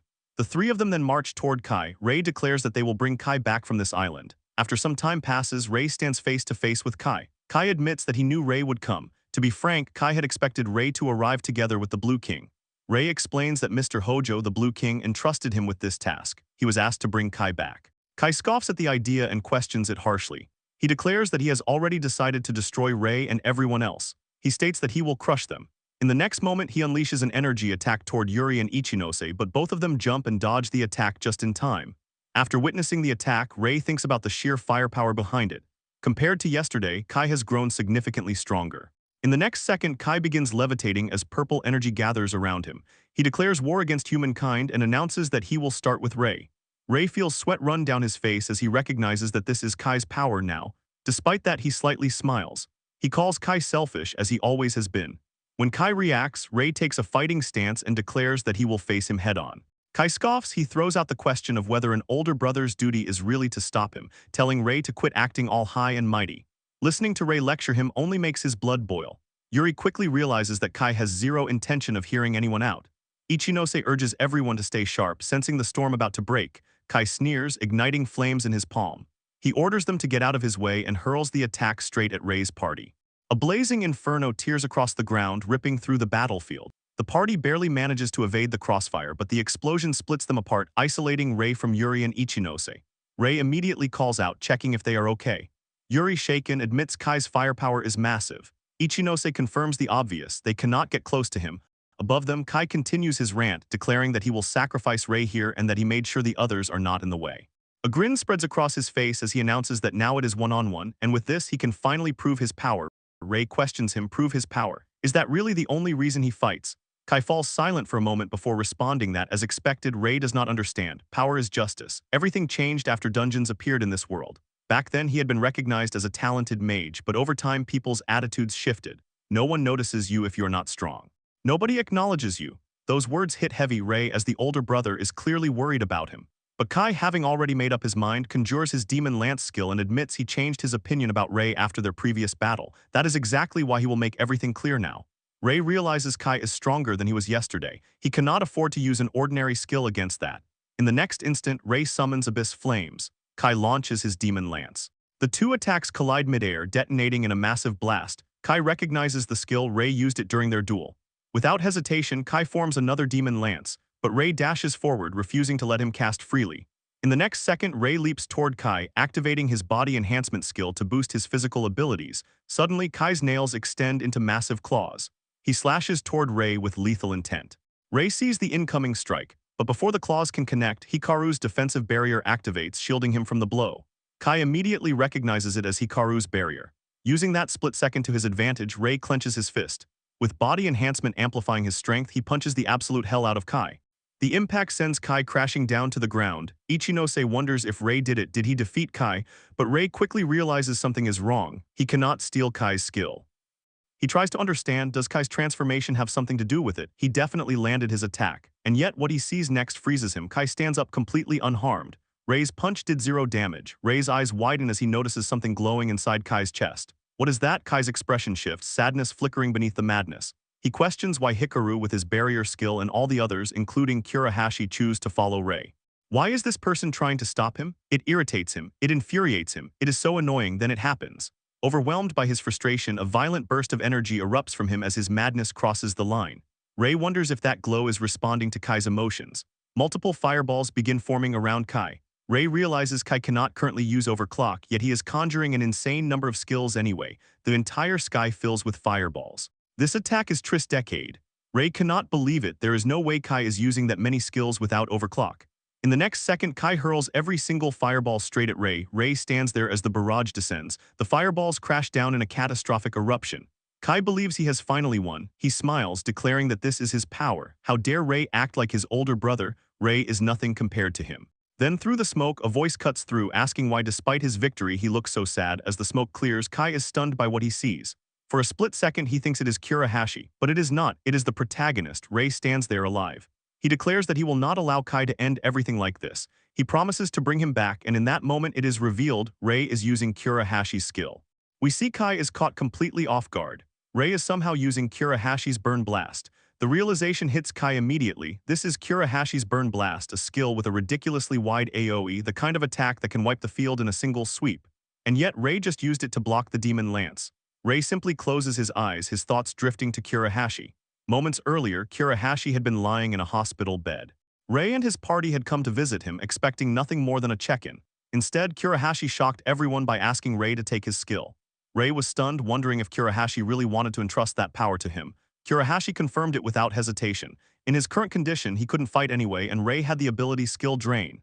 If Ray could use it, then he should.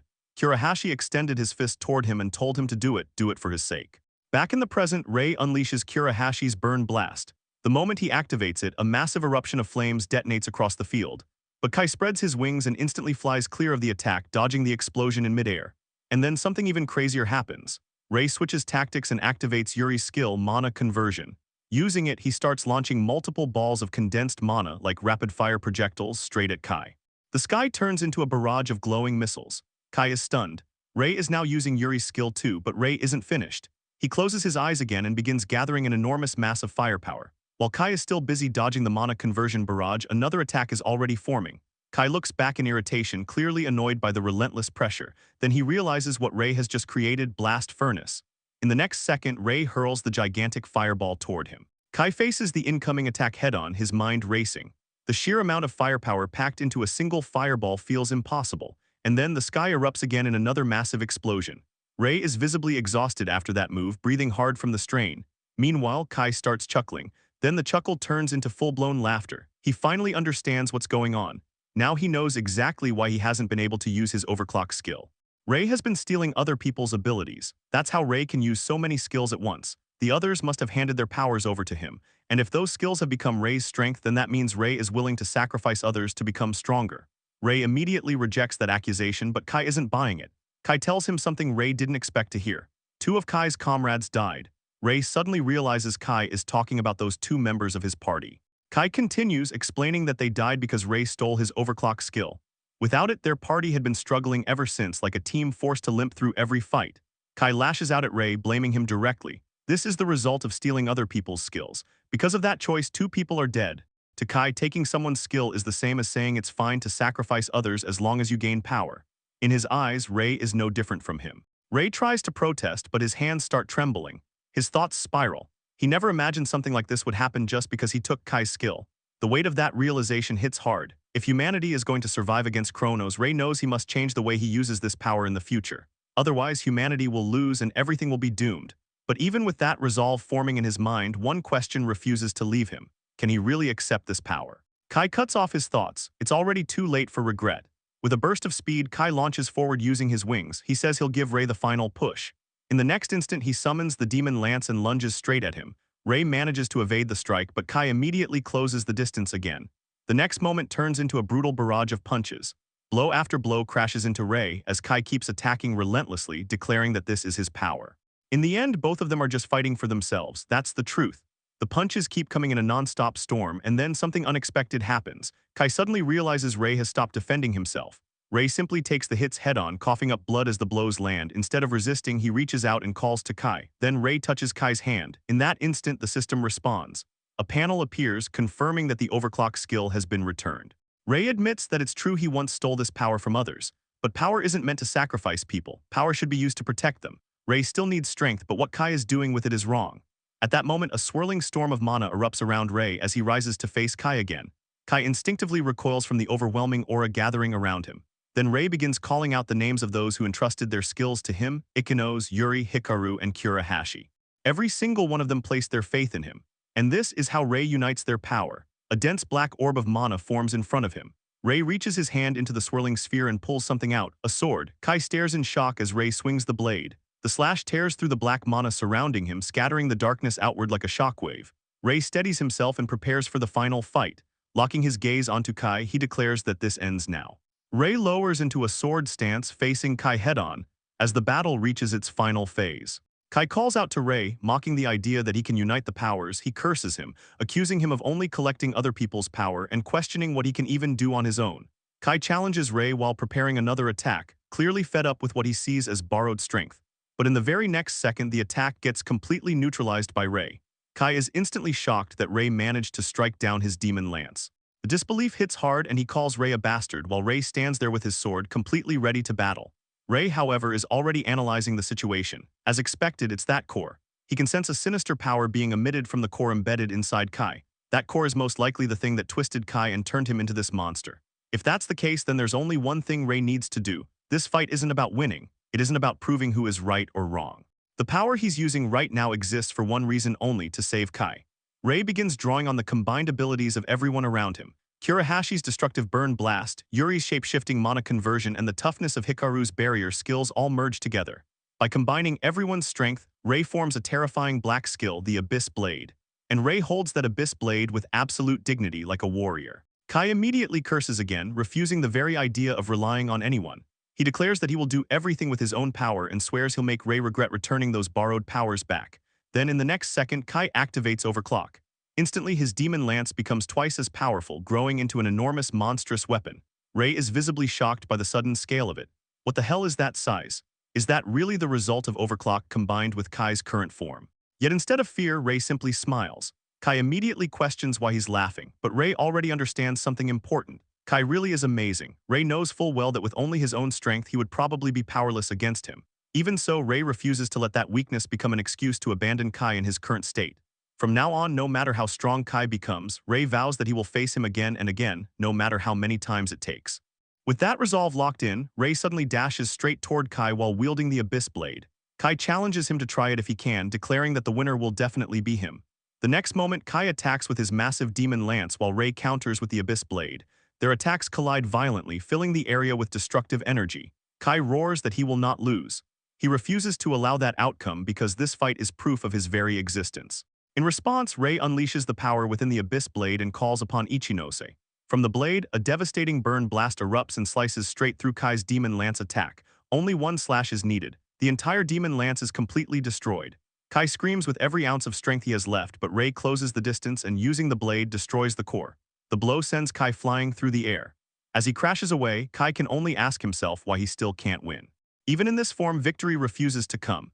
He starts questioning what he's supposed to do anymore. Ray approaches him and reassures him that it's okay. No matter what Kai becomes or what path he ends up taking, Ray promises he'll always be the one watching over him. Because Ray is his big brother, Ray smiles at him wholeheartedly. Seeing that smile, something inside Kai finally cracks. Memories begin flooding back. He realizes that Ray has always been incredibly capable ever since they were young. Ray is good at everything he does, and on top of that, he's genuinely kind.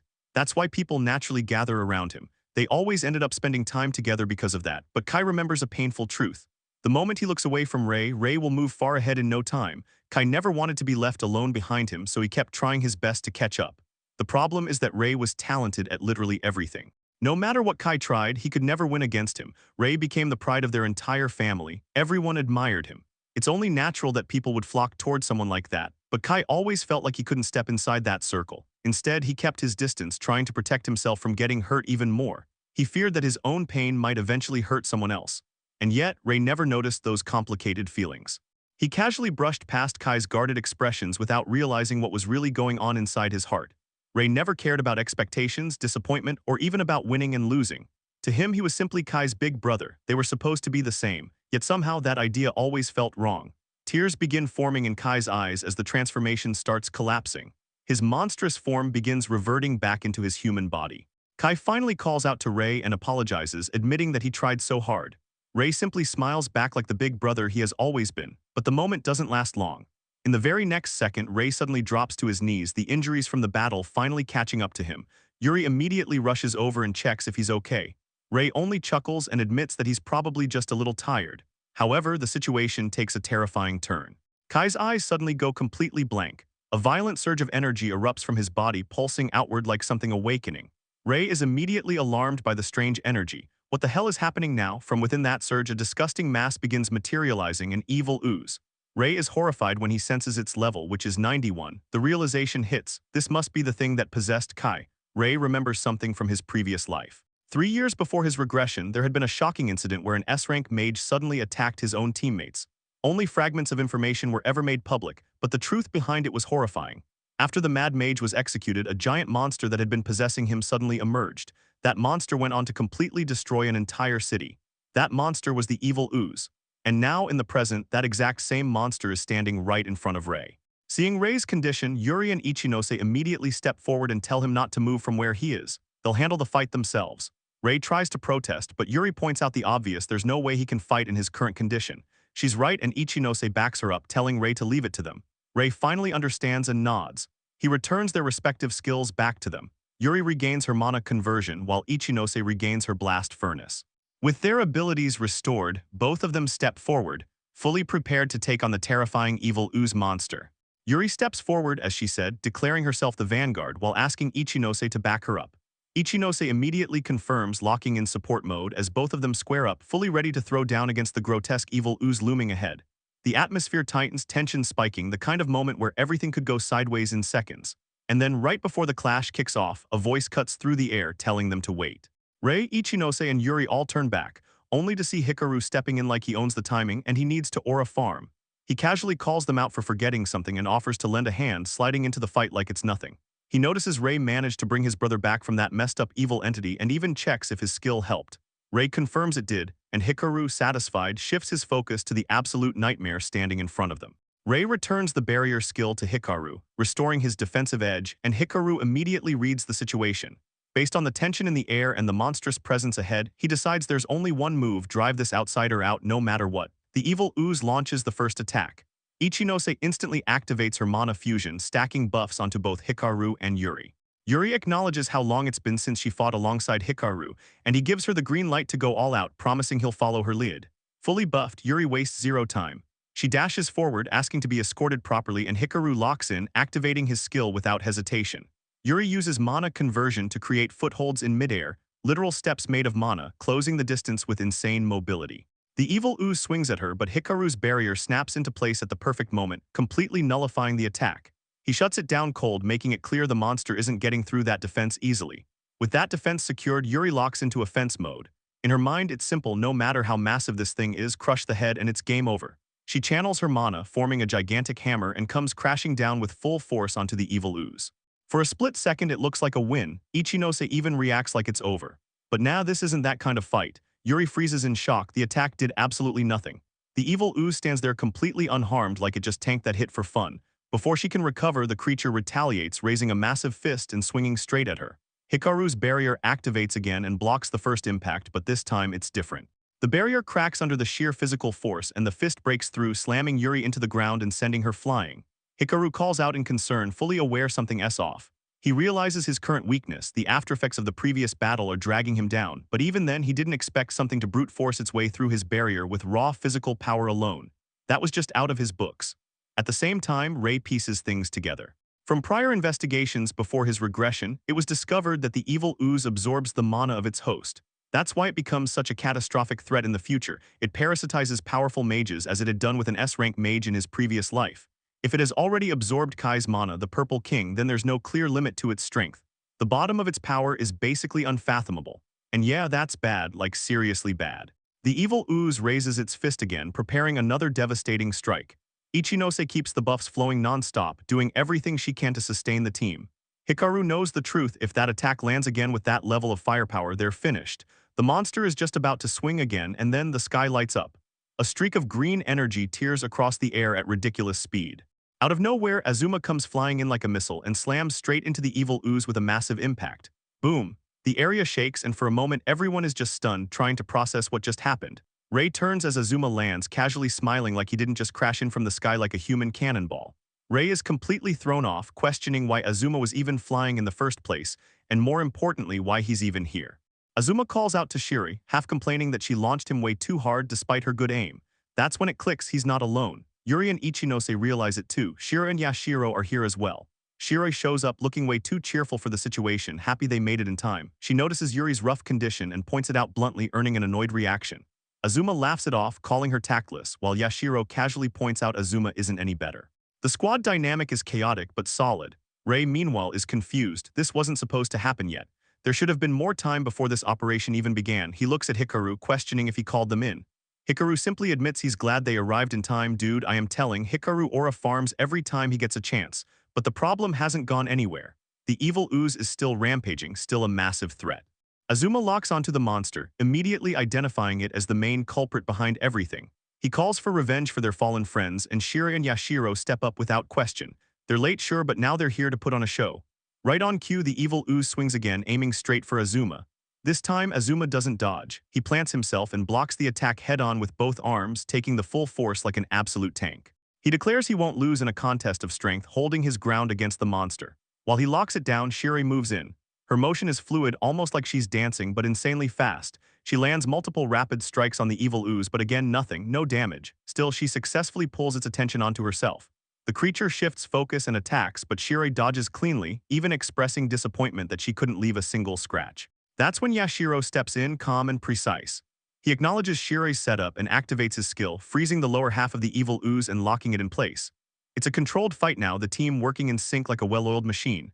Ray watches it all unfold, genuinely impressed. It almost feels like they're playing with the monster at this point. But there's a problem. Despite everything, the evil ooze hasn't taken any real damage. So what now?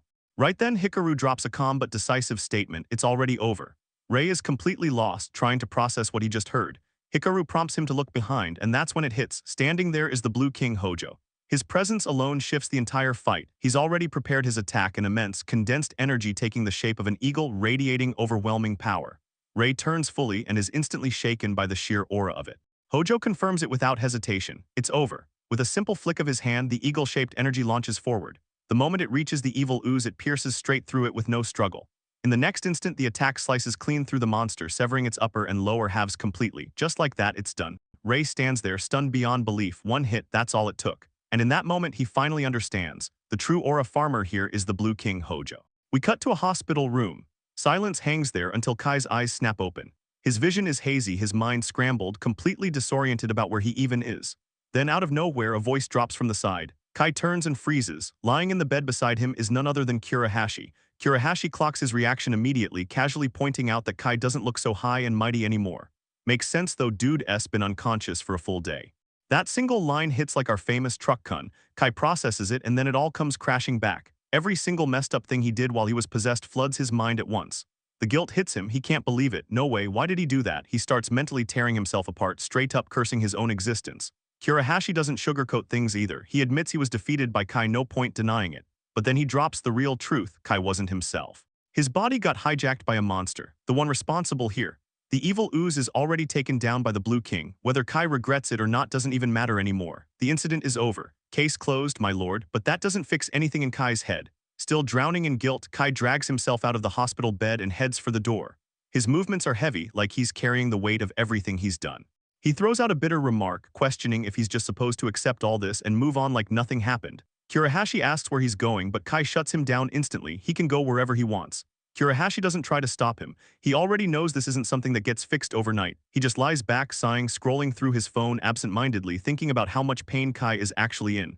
Scene shifts. Now we see all the members of the holy staff gathered in front of the Blue King Hojo. The atmosphere is way lighter here. Hojo acknowledges everyone's effort in resolving the crisis, calling it what it is, a tough situation handled well by the team. Yeah, it's a bit cliché, but facts are facts. Then he singles out Ray. He praises him directly, saying he did exceptionally well. Ray immediately tries to deny it, staying humble, but Hojo isn't having that. No false modesty allowed. This entire incident was resolved without a single casualty, and that's largely thanks to Ray. Even the Purple King, his own brother, was saved. That's not something small, that's something to be proud of. Ray finally accepts it and thanks him. Standing beside him are Ikanos, Yuri, and Hikaru, all clearly relieved, all smiling. For once, things actually ended without everything going to hell. But Ray's mind isn't fully here. He's about to bring up Kai's situation when his phone suddenly rings. It's Kurahashi. Ray excuses himself and checks the message. The moment he reads it, his expression drops. Kai left the hospital. We're now near the Shinjuku dungeon. Kai stands there alone, surrounded by silence and grief, just him and the weight of everything. He calls out to his fallen friends, Goto and Daichai, apologizing over and over in his head. It's too late and he knows it. Then Ray comes running in, calling out to him. Kai doesn't even turn around at first. He already knows it's Ray. Of course it is. Ray says he was worried. The moment Kai woke up, he just disappeared from the hospital like that. That's when Ray notices something. Flowers. Kai's holding flowers, and that says everything. Kai finally speaks, calling himself pathetic. This is what happens when someone chases power blindly. He screwed up so badly that his older brother had to clean up his mess. Tears hit the ground. He repeats it again. He's pathetic. And deep down, he understands why Goto and Daichai died. Because of him, and just like that, he breaks.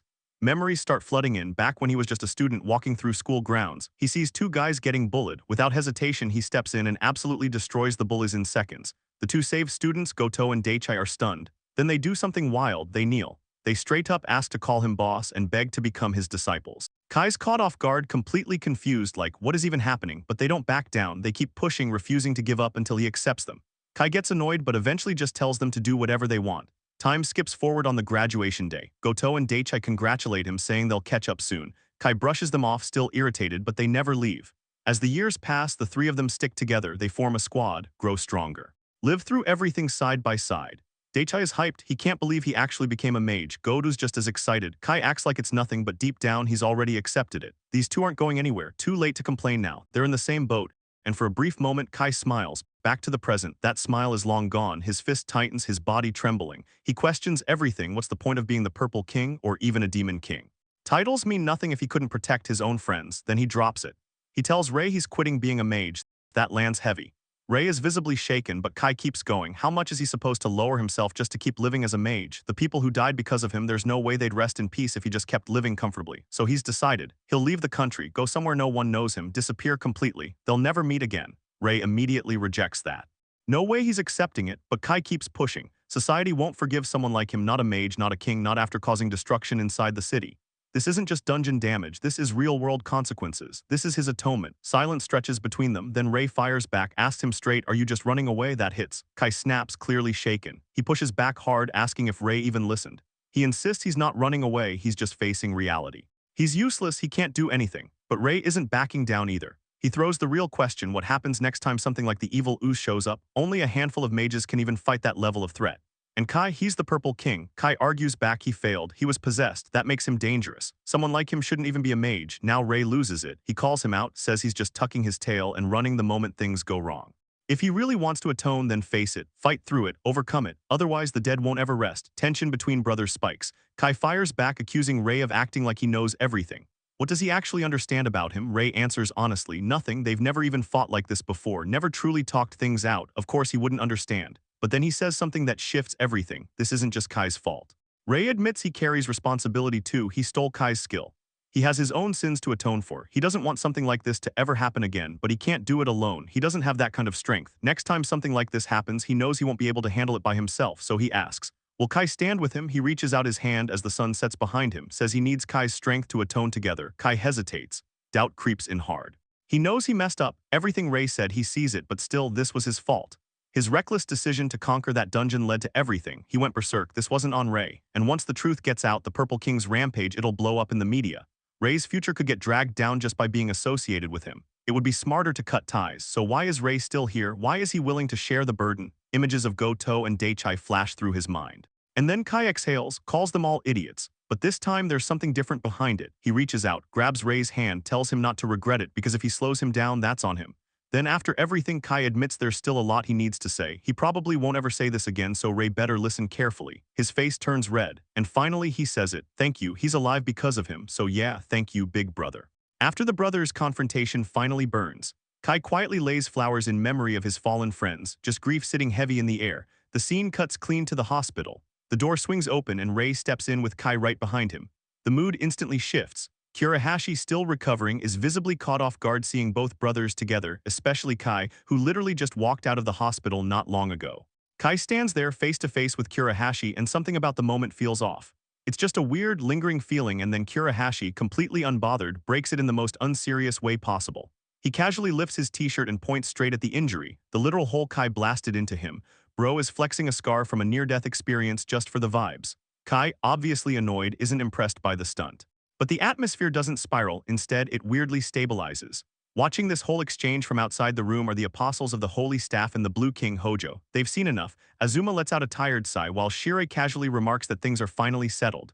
Hojo, calm and composed as ever, simply agrees and says to leave the rest to him. Time skips forward. Now Hojo, the Blue King himself, is seated in a formal meeting with two major figures. The tone is completely different. This is power, politics, and decisions that actually shape the future. Hojo gets straight to the point. He states that he intends to take Kurosaki Kai under his wing. A red-haired woman responds first, cool and unbothered, saying she has no issues with it.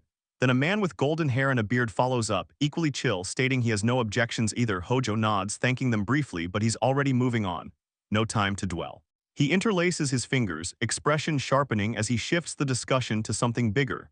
There's another matter to address, something that's about to escalate everything, the battle competition between mages, the Mage tournament, and just like that, the stage for the next arc is set. The scene shifts and all the members of the Apostles of the Holy Staff stand assembled before the Blue King Hojo, as he announces the Mage tournament, declaring that it finally begins. He explains that under the primary Color Kings exist 3 organizations, and this event is where mages from those groups compete to claim the top spot, emphasizing that every apostle present is talented, and that this is the perfect chance to test their skills against others in the same position. As the weight of those words settles in, Rei reflects internally, repeating the idea of facing mages just like them, realizing he has to give it his absolute best in this competition. Right then, Kai suddenly speaks up, casually asking a question that draws everyone's attention. Turning toward Rei, Kai bluntly asks if it's about time he started calling himself the Black King. Rei looks confused, caught off guard, while Kai tells him to stop playing dumb, pointing out that Rei has already defeated him, the Purple King, twice, and that alone is more than enough justification. If Rei refuses the title, then it only makes Kai look bad for losing to someone who isn't even a king.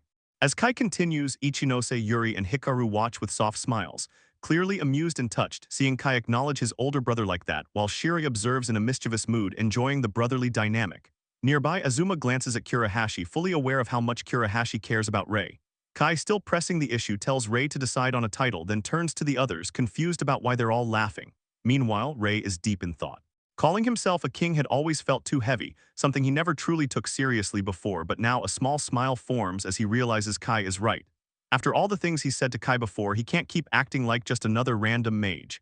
As an older brother, he needs to set an example. Standing once again before the Blue King Hojo, Rei finally declares that he has made his decision. The scene transitions and the day of the Mage tournament arrives. The announcer's voice rings out as the long-awaited day finally begins, introducing the event where full-fledged mages gather. The stadium is absolutely packed, with crowds cheering like crazy, fan energy going wild as the announcer explains that although the event was kept private until last year, it is now being held publicly, drawing massive attention. Contestants begin making their entrance, greeted by overwhelming cheers. The primary Color Kings appear alongside their apostles. The red-haired woman seen earlier walks in with her twin apostles, radiating confidence, followed by the golden-haired man from before entering with his own group. The announcer then hypes up the stars of the recent dungeon incident, the Blue King Hojo and the Apostles of the Holy Staff, crediting them for solving it, pushing the excitement in the arena to its absolute peak. As Hojo arrives with his team, then comes the highlight. The announcer reveals that among these exceptional mages, one individual is drawing the most attention, a promising mage recently selected as a new king. Kurosaki Rei, the Black King. Rei steps into the arena in full black drip, looking every bit like a badass black mage, the crowd locked in on him. Kai reassures him, telling him not to be nervous and to stand proud, even throwing in a teasing remark that although he might look like a carriage horseman in a suit, he still looks way better than before. Rei brushes it off, admitting he's still not used to being called a black mage, but Kai doesn't care. As a king, Rei can't afford to look pathetic in front of the crowd. Rei acknowledges it, saying he'll try. Meanwhile, the fangirls of the red-haired king are going absolutely bonkers at her presence. As expected, the announcer points out that the one receiving the loudest cheers is Shina Moi, the Red King. Even people in the crowd comment on how insanely large her female fanbase is, with the ratio heavily skewed. Despite lacking an A-rank mage last year, her group, the Apostles of Dawn, still managed to secure second place, with her apostles standing out. Next, the announcer introduces the Yellow King, drawing attention to the dazzling man whose calm gaze is fixed on the throne. Kirimiya Kusei, exuding absolute champion aura, the one who led the Apostles of the Moonlight to victory. The crowd buzzes with curiosity, with people recognizing him as the mentor of both the Blue and Red Kings, realizing that all three primary color kings were once his disciples. Soon the three kings, Shina, Kirimiya, and Hojo, stand face to face. Shina immediately declares her intent to surpass her teacher today, fired up and ready, but Kirimiya calmly reminds her that they are not the ones fighting, completely brushing off her aggression and stating that she has missed the point. As he turns away, he adds that he knows her inside out, which only pisses her off even more. He continues confidently, stating that this year's result will be the same as last year, his apostles will win. Shina snaps back, calling him an old fart and taking offense while Hojo tries to calm things down. She immediately turns on Hojo, accusing him of acting like it has nothing to do with him, reminding him that as his senior disciple, she won't lose. Her team won't hold back. Hojo responds calmly with a smile, stating that they also won't lose, admitting that their teacher would laugh at him if he kept falling behind, though his expression quickly turns serious. Watching all of this, Rei focuses on Kirimiya, realizing that this is the man who taught Hojo, and just by looking at him, he can feel overwhelming pressure. In the background, Hikaru silently observes Kirimiya as well, their gazes hinting at some kind of connection between them. The announcer then declares the start of the opening ceremony, revealing herself as Hinata, who begins by inviting the Red King to speak. Shina steps forward, saying that before explaining the rules, she has something important to announce. She brings up the recent surge of high-difficulty, dangerous dungeons, emphasizing the need for strong individuals to conquer them. Because of that, this year's tournament winner will receive a special privilege, the right to conquer those dungeons first. She grins as she lays down the stakes. Those who lose today will be reduced to substitutes. Win and you rule the army, lose and you're humiliated. This tournament is a battlefield where mages put their pride on the line, and as she finishes, the entire arena erupts with excitement, fully hyped for what's about to go down. Rei acknowledges the pressure, realizing that if they lose, it's basically over, and Kai agrees. Shina then presents proof of that pride, a letter granting the right to conquer dungeons first, before sealing it inside a box. She explains that opening the box requires a special item, the main reward of the tournament, the lock breaker. Finally, the true stage of the competition is revealed. The domain where everything will unfold will be created by the three kings themselves. Shina, Kirimiya, and Hojo extend their hands, activating their magic simultaneously. Instantly, massive magic circles appear in the sky, and the terrain begins to shift. An entire battlefield forms in real time, dense forests rising, rivers flooding through the land, rocks reshaping, and a towering structure emerging at the center. At the very top of that tower lies the key needed to unlock the box, while a virtual display reveals that the entire island has been transformed, with the tower standing at its core. Seeing this insane display of power, Rei and Kai are left completely stunned. Rei realizes they are using an absurd amount of mana to construct such a massive and complex domain, and he can't help but wonder if this is the true potential of mastering red, blue, and yellow mana. Then the Red King, Shina, drops the core rule, saying the key is located at the very top of the tower. The first team that brings this key back wins, simple on paper, brutal in reality. Then everything shifts as the scene cuts to the island where the main tournament will be held, and she starts laying out the full structure, explaining that 8 players will be selected from each group. From there, they'll form 2-man parties to compete, locking the total at 24 contestants. The starting points of each team will be completely random, scattered along the edges of the domain, meaning nobody gets an easy path. Once the game starts, every party is free to move toward the tower, and yeah, they can form coalitions with other parties if they want to play it smart or fake it and stab them in the back later. Because of course, battles are allowed, betrayals are allowed, everything's on the table. It's basically controlled chaos, and Shina wraps it up by saying those are the rules, and she's looking forward to seeing what all these mages manage to pull off. While Hinata stands there, the announcer adds one last thing, saying the winner of last year's tournament should return the trophy. And right on cue, Kirimiya's apostle arrives, the so-called Apostle of Moonlight. Then the focus locks in as a boy named Hiragi Shion steps forward, trophy in his hand, walking like he owns the entire damn place. Kai watches him and instantly looks pissed, thinking that's the bastard who won against Hikaru, and yeah, his expression is straight up disgusting.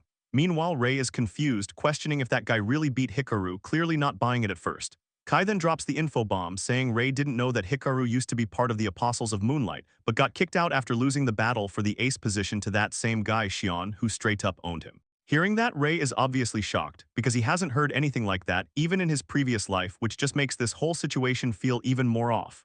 Right then, Shion steps in and straight up snatches the mic from Hinata. He makes it clear not to get it twisted, saying the trophy only belongs to the strongest, which basically means it's his, and what everyone's seeing right now is just a temporary deposit. And then he goes even harder, declaring that the moment he takes the trophy back, he's also taking the title of Yellow King. That statement hits like a slap, and both Kurahashi and Kai are instantly pissed. Kurahashi straight up calls out what the fuck he's even spouting, while Kai just dismisses it as nonsense. Meanwhile, Rei is deep in thought, rethinking everything, and wondering who the hell Hiragi Shion really is. At the same time, Hikaru is sweating a little, clearly feeling the pressure. while Kirimiya watches everything unfold with a serious, unreadable expression.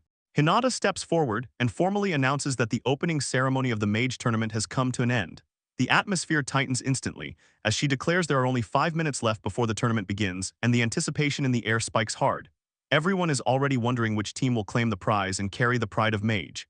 In the middle of that rising tension, Rei suddenly turns toward Hikaru, politely excusing himself before bringing up something sensitive. He carefully mentions that he has heard Hikaru was once part of the Apostles of Moonlight and asks if it is true. Hikaru doesn't dodge it, he casually acknowledges it, admitting he never intended to hide it. Yeah, it's true. He reveals that he lost to Xion and got kicked out of the Moonlight, and as he says it, there's a subtle weight in his voice, a quiet sadness that slips through despite his calm tone. He explains that after losing his place, the Blue King reached out a hand to him. Rei processes this silently, his mind running through the inconsistencies. In his previous life, there was no Yellow King named Xion. Hikaru himself was the one who eventually became the Yellow King in that timeline. But now if Xion really defeated him, then that entire future is already off track. That would mean Hikaru might never become the Yellow King through this tournament. First there was the incident with Kai, and now this. The future is clearly shifting, and if it's changing this much already, then more unpredictable events are bound to follow. Rei realizes he has to be careful. He needs to avoid causing any major disruptions to the timeline. Meanwhile, Hikaru's expression says more than his words ever did. There's something off, something quietly painful behind that composed face. Then Hinata's voice cuts through everything. She calls for attention and announces the start of the tournament. The moment hits and the Red King Sheena immediately makes it extra. She launches a massive fireball into the sky and it explodes like a giant firework, lighting up the battlefield and signaling the true beginning. The instant it bursts, everyone moves. Rei and Hikaru take off without hesitation. The Apostles of Moonlight surge forward at high speed, and even the twin Apostles of Dawn under the Red King Sheena dash ahead. The entire field erupts into motion as Hinata excitedly announces that the race has officially begun, every player launching forward at once. Before focusing on individual fights, the rules are quickly revisited. All teams must race toward the central tower on the map. The true objective isn't just reaching it, but retrieving the key from the very top and bringing it back. That's how the winner is decided. Elsewhere, Kurahashi and Kai are already paired up, and yeah, the vibes are absolutely toxic. Kurahashi immediately starts cursing, pissed that he got stuck with Kai, while Kai snaps right back, equally annoyed. He points out that Kurahashi just recovered from his injuries, calling him an idiot. Kurahashi fires back, mocking Kai's hollow eyes and telling him to see a doctor, insisting he's in peak condition himself, unlike someone who literally ran out of the hospital. The energy between them is straight-up explosive, pure chaos from second one. The crowd watches all of this unfold on a massive virtual screen, with Hinata commentating the entire mess. She notes how the duo from the Apostles of the Holy Staff are already causing a scene, their tension obvious and intense right from the start. Kurahashi sarcastically tells Kai to be grateful he's no longer lonely, which just makes Kai even more pissed, snapping back with full aggression. Despite the arguing, they push forward and soon come face to face with two competitors, one with a scar on his forehead and the other basically looking like a random NPC. Hinata points it out immediately, noting that they're about to clash with a pair from the Apostles of Moonlight who seem ready to take them out early.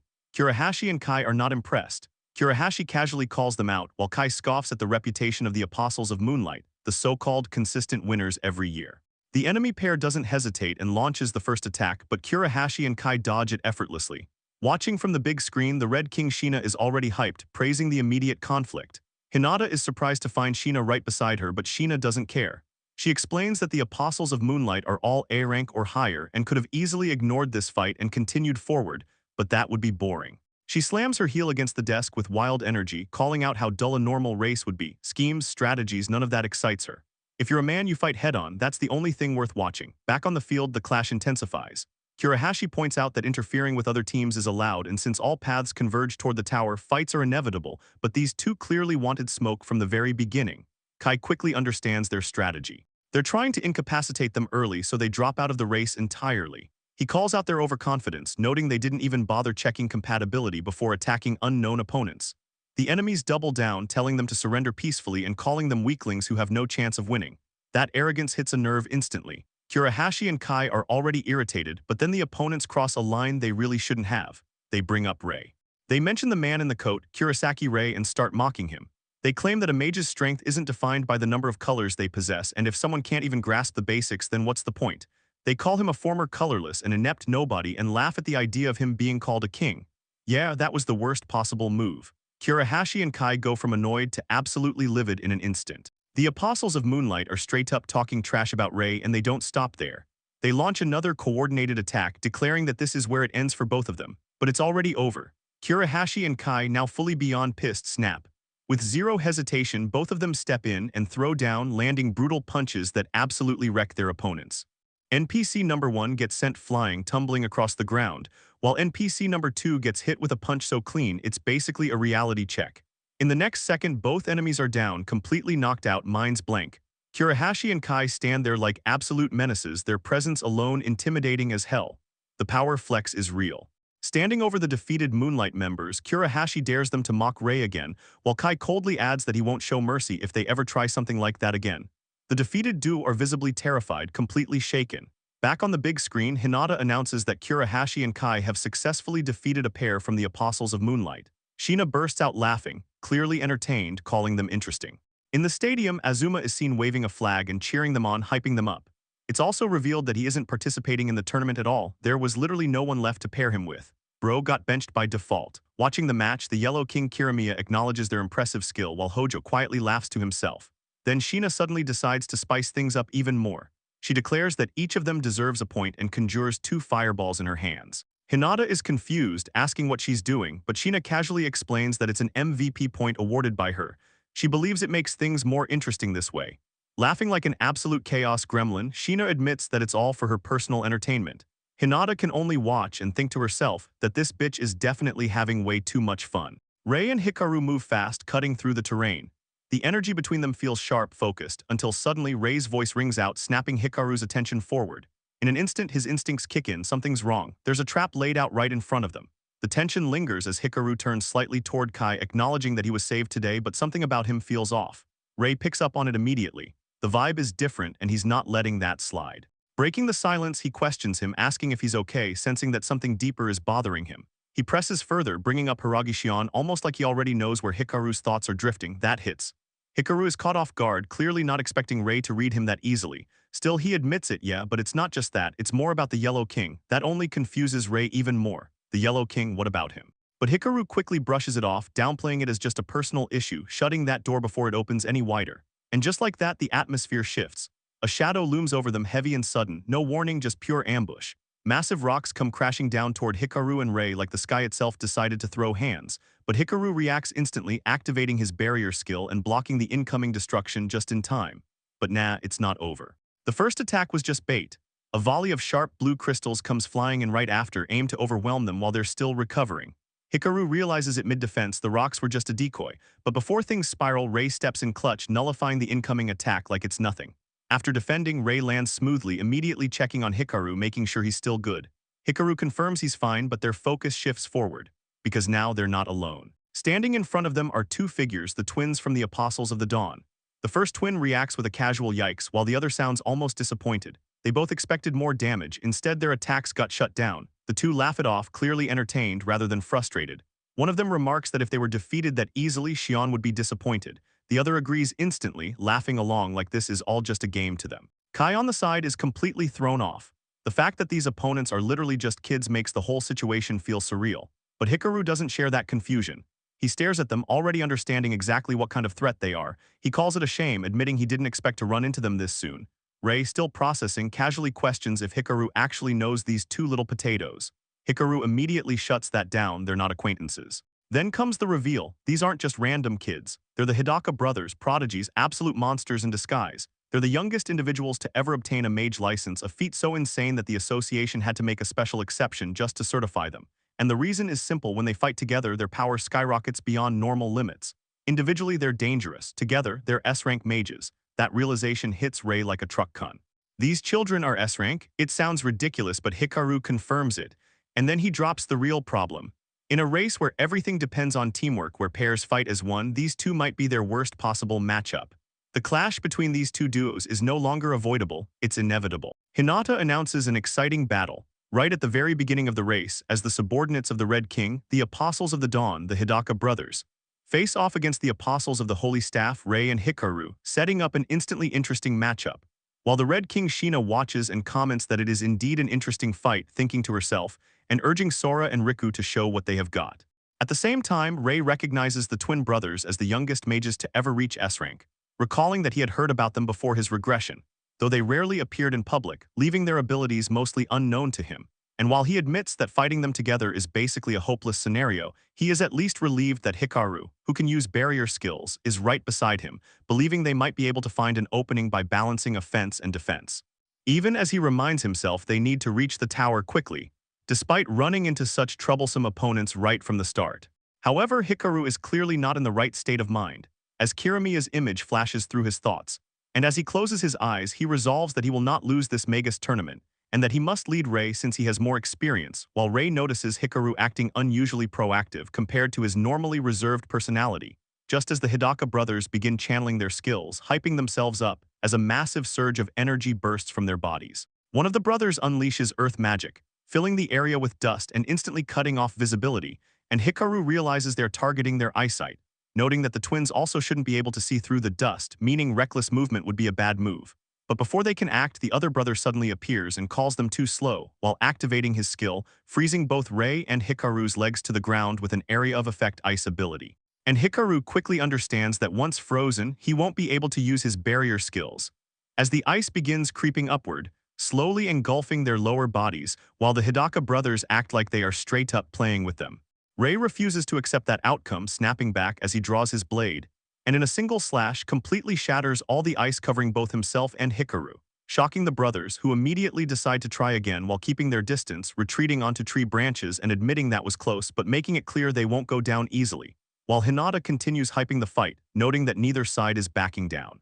Hikaru quickly analyzes the situation, realizing the twins are using a hit-and-run strategy, and that if they stay here too long, other teams will reach the tower first. So he calls out to Rei with a plan, explaining that although the twins coordinate perfectly, their mana colors differ. Riku uses red while Sora uses blue, pointing out that red mana users typically have higher attack power but weaker control, whereas blue mana is easier to handle but lacks strong output. Rei recalls that Sora uses ice magic with impressive range but lower power, and as he thinks it through, he remembers his brother Kai's Demon Lance skill, which combines both colors to cover weaknesses, while Hikaru instructs him to focus on dodging red mana attacks and to synchronize their attacks when blue mana is used, and Rei agrees without hesitation.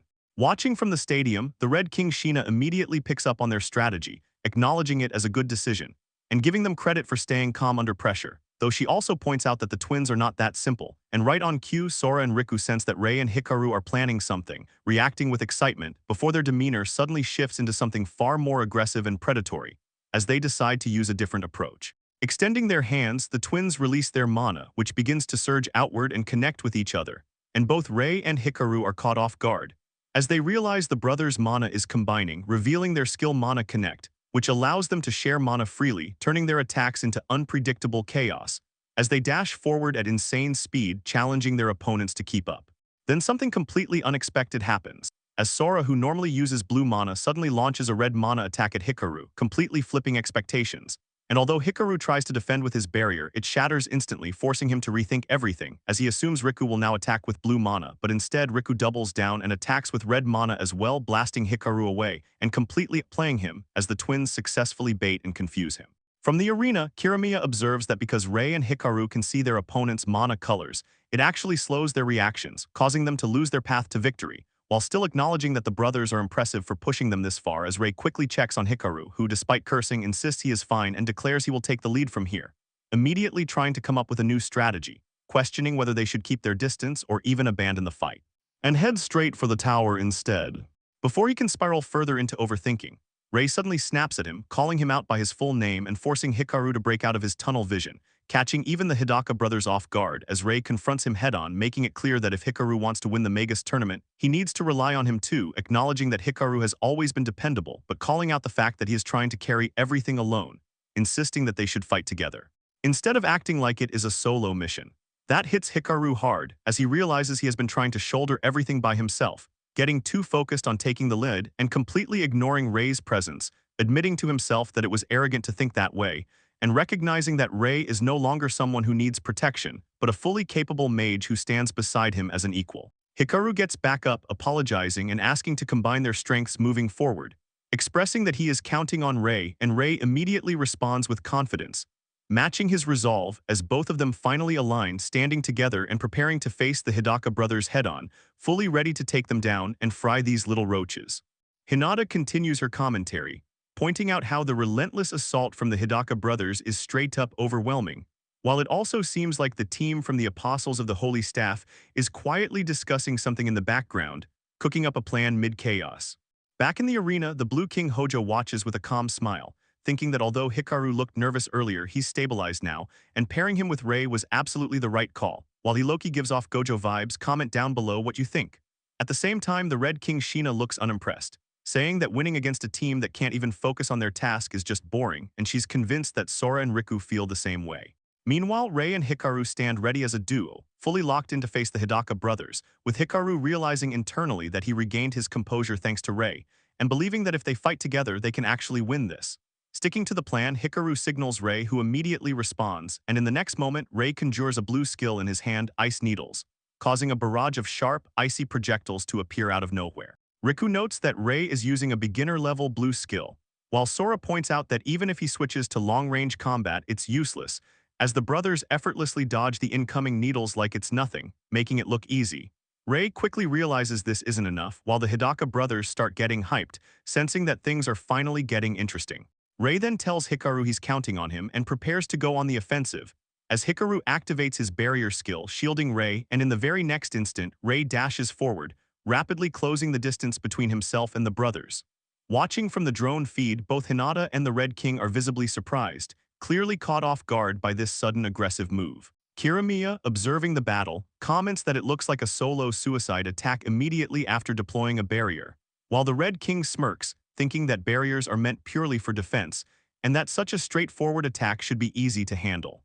Internally, she cheers for Sora and Riku to end things quickly, but the Hidaka brothers, now fully excited, decide to counterattack, declaring that if Rei is coming at them, they'll just shoot him down, as they activate a red skill called Comet Blast, summoning two massive comets in the sky. They unleash consecutive shots straight at Rei, and seeing this on the big screen, Azuma notes that it's a high firepower red skill, questioning whether they're trying to break Hikaru's barrier with brute force, while the brothers remain confident that the barrier won't be able to withstand the attack. But Hikaru simply smiles, wondering about that, and remarks that it all depends on the shape of the barrier, before clapping his hands and activating his skill, Quintuple Wall. Instantly, Rei becomes surrounded by multiple defensive barriers, 5 in total, and seeing this, the Hidaka brothers are completely shocked. Rei understands that red skills tend to be straightforward and head-on, meaning if the attack direction is predictable, they can concentrate their defense accordingly. As the comets descend, they crash directly into Hikaru's layered barriers, but instead of breaking through, they crack against the stacked defenses, completely failing to reach Rei. The Hidaka brothers instantly realize this is bad, and when they try to retreat, they discover they're already trapped, as the earlier ice needles have blocked their escape route, making it impossible to run. They finally understand that Rei's earlier attack wasn't meant to deal damage, but to control the battlefield and cut off their movement. Right on cue, Hikaru signals Rei, and in the next moment, Rei blitzes past them at insane speed, striking both brothers in a flash and knocking them out cold before they can even react. Rei casually strikes a pose after defeating the two with ease, flexing just like Sung Jin-woo. Watching everything unfold on the big screen, Hinata declares the battle over, announcing that the Apostles of the Holy Staff have won. She then turns to the Red King, expecting the MVP points, and Sheena casually assigns 2 points to each of them, though she admits that they both managed to outplay everyone. On the other side, Hikaru reflects that keeping things simple really was the key, realizing he had been overthinking how to counter their teamwork, and he smiles, silently thanking Rei for helping him see things clearly. Back in the arena seating, the Blue King acknowledges their comeback from such a rough situation and praises their performance, while Kirimiya agrees, but points out that this alone still isn't enough to face Hiragi Shion. Even so, as he watches Hikaru on the big screen, Kirimiya admits that Hikaru has definitely grown. After the match, Rei tells Hikaru it's time to go, but Hikaru stops him, apologizing for earlier, admitting that Rei was worried about him, and yet he ended up neglecting him. To make sure no one overhears, Hikaru glances at the drone, assuming it can't pick up their voices from that distance, before deciding to open up about something deeply personal that he has never even told his friends. He explains that thanks to Rei, he's now fully aware of his feelings, and believes it's time to properly talk about it, as Rei listens and agrees. Then Hikaru drops the truth: Kirimiya Kusei, the Yellow King, is his actual father. Rei is completely stunned upon hearing this, struggling to process that Hikaru is the son of the Yellow King. Hikaru continues, explaining that Rei must have heard about how he was kicked out of the Apostles of the Moonlight, revealing that it was because he was abandoned by his father, and that through the Magus tournament he wants to prove that he's no longer the same person he used to be. As Rei processes everything, he connects it to what happened in his previous life, realizing that Hikaru's succession as the Yellow King was tied to his father, which raises even more questions. He then asks Hikaru directly about his relationship with Hiragi Shion. Hikaru explains that if he had to simplify it, it's something like a rivalry, admitting that he has never beaten Shion even once. But what truly sends chills down the spine is the realization that the Apostles of the Moonlight are now facing Ichinose and Yuri, hinting that the real nightmare is only just beginning. We see Hinata announcing the face-off between the Apostles of the Moonlight versus Ichinose and Yuri. Just then, the scene flashes back to moments earlier, where Ichinose and Yuri are running together, while Ichinose questions Yuri about fighting that Shion guy last year. Yuri tells her she can probably guess how that went. Ichinose realizes that even Yuri could not beat Shion, but Yuri clarifies that it was more like the idiot she got paired with got completely folded. She remembers Kurahashi charging straight at the Apostles of the Moonlight, only to get his ass handed to him almost instantly. Ichinose says that is rough, but Yuri explains that Shion is definitely a top-tier mage. Still, she fought him last year, so she is going to fill Ichinose in on everything she knows. Back in the present, Ichinose and Yuri stand face-to-face with the Apostles of the Moonlight, more specifically Shion himself. Ichinose remembers Yuri warning her that Shion is no joke, and if he is coming after them then they are seriously about to throw hands. Shion suddenly tells his partner Watanabe to stay out of this because he will take both of them on by himself. Watanabe watches him and thinks that first it was the opening ceremony and now this. Shion has been acting way too aggressive lately. He wonders if the guy was always like this, but even then, there is no way this bastard loses against the two of them. Watanabe casually agrees, saying he will just save his strength and take it easy instead. In the background, the dude is literally chilling and drinking juice through a straw, while wishing Shion good luck out there. A second later, Shion jumps forward and faces Ichinose and Yuri directly. Ichinose notices Watanabe relaxing in the back, like this entire fight is free content for him. From the arena, Hojo the Blue King questions whether this is even allowed, but Kirimiya responds that results are all that matter. Shion does not need any half-assed backup, and Watanabe understands that better than anyone. On the battlefield, both Ichinose and Yuri flare up with mana surrounding them. Yuri tells Ichinose to focus and get her head in the game, while Ichinose responds with a quick yes ma'am. Meanwhile, Shion stays calm as hell. He raises one hand, as yellow mana surrounds him before activating his skill Evil Mine. Instantly, glowing light orbs begin appearing all around the area. Yuri immediately warns Ichinose to get ready because she already knows what is coming next. Shion simply says blow and every orb detonates at once. Massive explosions erupt across the battlefield while Shion stands there completely unfazed. Somehow, Yuri and Ichinose barely manage to dodge the blast. Hinata, watching from the giant screen, excitedly commentates on the massive explosion while pointing out that the Apostles of the Holy Staff saw it coming. Ichinose realizes that if Yuri had not warned her, she would have been completely cooked right there. Yuri thinks through Shion's magic, remembering that Evil Mind turns his mana into literal bombs. If he triggers them at point-blank range, it is game over. The scary part is that Shion can pull it off from insane distances too, but Yuri has already seen this spell before during their fight last year. Yuri even smiles a little, realizing their counter-strategy is working so far. In the background, Watanabe watches everything while resting, and notices that the blue-haired girl clearly remembered Shion's magic from last year, meaning they came prepared with a counter-plan. Still, Watanabe smirks because he knows that alone is nowhere near enough to win. The next moment proves exactly why. Shion suddenly conjures even more mana orbs, each one basically a ticking bomb. Then he detonates them all again, causing another massive explosion to erupt across the battlefield. This time, Yuri and Ichinose actually get caught in the blast. Yuri realizes Shion increased the number of mines and starts wondering if he had been holding back during their fight last year. Shion stares at them with a dead serious expression and basically tells them that even if they have a counter strategy, it does not matter because they are still nowhere near his league. Now lying on the ground, Yuri admits the situation is way worse than she expected. She tells Ichinose that retreating is a long shot, but they have to try. However, Ichinose refuses to back down. She says not yet because if she breaks now, then nothing will ever change. On top of that, she has not even shown the results of their training yet. Even though Ichinose is trembling, the scene shifts into the past, where she asked Yuri to train her so she could level up. Ichinose explains that the battle on the island made her realize something important. In the end, she was still relying entirely on Rei, and she hates that. She wants to become stronger herself, which is why she asked Yuri for help.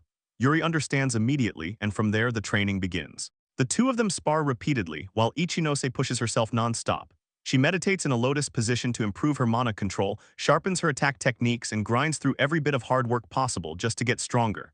Back in the present, Yuri realizes Ichinose is right because they have not even tried their real move yet. Ichinose rises back to her feet with flames surrounding her body, while Yuri decides there is no point giving up anymore. Yuri also thinks about how unbelievable it is that Ichinose turned down her suggestion to retreat. Compared to the day they first met, she has changed completely, and Yuri genuinely loves that attitude. Watching from the arena, the Red King Shina observes the battle and praises Ichinose and Yuri, saying those girls have some serious guts. Standing before them, Shion acknowledges that Ichinose's mana capacity is impressive. He gives her credit for that much, but his tone immediately turns harsh, as he warns her not to think for even a second that she can beat him. Ichinose already knows she is normally no match for Shion. That is exactly why she trained so hard for this moment. Then in the next instant, she attempts something completely new, massive, and honestly insane. In the background, Watanabe, who had been lying around relaxed this whole time, suddenly shoots up in shock after seeing what this mad woman just conjured. Ichinose creates an absolutely gigantic fireball, the size of a meteorite. Watanabe instantly panics, realizing it is high-tier magic, but even then, the scale of it is completely ridiculous. Yuri watches proudly, while thinking that Ichinose always possessed monstrous mana reserves, but until now she never had a proper way to unleash all that power. With this new high-tier spell, she can finally pour every last drop of mana into a single attack. Ichinose is now fully ready to fuck Shion up, as she unleashes her high-tier magic meteor blaze. The gigantic attack comes crashing straight toward the annoying Shion. Watanabe immediately throws up a barrier while panicking, because even Shion should not be able to tank a hit like that. But Shion remains unfazed as fuck. The guy stays completely nonchalant and calmly raises one hand while staring directly at the incoming meteor with a terrifying gaze. Then in the very next second, the entire high-tier spell suddenly disappears. Both Yuri and Ichinose are left completely shocked. Yuri cannot even process what just happened and realizes Shion straight up erased the magic. For a brief moment, complete silence takes over the area. After Shion casually displays that insane level of strength, the audience is shocked as hell, struggling to process what they just witnessed. Shion Hiragi had just completely neutralized Ichinose's ultimate flame magic. The entire crowd is left staring in disbelief, wondering what the hell just happened. Hinata immediately turns toward the Red King, Shina, looking for an explanation. But even Shina looks intrigued. She says it doesn't seem like Shion merely neutralized the spell. Calling it erased feels way more accurate. Hinata is completely thrown off by that wording, while Shina admits she has never heard of magic like that before. Even she is wondering what the hell that kid just did. Meanwhile, Yuri realizes Shion didn't use his explosion magic to counter Ichinose's spell. Back when they fought last year, he never used anything remotely similar. Watanabe is equally baffled, internally repeating the same question over and over. What was that just now? Shion had never shown magic like that in front of him either. Yuri notices the confusion on Watanabe's face and immediately starts speculating. If even Watanabe doesn't know about this power, then what exactly is Shion hiding? At the same time, Ichinose is mentally shaken. That had been the strongest spell she could possibly cast, yet Shion handled it effortlessly. Then Shion finally speaks, calling her woman while giving her credit for actually forcing him to use this magic. But he coldly reminds her that this is the difference in their ranks. The next second, Shion activates his mana again and tells her that no matter how much she struggles, it's useless. Instantly, two glowing mana orbs appear near Ichinose's feet as he activates Evil Mind once again. The glowing spheres detonate without mercy, and the resulting blast engulfs both Ichinose and Yuri. Ichinose drops in severe pain as the explosion tears into her leg. Blood starts pouring from the injury after the orbs explode right beside her. Watching the scene unfold, the Red King Shina admits she put up a solid fight against Shion, but this feels like the end. Shion then mocks them without hesitation, saying that to him, they are nothing more than stones on the side of the road. That hierarchy will never change. Yuri quickly rushes to Ichinose's side, trying to stop her from taking any more punishment. But the words that come out of Ichinose's mouth genuinely terrify Yuri. Her resolve is still burning hard. She refuses to give up, saying, "Not yet." Ichinose forces herself back onto her feet and declares that if she gives up here, she will never become stronger. She wants to get closer to Rei as much as she possibly can. She says she can still fight, and the determination in her eyes suddenly hits way harder. Even Shina is surprised she's still willing to keep going. But instead of mocking her, she smirks and admits she likes her spirit. Shion, however, stays completely unfazed like always. He repeats that it's useless and was about to cook our girls, but suddenly multiple attacks were thrown toward Ichinose and Yuri, blasting apart the ground and the entire surrounding area. The explosions send both girls flying, effectively taking them out of the fight. Right after that, Watanabe steps in and apologizes for the interruption, but tells Shion he's taking way too long with this. The scene then shifts toward the river, where Ichinose had been launched after Watanabe's attack. Yuri manages to keep herself suspended in the air by activating her mana conversion skill. The two of them surf toward a safer area, while Yuri complains that Ichinose seriously overdid it this time. Ichinose apologizes, but Yuri praises her instead, admitting she fought insanely well. Deep down, Yuri gets the feeling that this girl is absolutely going to become much stronger in the future. Back in the arena, the Red King Shina awards a point to Shion. While observing him, Shina starts thinking that Hojo really gathered some pretty interesting students. Meanwhile, Shion turns toward Watanabe, but Watanabe immediately looks away and says there was no need to go any further than that. They need to move now, or the other pairs will get ahead of them. Xion lets out an annoyed sigh before agreeing, and the two of them immediately head toward the tower at the center. As they move forward, Watanabe quietly watches Xion, while Xion states with a dead serious expression that no matter who the opponent is, he will crush them. Hinata continues her commentary, announcing that the great festival has finally entered its middle stage. The remaining contestants are now stepping into an entirely new field, with the goal finally in sight, and the battles are only going to become even more intense from here. Sheena then casually comments that fighting is fun, but people eventually get bored if that's all there is. Because of that, she prepared a little surprise for the contestants in the next area. Hinata is completely caught off guard since nobody told her about this. Sheena responds with a devilish smile, wondering if the contestants can even make it through. Hinata immediately reacts to that terrifying expression, and right afterward, the perspective shifts toward Kurahashi and Kai. The two are completely stunned by the sight standing in front of them. A gigantic mountain of magma and lava blocks their path. Kurahashi stares at it in disbelief, wondering if they seriously have to cross through that nightmare. Kai tells him that whining about it won't change anything and they simply have to move forward. Kurahashi thinks this has to be a joke. Then right underneath them, lava suddenly erupts. Their asses get burned instantly. Kurahashi starts cursing, calling the king of primary colors completely insane for creating something like this. Kai then casually tells Kurahashi he's leaving the decoy duty to him. He says he believes in him and plans to use that opening to get ahead. Kurahashi is absolutely done with this bullshit. He asks how Kai can say that with a straight face and demands to know why he has to be the shield. If anything, Kai should be the damn decoy instead. The two immediately start non-stop bickering and blaming each other like always.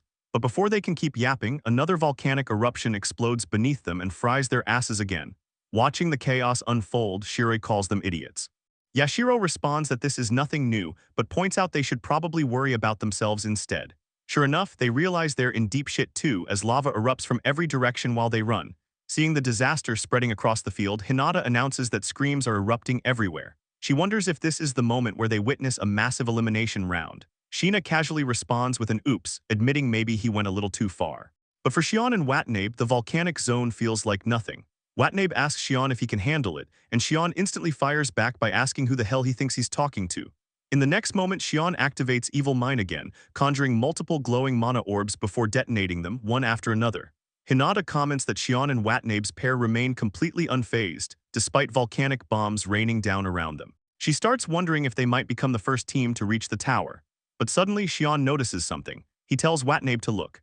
At the same time, Hikaru and Rei are revealed to be charging straight into the volcanic zone as well. Hikaru says they should keep this pace going today, while Rei chuckles and admits he's glad Hikaru is with him. Watching them from afar, Hojo starts commenting that if they keep this up, things are going to escalate fast. Kiramiya immediately finishes the thought for him, saying this is about to get very interesting. Meanwhile, Rei keeps thinking to himself that he can do this as long as he keeps moving forward. Soon after, both Hikaru and Rei finally spot the massive tower standing in the center. They immediately realize that's the Tower of the End. But the instant they notice it, both of them sense something dangerous at the exact same moment. Then a massive explosion erupts. Xion had detonated the area. Standing directly in front of them, Xion reveals himself and says they managed to block it with barriers, but this is as far as they're going. Hikaru smiles without fear and says he has been waiting for the chance to fight Xion again. This time he intends to finally reach him. Xion stands there like an immovable wall, completely blocking their path and refusing to let them pass. Hikaru faces Xion and says he always knew they would run into each other again someday, though he never expected it to happen here. As Xion stands before him, Hikaru brings up the promise they made a year ago after losing their duel. He says he came here to finally settle the score. Xion just listens for a moment before suddenly breaking into laughter. Hikaru gets visibly thrown off by the reaction, confused as Xion mocks the very idea of calling that thing a promise.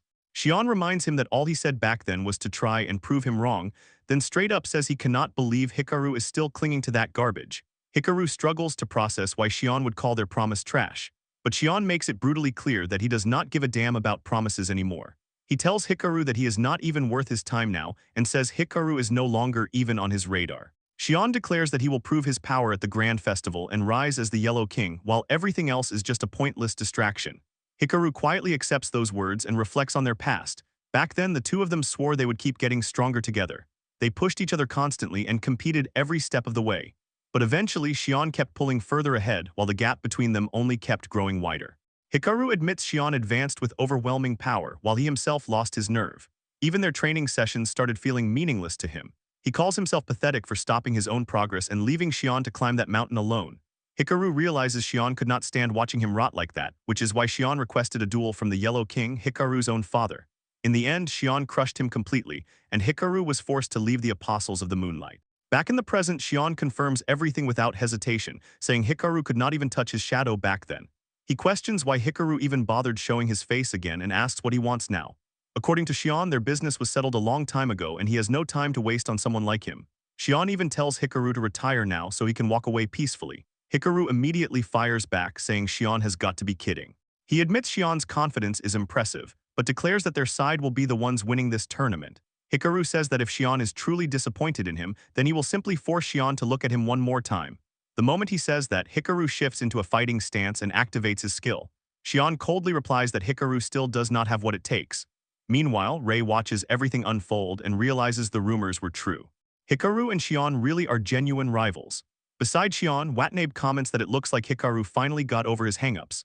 Hikaru then turns toward Rei and asks him to let him handle this first. Rei reacts with confusion, but Hikaru reassures him that he is not being reckless like before.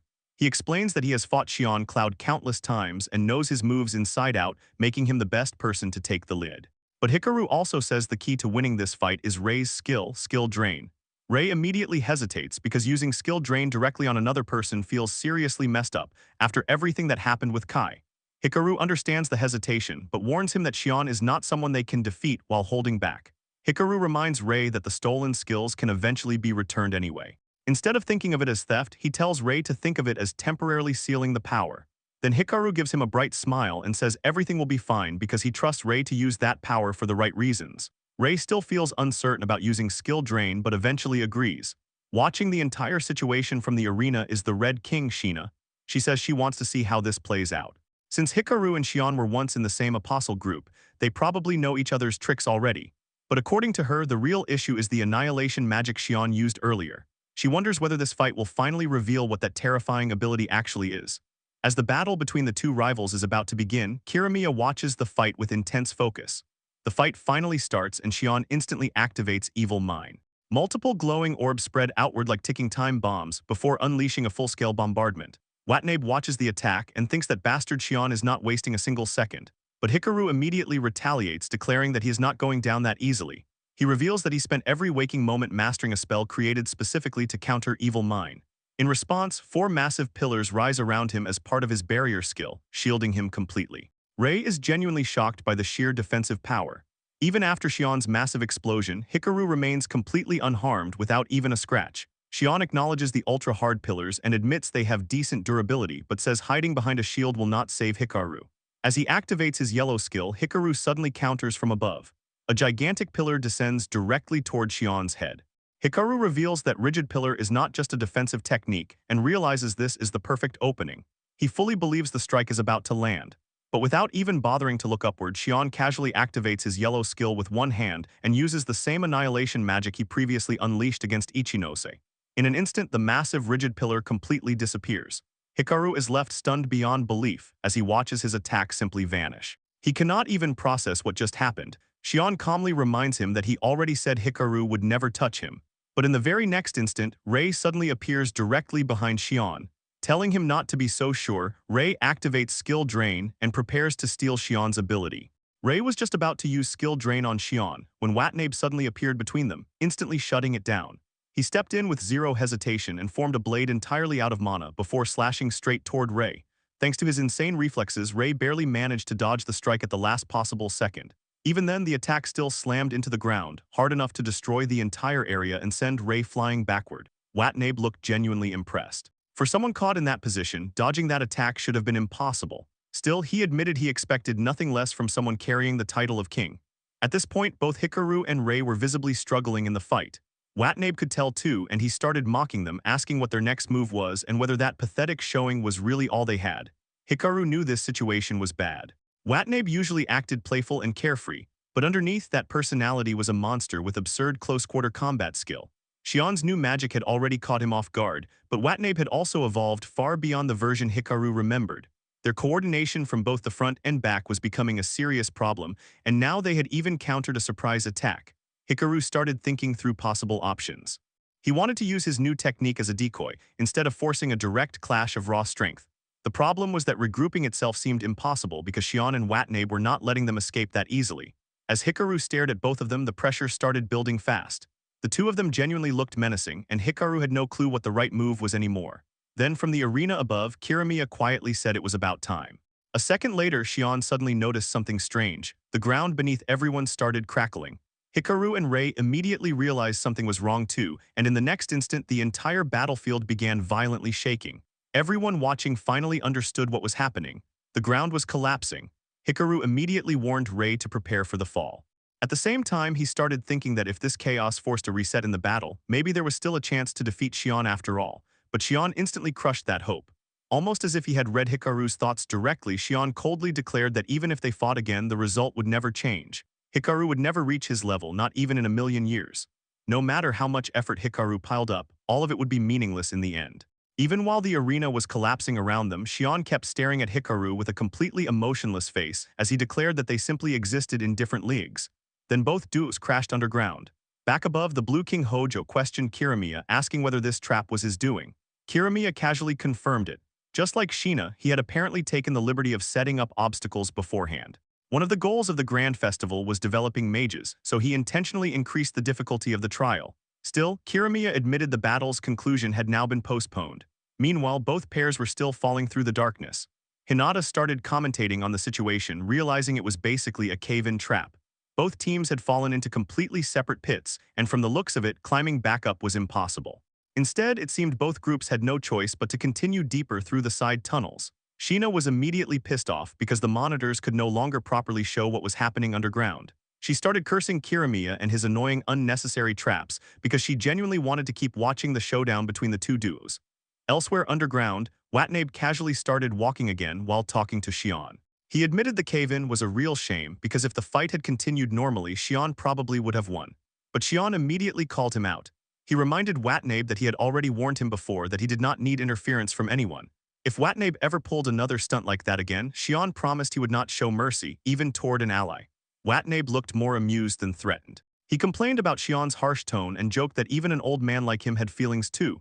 Then he pointed out something else that had been bothering him. Shion had completely changed. According to Watanabe, Shion never used to act like this.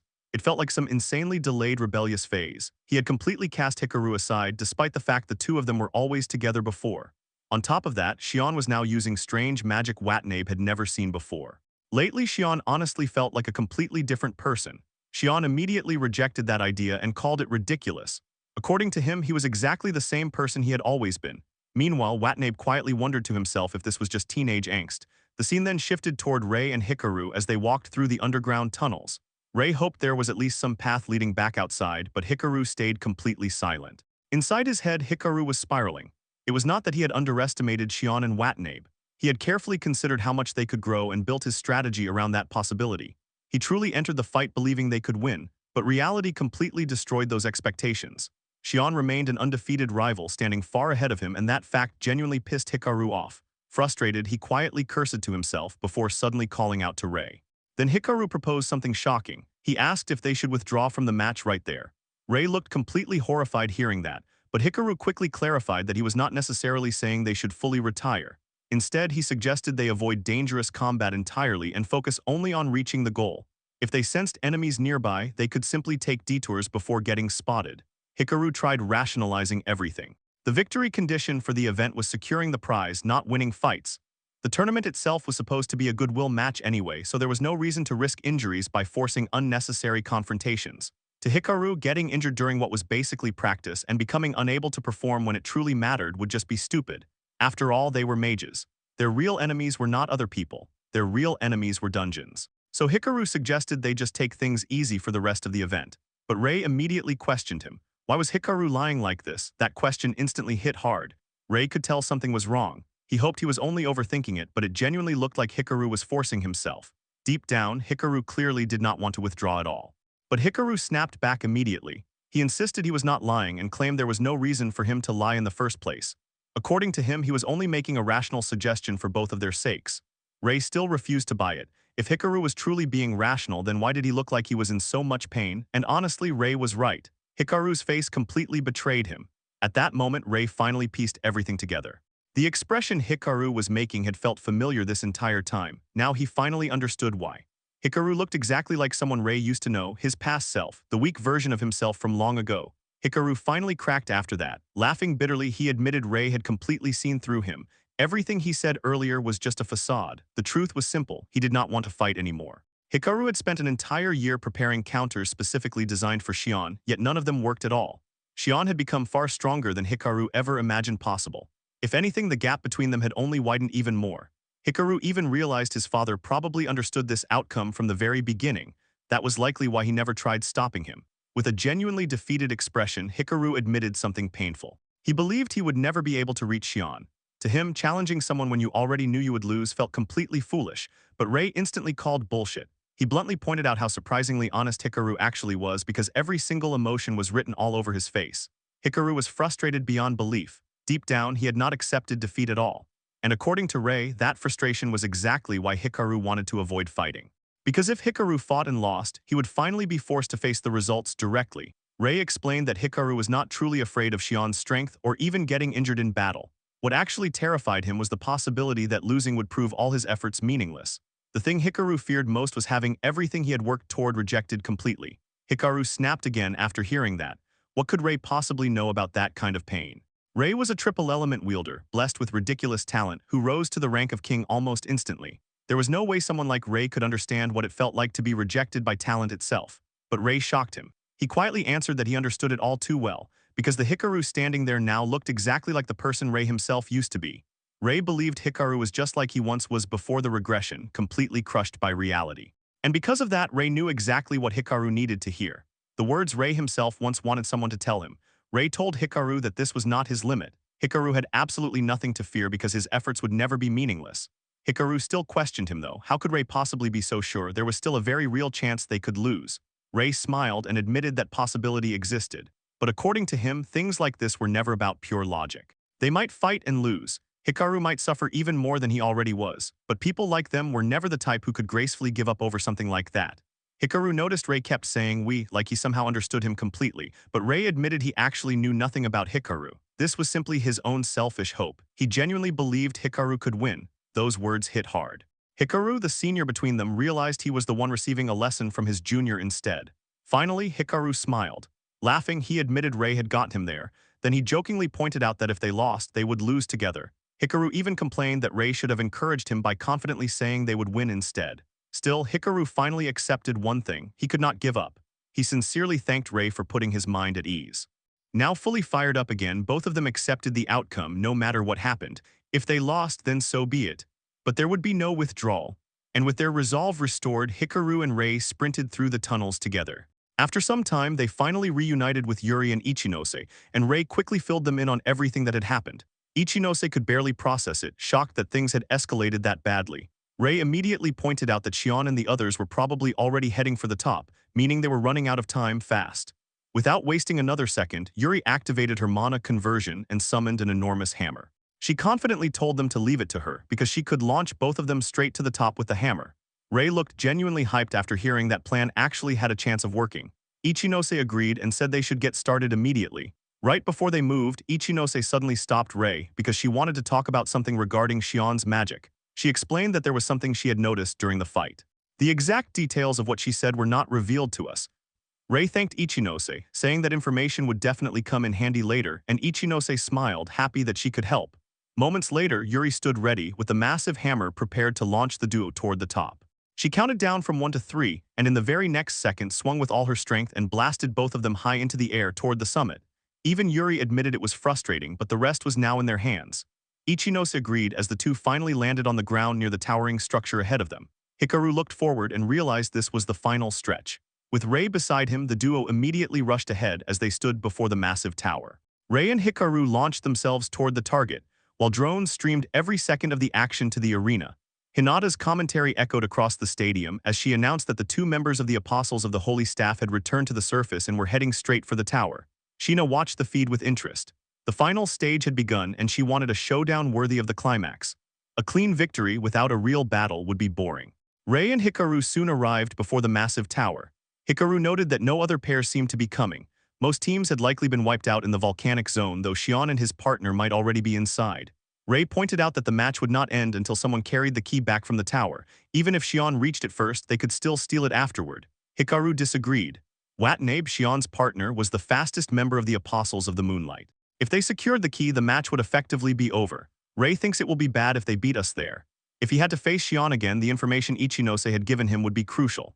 The pair spotted the entrance and pushed open the enormous doors. Inside, the scene was grim. Monster corpses covered the floor. Hikaru realized they were mana-formed creatures placed there by the Blue King. A distant battle echoed from above, confirming that Xian's team was already ahead. Ray and Hikaru sprinted for the stairs.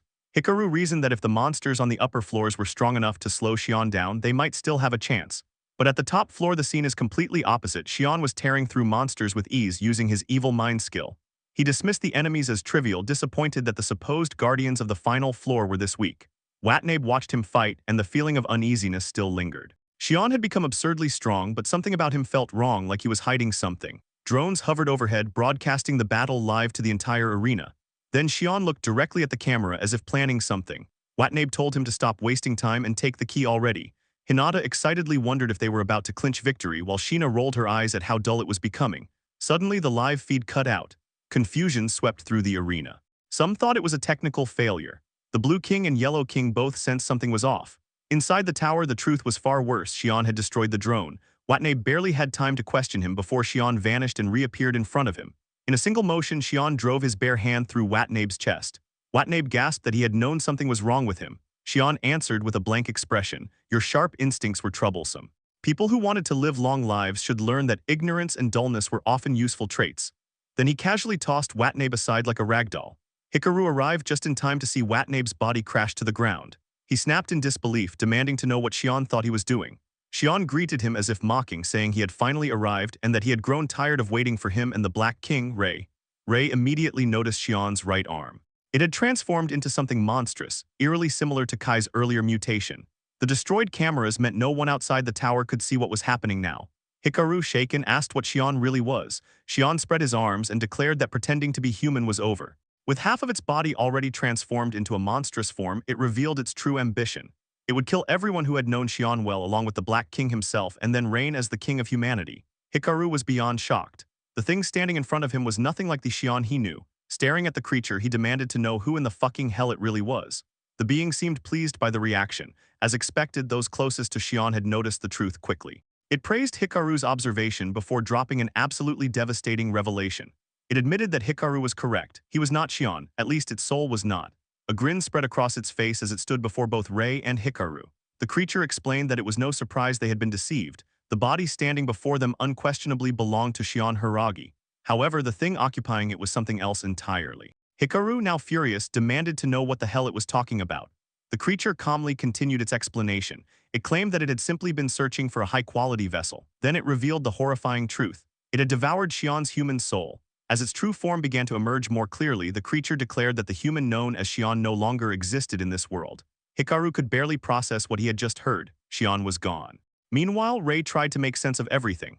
Was this possession? Was Xian being controlled by a monster just like Kai had been? The creature continued speaking, revealing that it had possessed all of Xian's memories. Playing the role of Xian had been trivial. In fact, it admitted that it could not help but laugh when Hikaru started talking about that promise. Hikaru had no idea that the promise could never be fulfilled in the first place.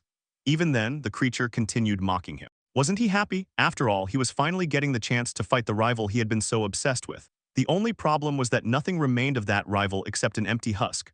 Ray called out to Hikaru, but Hikaru barely seemed to hear him. He was completely consumed by rage. Pure anger burned inside him as he locked eyes with the creature and swore that he would never, ever forgive it. The creature found the reaction amusing. It wondered if this was the friendship humans were always talking about. Humans really did seem to love that kind of sentiment. Then it turned its attention back to Hikaru's fury and challenged him. It wanted to see just how long that rage would last. As the confrontation reached its breaking point, the creature prepared itself for battle. Brilliant yellow mana erupted around its body, engulfing it, as both sides readied themselves for the fight that was about to begin. The monster possessing Xian now stood before Hikaru, openly using Xian's abilities as if they were his own. The sight hit hard. For a split second, Hikaru drifted back to his memories of Xian. They had been best friends, rivals, and comrades chasing the same goal. He remembered Xian's carefree smile and the conversations they once shared. Back then, Xian had been shocked to learn that the Yellow King was Hikaru's father. Hikaru had explained that Kawa was his mother's maiden name and that he wanted to become strong enough to succeed the Yellow King one day. The problem was that his father seemed to have absolutely no interest in him. Xian had brushed that concern aside, telling him that none of it mattered. If Hikaru became so powerful that nobody could ignore him, then even his old man would have no choice but to acknowledge him. From there, the two had made a promise to grow stronger together. But now that same Xion was gone. His body remained, but it had become nothing more than an empty vessel controlled by a monster. Seeing the condition of his dear friend and rival shattered something inside Hikaru. He fought back tears, but grief quickly gave way to pure rage.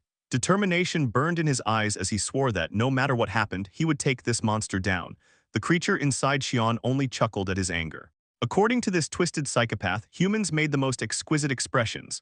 Watching faces filled with despair and then killing people who looked like that was, in his words, absolutely delightful. He even taunted Hikaru further, asking if he wanted to know when Xion Hiraga's soul had been devoured. The monster recalled how Xion had shown him such a wonderful expression during that moment. Hikaru had heard enough of this sick bastard's rambling. Completely consumed by fury, he told the twisted fuck to shut the fuck up. His aura erupted violently as he roared for the monster to shut its damn mouth. In the next second, multiple rigid pillars materialized and shot toward the monster.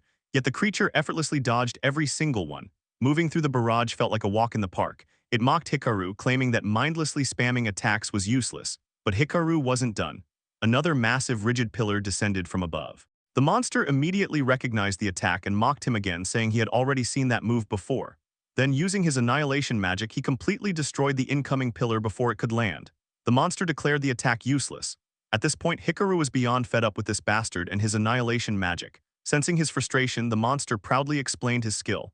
It was called Banishment Bite, an ability capable of nullifying any supernatural power. A skill worthy of a king like him, or so he claimed. In simple terms, he bragged that it was impossible for Hikaru to even scratch him. But Hikaru wasn't about to let things end there. As his rage continued boiling over, Rei observed the battle from the side. He realized he had never seen Hikaru wear his heart on his sleeve like this before. Then again, considering Xion's fate, it was completely understandable. Still, Rei knew his role. It was his job to analyze the battlefield. He wasn't going to let Hikaru fight this battle alone. The monster interrupted his thoughts, mockingly asking if they were starting to miss the dead one already. Then it pointed toward the duo and activated Evil Mine. A devastating bombardment instantly rained across the area. Fortunately, Hikaru reacted quickly, deploying a barrier to protect both himself and Rei from the assault. The monster seemed impressed. Remarked that Hikaru was surprisingly sturdy before grinning and proposing a durability test. The question was simple: how long could he keep this up? Moments later, numerous glowing orbs appeared throughout the battlefield. They floated ominously like ticking bombs before rushing toward the duo from every direction. Hikaru immediately realized the problem. There were simply too many. He couldn't block them all. The monster was overwhelming them through sheer numbers alone. Explosions tore through. The resulting blast sent Hikaru and Rei flying. Watching them struggle only amused the monster. It pointed out that they were completely on the defensive and mocked Hikaru for his inability to avenge his fallen friend at this rate. To the creature, it was pathetic. Those words only pushed Hikaru further into rage. Calling the monster a bastard, he summoned another rigid pillar and launched it straight at him. The creature remained completely nonchalant. It mocked Hikaru again, saying he never learned. There was no way such a predictable attack would ever work. But this time, Rei noticed something. Immediately, he shouted for Hikaru to keep firing the pillars and not stop. As Hikaru continued the assault, Rei sprinted directly toward the monster. Leaping into the air, he activated his black skill, Abyss Flame. The monster saw the attack coming and scoffed. Flame attacks meant nothing to him. More importantly, attacking from the air was foolish. Without room to maneuver, Rei was nothing but a sitting duck. Rei disagreed. In the very next second, multiple rigid pillars appeared throughout the battlefield. Using the falling pillars as stepping stones, Rei began bouncing from one to another, rapidly changing directions. The monster quickly grew annoyed. Only then did it realize what Rei was doing. Meanwhile, Rei remembered something Ichinose had once pointed out. Whenever the monster used his annihilation magic, he always touched the target with his hand. That meant there was a limitation. He couldn't nullify attacks if he couldn't react with his palms in time. Using that information to his advantage, Rei suddenly appeared behind the monster. The creature noticed him at the very last moment. Roaring as he swung his fist, Rei launched his attack. The monster warned him not to underestimate him. Then, using nothing but his bare hand, the creature blocked the attack. Rei was stunned. From that position, he genuinely thought the monster wouldn't be able to react in time. The monster burst into laughter, mocking him for coming so close. But Rei wasn't finished. Declaring that it wasn't over yet, he revealed the real purpose of his attack. Using pure big brain tactics, Rei activated his skill Drain. A massive glow of energy erupted as the ability took effect. Moments later, a system panel appeared, confirming that Evil Mine had successfully been stolen. Now holding the monster's offensive skill for himself, Rei declared that this was the end. Even with annihilation magic, the monster had lost his primary means of attack. Without it, there was no way he could win. Unfortunately, the monster's reaction was the exact opposite of what Rei expected. A wide grin spread across its face, then it started laughing again. According to the creature, that was precisely the problem. It couldn't allow them to think the battle was over that easily. Suddenly, its body began mutating right before Ray's eyes. Everything unfolded in real time. Ray could only watch in horror, then the truth was finally revealed. The monster's true form emerged. Proclaiming that the real show was only beginning now, the creature completed its transformation. Standing before Ray was a towering monster, far more terrifying than anything they had faced up to this point. Kronos remained chained, as always poor God, but he admitted that humans had proven to be far more capable than he expected. They had actually managed to force the entity he sent into its shift form. Even so, he believed everything was finally falling into place. Now he could settle the score for what happened with the evil ooze, and the true power of the assassin he had sent would be something his enemies would experience firsthand. Back in the present, Ray stood face to face with the horrifying creature before him. He couldn't believe Xian's duplicate had transformed into such a nightmare. This was the true form of the entity that had been impersonating Xian all along. Then something immediately caught his attention. The monster's level exceeded 100. Its name was Abyss Veil and it was level 105. Ray was completely stunned. Even the overwhelmingly powerful evil ooze had only been level 91. Now he was staring at something even stronger. What made things even worse was that Abyss Veil had never existed in the world before the regression. There had already been several irregular events that weren't supposed to happen, but why were these impossible changes continuing to appear? Abyss Veil responded with a disturbing grin before an enormous aura erupted from its body. Energy burst outward, and even Sheena, who was watching everything unfold on the giant screen, was left shocked. A single blast of energy had exploded from the top of the tower, leaving her wondering what the hell was going on there. Still grinning, Abyss Veil pulled back one arm before casually swinging it forward. That single motion generated a massive energy slash that tore straight toward Ray and Hikaru, blasting both of them backward. Hikaru couldn't believe what he had just witnessed. A simple swing of the monster's arm had caused catastrophic destruction. The force was completely unbearable. Ray and Hikaru desperately tried to defend themselves, but an entire section of the tower was blown apart by Abyss Veil's attack. Watching the battle through the screen, Hojo immediately looked toward Kirimiya. Kirimiya had already risen to his feet and acknowledged that the situation had become extraordinary. Without wasting another second, he declared they were heading to the scene immediately. Hojo understood at once and used his mana to create a giant mana bird. Nearby, Hinata turned toward Sheena. Sheena also stood up, realizing there was no other choice. The three kings climbed onto the bird created entirely from mana, and in the next instant it launched itself toward the island at incredible speed. Meanwhile, Ray and Hikaru lay battered on the ground after taking the devastating attack. Abyss Veil mocked them, explaining that he no longer had any use for Xian's skill, evil mind. With his current pure power, he could simply trample everything standing in his way. Fragile humans like them didn't stand a chance anymore. He even bragged that he would crush them like insects. Despite trembling from the damage, Hikaru forced himself back onto his feet. He refused to go down so easily. Ray glanced toward him and Hikaru returned the look. Without saying another word, the two clearly synchronized their next move. Hikaru summoned his rigid pillars and launched them directly at Abyss Veil. The monster scoffed, convinced an attack like that could never work anymore. But this wasn't the same technique as before. Hikaru clapped both hands together, causing every rigid pillar to twist into razor-sharp spears before they descended straight toward Abyss Veil. The monster remained completely unfazed. He mocked them for forgetting he still possessed that skill. Instantly, he activated Banishment Bite, aka the Annihilation magic, erasing every pointed pillar in an instant. But bro got fooled, as the entire attack had only been bait to distract this twisted fuck. Ray suddenly emerged from below and immediately activated Skill Drain, intending to steal Abyss Veil's Banishment Bite, but something completely unexpected happened. Skill Drain simply refused to activate. It was as if something had blocked the ability itself. Ray froze in disbelief, leaving himself completely defenseless right in front of Abyss Veil. The instant Hikaru realized what had happened, he knew things had gone horribly wrong. He quickly activated Quintuple Wall to protect Ray, but he was already too late. Abyss Veil struck first, sending Ray flying straight into Hikaru. Both of them slammed into a wall and collapsed helplessly onto the ground. Abyss Veil mocked them again, explaining that tricks like Skill Drain simply wouldn't work against him in this form. Lying there, Ray desperately tried to figure out what had happened. Was this the same situation as the Dullahan? Was the misty shroud surrounding Abyss Veil preventing Skill Drain from making direct contact with the monster's true body? Abyss Veil looked down at them and declared they had completely run out of options. At this rate, achieving his goal would be effortless. Ray immediately questioned what that goal actually was. Did he simply intend to kill them before attacking the festival grounds? Abyss Veil burst into laughter. Those objectives were far too petty. His real goal was far greater. He intended to usurp the position of king by using Xian's body. Then he laughed even harder before revealing the rest of his horrifying plan. After devouring Ray and the others, he would wear their skins as disguises as well. Xian Hiragi was the only person fit to become the Yellow King, and wouldn't it be entertaining if they were forced to testify to that themselves? Hearing the monster's ambitions, Ray immediately understood the true danger. If a monster successfully replaced one of the kings, human society itself would collapse. A monster would gain absolute authority. It could intentionally delay dungeon raids whenever it wanted, triggering dungeon collapses across the world at will. Ray could already picture everything descending into complete shithole. Then Hikaru stepped forward, refusing to accept that future. Becoming a king while wearing Xian's body was something he would never allow. No matter what it took, he swore he would stop Abyss Veil. The entire area suddenly began shaking as Abyss Veil released another overwhelming surge of aura. Looking at the two humans, he found it amusing that they still dared to stand against him despite knowing they were completely outmatched. He praised their bravery, calling it a truly brave way to die.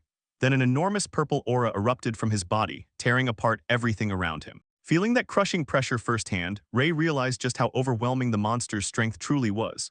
If they wanted even the slightest chance of hurting Abyss Veil, they first had to find a way around his annihilation magic. But no matter how hard he thought about it, he couldn't come up with an answer.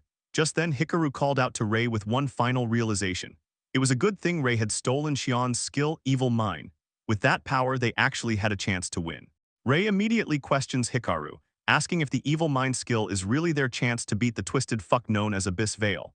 Hikaru confirms that it is, explaining that if Ray uses Xian's skill, they can finally bring him down. Hearing all of this, Abyss Veil looks at them with pure disgust before blurting out a confused reaction. A second later, he bursts into laughter yet again, acting like this whole situation is one big joke. He mocks them, saying he already knew they were persistent, but now they're just completely delusional. According to him, his banishment bite skill nullifies all magic, so there's no possible way they can kill him.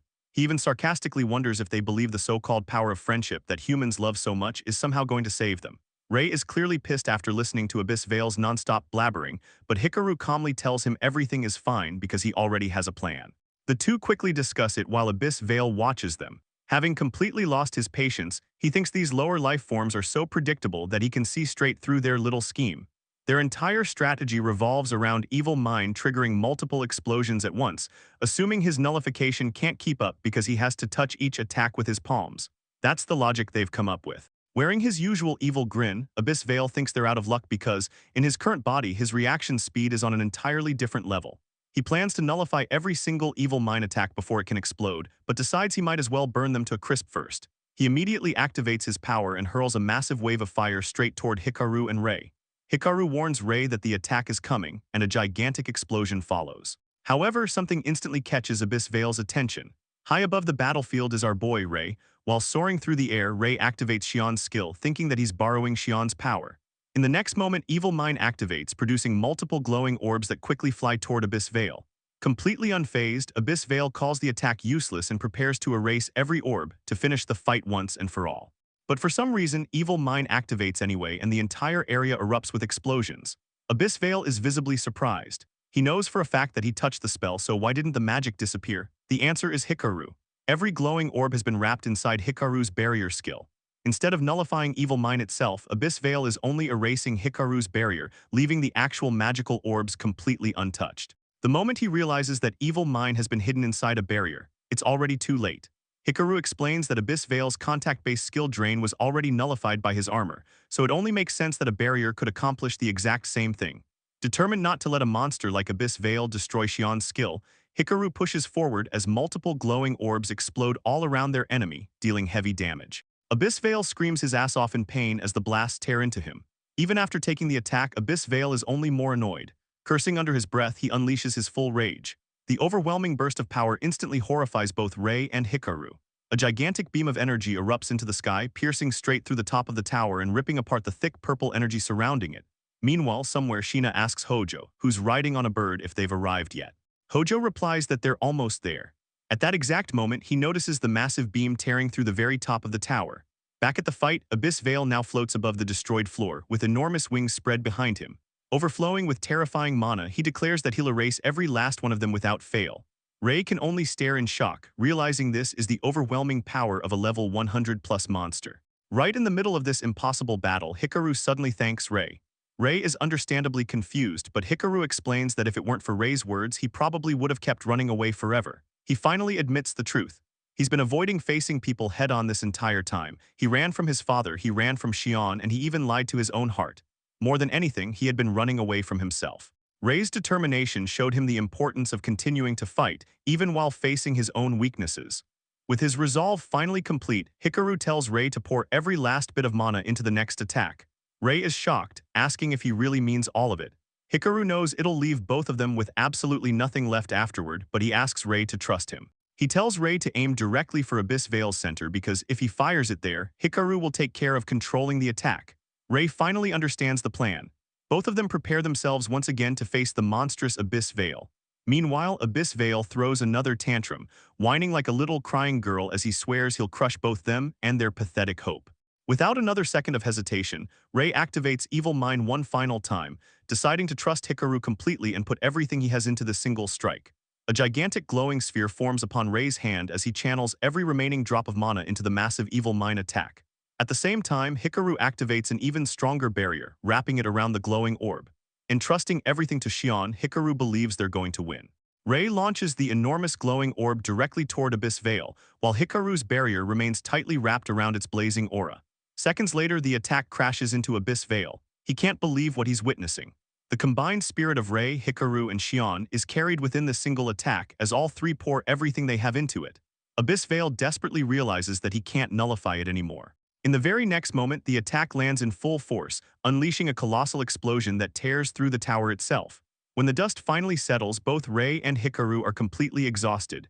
Hikaru lets out a deep breath of relief, and with Xion's memory filling his heart, he silently thanks Xion as relief finally washes over him. Hikaru looks satisfied. Just then, Rei called out his name, telling him they had done it. Hikaru agreed, but there was a fleeting sadness in his eyes. He told Rei it's because of you using Xion's skill that had been the deciding factor of the battle. Once again, Hikaru drifted back into his memories of Xion. He remembered the time when Xion told him that a combination technique between the two of them could become something incredible. If they combined Evil Mind with Hikaru's barrier skill, it would turn into an even more powerful weapon. Since they were training together anyway, having something like that would make things far more interesting. Hikaru smiled at the suggestion. Combining two skills sounded good, but he hoped he could actually pull it off. Xion, however, was as persistent as ever. He firmly believed Hikaru would make it happen. After all, Hikaru wanted his old man, his father, to finally acknowledge him. At that moment, Hikaru realized just how much Xion cared about him. The next instant, they understood each other completely and happily made a vow. Hikaru agreed without hesitation, and the two of them sealed that promise with a fist bump. Back in the present, those memories filled Hikaru with a quiet sense of happiness. He turned toward Rei and gave him a warm, big-hearted smile before thanking him. Rei smiled back and acknowledged him, but then both of them felt something terrifying. Abyss Veil was still alive. The monster spoke despite everything. Hikaru and Rei were completely shocked because this fuck-named Abyss Veil had somehow survived. Wearing an evil grin, Abyss Veil declared that he was not going down alone and would use his remaining mana to blow everyone to hell. Then a voice echoed through the area. Instead of doing that, it suggested there was a better use for him. The moment that voice reached them, Rei was shocked as hell. A vortex of energy suddenly appeared as the voice continued. It remarked that Abyss Veil had failed to meet expectations and had been a disappointment. At the very least, he could still serve as a sacrifice. Abyss Veil immediately started panicking. He desperately tried to plead for his life, insisting that he was still useful. It did not matter. The vortex grew larger while Rei and Hikaru stared in disbelief. The vortex was eating the fuck out of Abyss Veil. Hikaru could hardly believe what he was witnessing. Then the owner of that voice finally appeared, Kronos.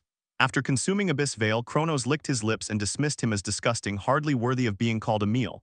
The instant Rei saw him, terror hit him like a truck. There was no way this should be happening. Why was Kronos appearing here? Kronos had fully manifested. Rei could not believe that the terrifying existence from his previous life had casually appeared before him. Kronos giggled while Rei's mind raced. In his previous life, he had not encountered Kronos until 7 years later. Not only that, Kronos had never once stepped outside the inverted castle. Hikaru studied the being standing before him and thought that this thing looked similar to the shape-shifting monster Rei had fought before. Meanwhile, Kronos casually checked his condition. Even in his shadow form, setting foot on the surface felt pleasant to him. Hearing that, Rei gritted his teeth. A shadow form. So this was not Kronos' real body, it's merely an avatar, I guess, yet the pressure pouring off him was exactly the same as it had been in Rei's previous life. Then Kronos turned his attention directly toward Rei. He had one question. Are you the Black King? The terrifying gaze of Kronos locked completely onto Rei. Under that stare, Rei was petrified with horror. Kronos continued, first the Grim Reaper, then the Chimera Beast, then the Evil Ooze, then Abyss Veil. He explained that he had planted various irregulars along the way, yet no matter what he did, Rei was always there. It was almost as if Rei had been deliberately trying to stop him. Rei finally connected the dots. All the monsters that had appeared in this timeline differed from his memories of the past. Kronos had been behind every single one of them. Then in the blink of an eye, Kronos appeared directly behind him. He wanted to see what secrets Ray was hiding. Ray instantly spun around and attacked with his sword, but he could not even comprehend how Kronos had slipped behind him so effortlessly. Kronos blocked the strike with ease and grinned. He understood now. Then he dropped the truth. Ray had regressed from the future. Kronos had read him like an open book. Nearby, Hikaru was completely confused after hearing the term regression, but before he could process it, Kronos casually flicked his hand and sent Ray flying backward. Kronos calmly explained that if Ray was going to remain an obstacle, then there was no choice but to move his plans forward. Ray got back to his feet and questioned what plans he was talking about. In response, Kronos began some kind of process. The air itself started vibrating. Ray and Hikaru could feel it immediately. The entire area shook violently as Kronos revealed the truth. This form was only temporary. His power was limited, so he had spent all this time working to unseal his true body. The key to breaking that seal was triggering a dungeon collapse. Then the vortex from earlier revealed something horrifying. Within the void was Kronos' true body, bound in chains. Ray stared in confusion. There were two Kronos. The shadow form Kronos admitted that he had originally intended to take his time, but now he would simply force the seal open. In the next moment, he attempted to break the chains restraining his true body. The entire place descended into chaos. Ray demanded to know what he was planning, but Kronos did not give a shit about his yapping. With his power, he intended to trigger a forced dungeon collapse. Hearing that, Ray was terrified. Kronos raised both hands and announced the beginning of the Rite of Advent. Then it happened. Across the entire globe, every dungeon came under Kronos' control. A dungeon where people were carrying out ordinary daily activities. A dungeon in the middle of a desert. A dungeon hidden within a forest. One after another, every dungeon collapsed. Countless monsters were released, and they immediately began targeting civilians. Normal people ran for their lives, unable to believe that the dungeons had suddenly collapsed. At the same time, the chains binding Kronos finally shattered. Kronos acknowledged that the wretched seal was gone at last. Absolute power was finally within his grasp. The two Kronos reached toward each other and touched hands. A massive surge of energy erupted outward. Then something horrifying happened, something even Ray had not expected. The true Kronos arrived. His real body had finally emerged. Looking deadly as he advanced forward, Kronos declared that the time had come to trample everything beneath his feet. The arena continues broadcasting the event, but suddenly the screen glitches on its own, leaving everyone in the stadium confused. Spectators immediately start questioning what they just witnessed. At the same time, people notice something even more alarming. The inverted castle is changing color. A woman checks her phone and is left stunned. An emergency alert has been issued. Multiple dungeon collapses have been confirmed across the globe, all because of Kronos. Then the source of the disaster finally appears before Ray and Hikaru. Kronos stands before them in his true power. The god of time and space has fully awakened, and his level cannot even be measured. As Ray witnesses the destruction unfolding right in front of him, he is completely stunned. The pressure alone feels as though his entire body is being crushed. There is no doubt in his mind that Kronos is the real deal. The feeling brings back memories of his previous life, back when he was helpless and powerless against him. Hikaru notices Ray's concern and glances toward him, but there is no time to dwell on it. Kronos immediately announces the start of their battle with what he calls a light warm-up. In the next moment, he conjures a massive vortex of condensed purple mana in his hand. The sheer power of it shocks both Ray and Hikaru. Then the energy sphere rapidly expands to an enormous size, before blasting outward in every direction, tearing everything apart. The three kings witness the catastrophe firsthand. Ichinose and Yuri unleash the deadly shot of mana while trying to survive the destruction. Kai and Kurahashi are also forced to dodge the devastating waves spreading from Kronos' giant energy sphere. In the middle of the chaos, Kai can only wonder what the hell is happening. Everywhere they look, it feels as if a meteor is descending upon the battlefield. The entire area is being destroyed, and competition participants are forced to run for their lives. Meanwhile, Ray and Hikaru are violently thrown away and crash into a wall. Kronos casually reacts to the devastation, admitting that he may have gone a little too far. He claims he only intended to release a small burst of mana and nearly ended up blowing away the entire tower. Both Ray and Hikaru are badly injured. Ray can hardly believe what he is hearing. A mere burst of mana produced this much destruction. Mocking them, Kronos offers an apology and claims he will simply turn back time for them.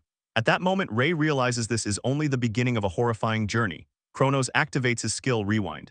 He snaps his fingers to turn back time, but for some reason nothing happens. Even Kronos looks confused. The ability refuses to activate. After a moment, he understands why. Forcing his true self out of the seal has come at a cost. Ray quietly breathes a sigh of relief.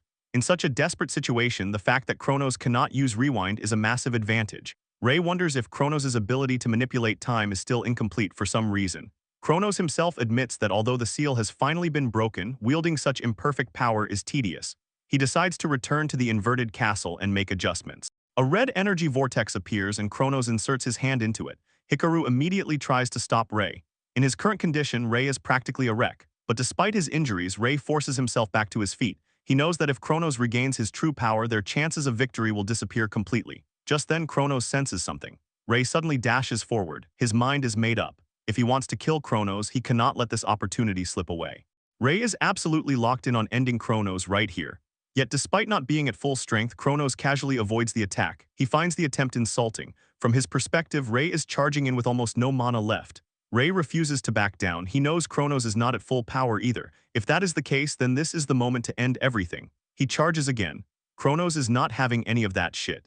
He warns Rei not to underestimate him before immediately conjuring more mana and firing it straight at him. The mana collides with Rei, but he remains determined. He refuses to give up. If he can just hold on a little longer, there may still be a chance. Suddenly, the entire area begins shaking once again. Hikaru calls out to him. Rei realizes something terrifying. His own strength is feeding Kronos. Standing before him, Kronos observes that the fatigue from all these battles has finally caught up to Rei.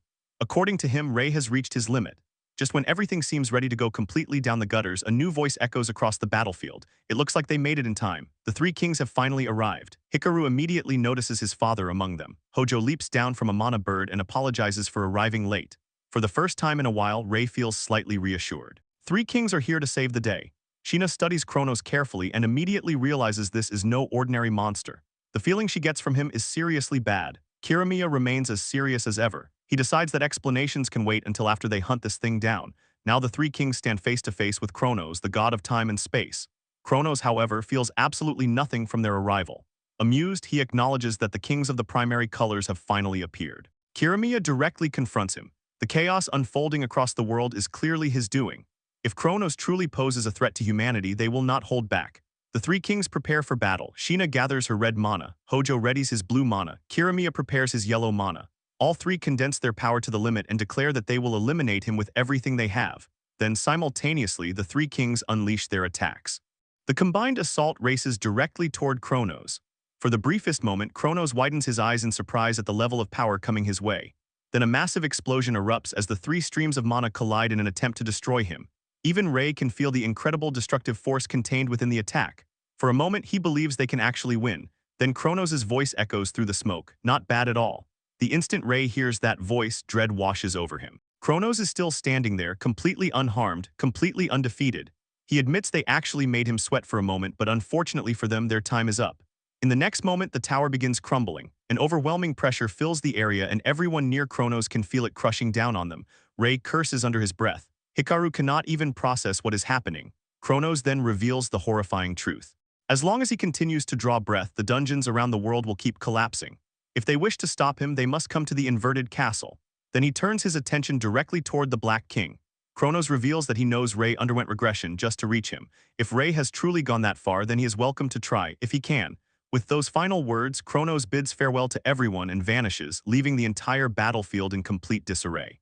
Hojo is left confused by one particular statement. Regression? Meanwhile, Rei burns with anger as he repeatedly thinks of that twisted fuck Kronos.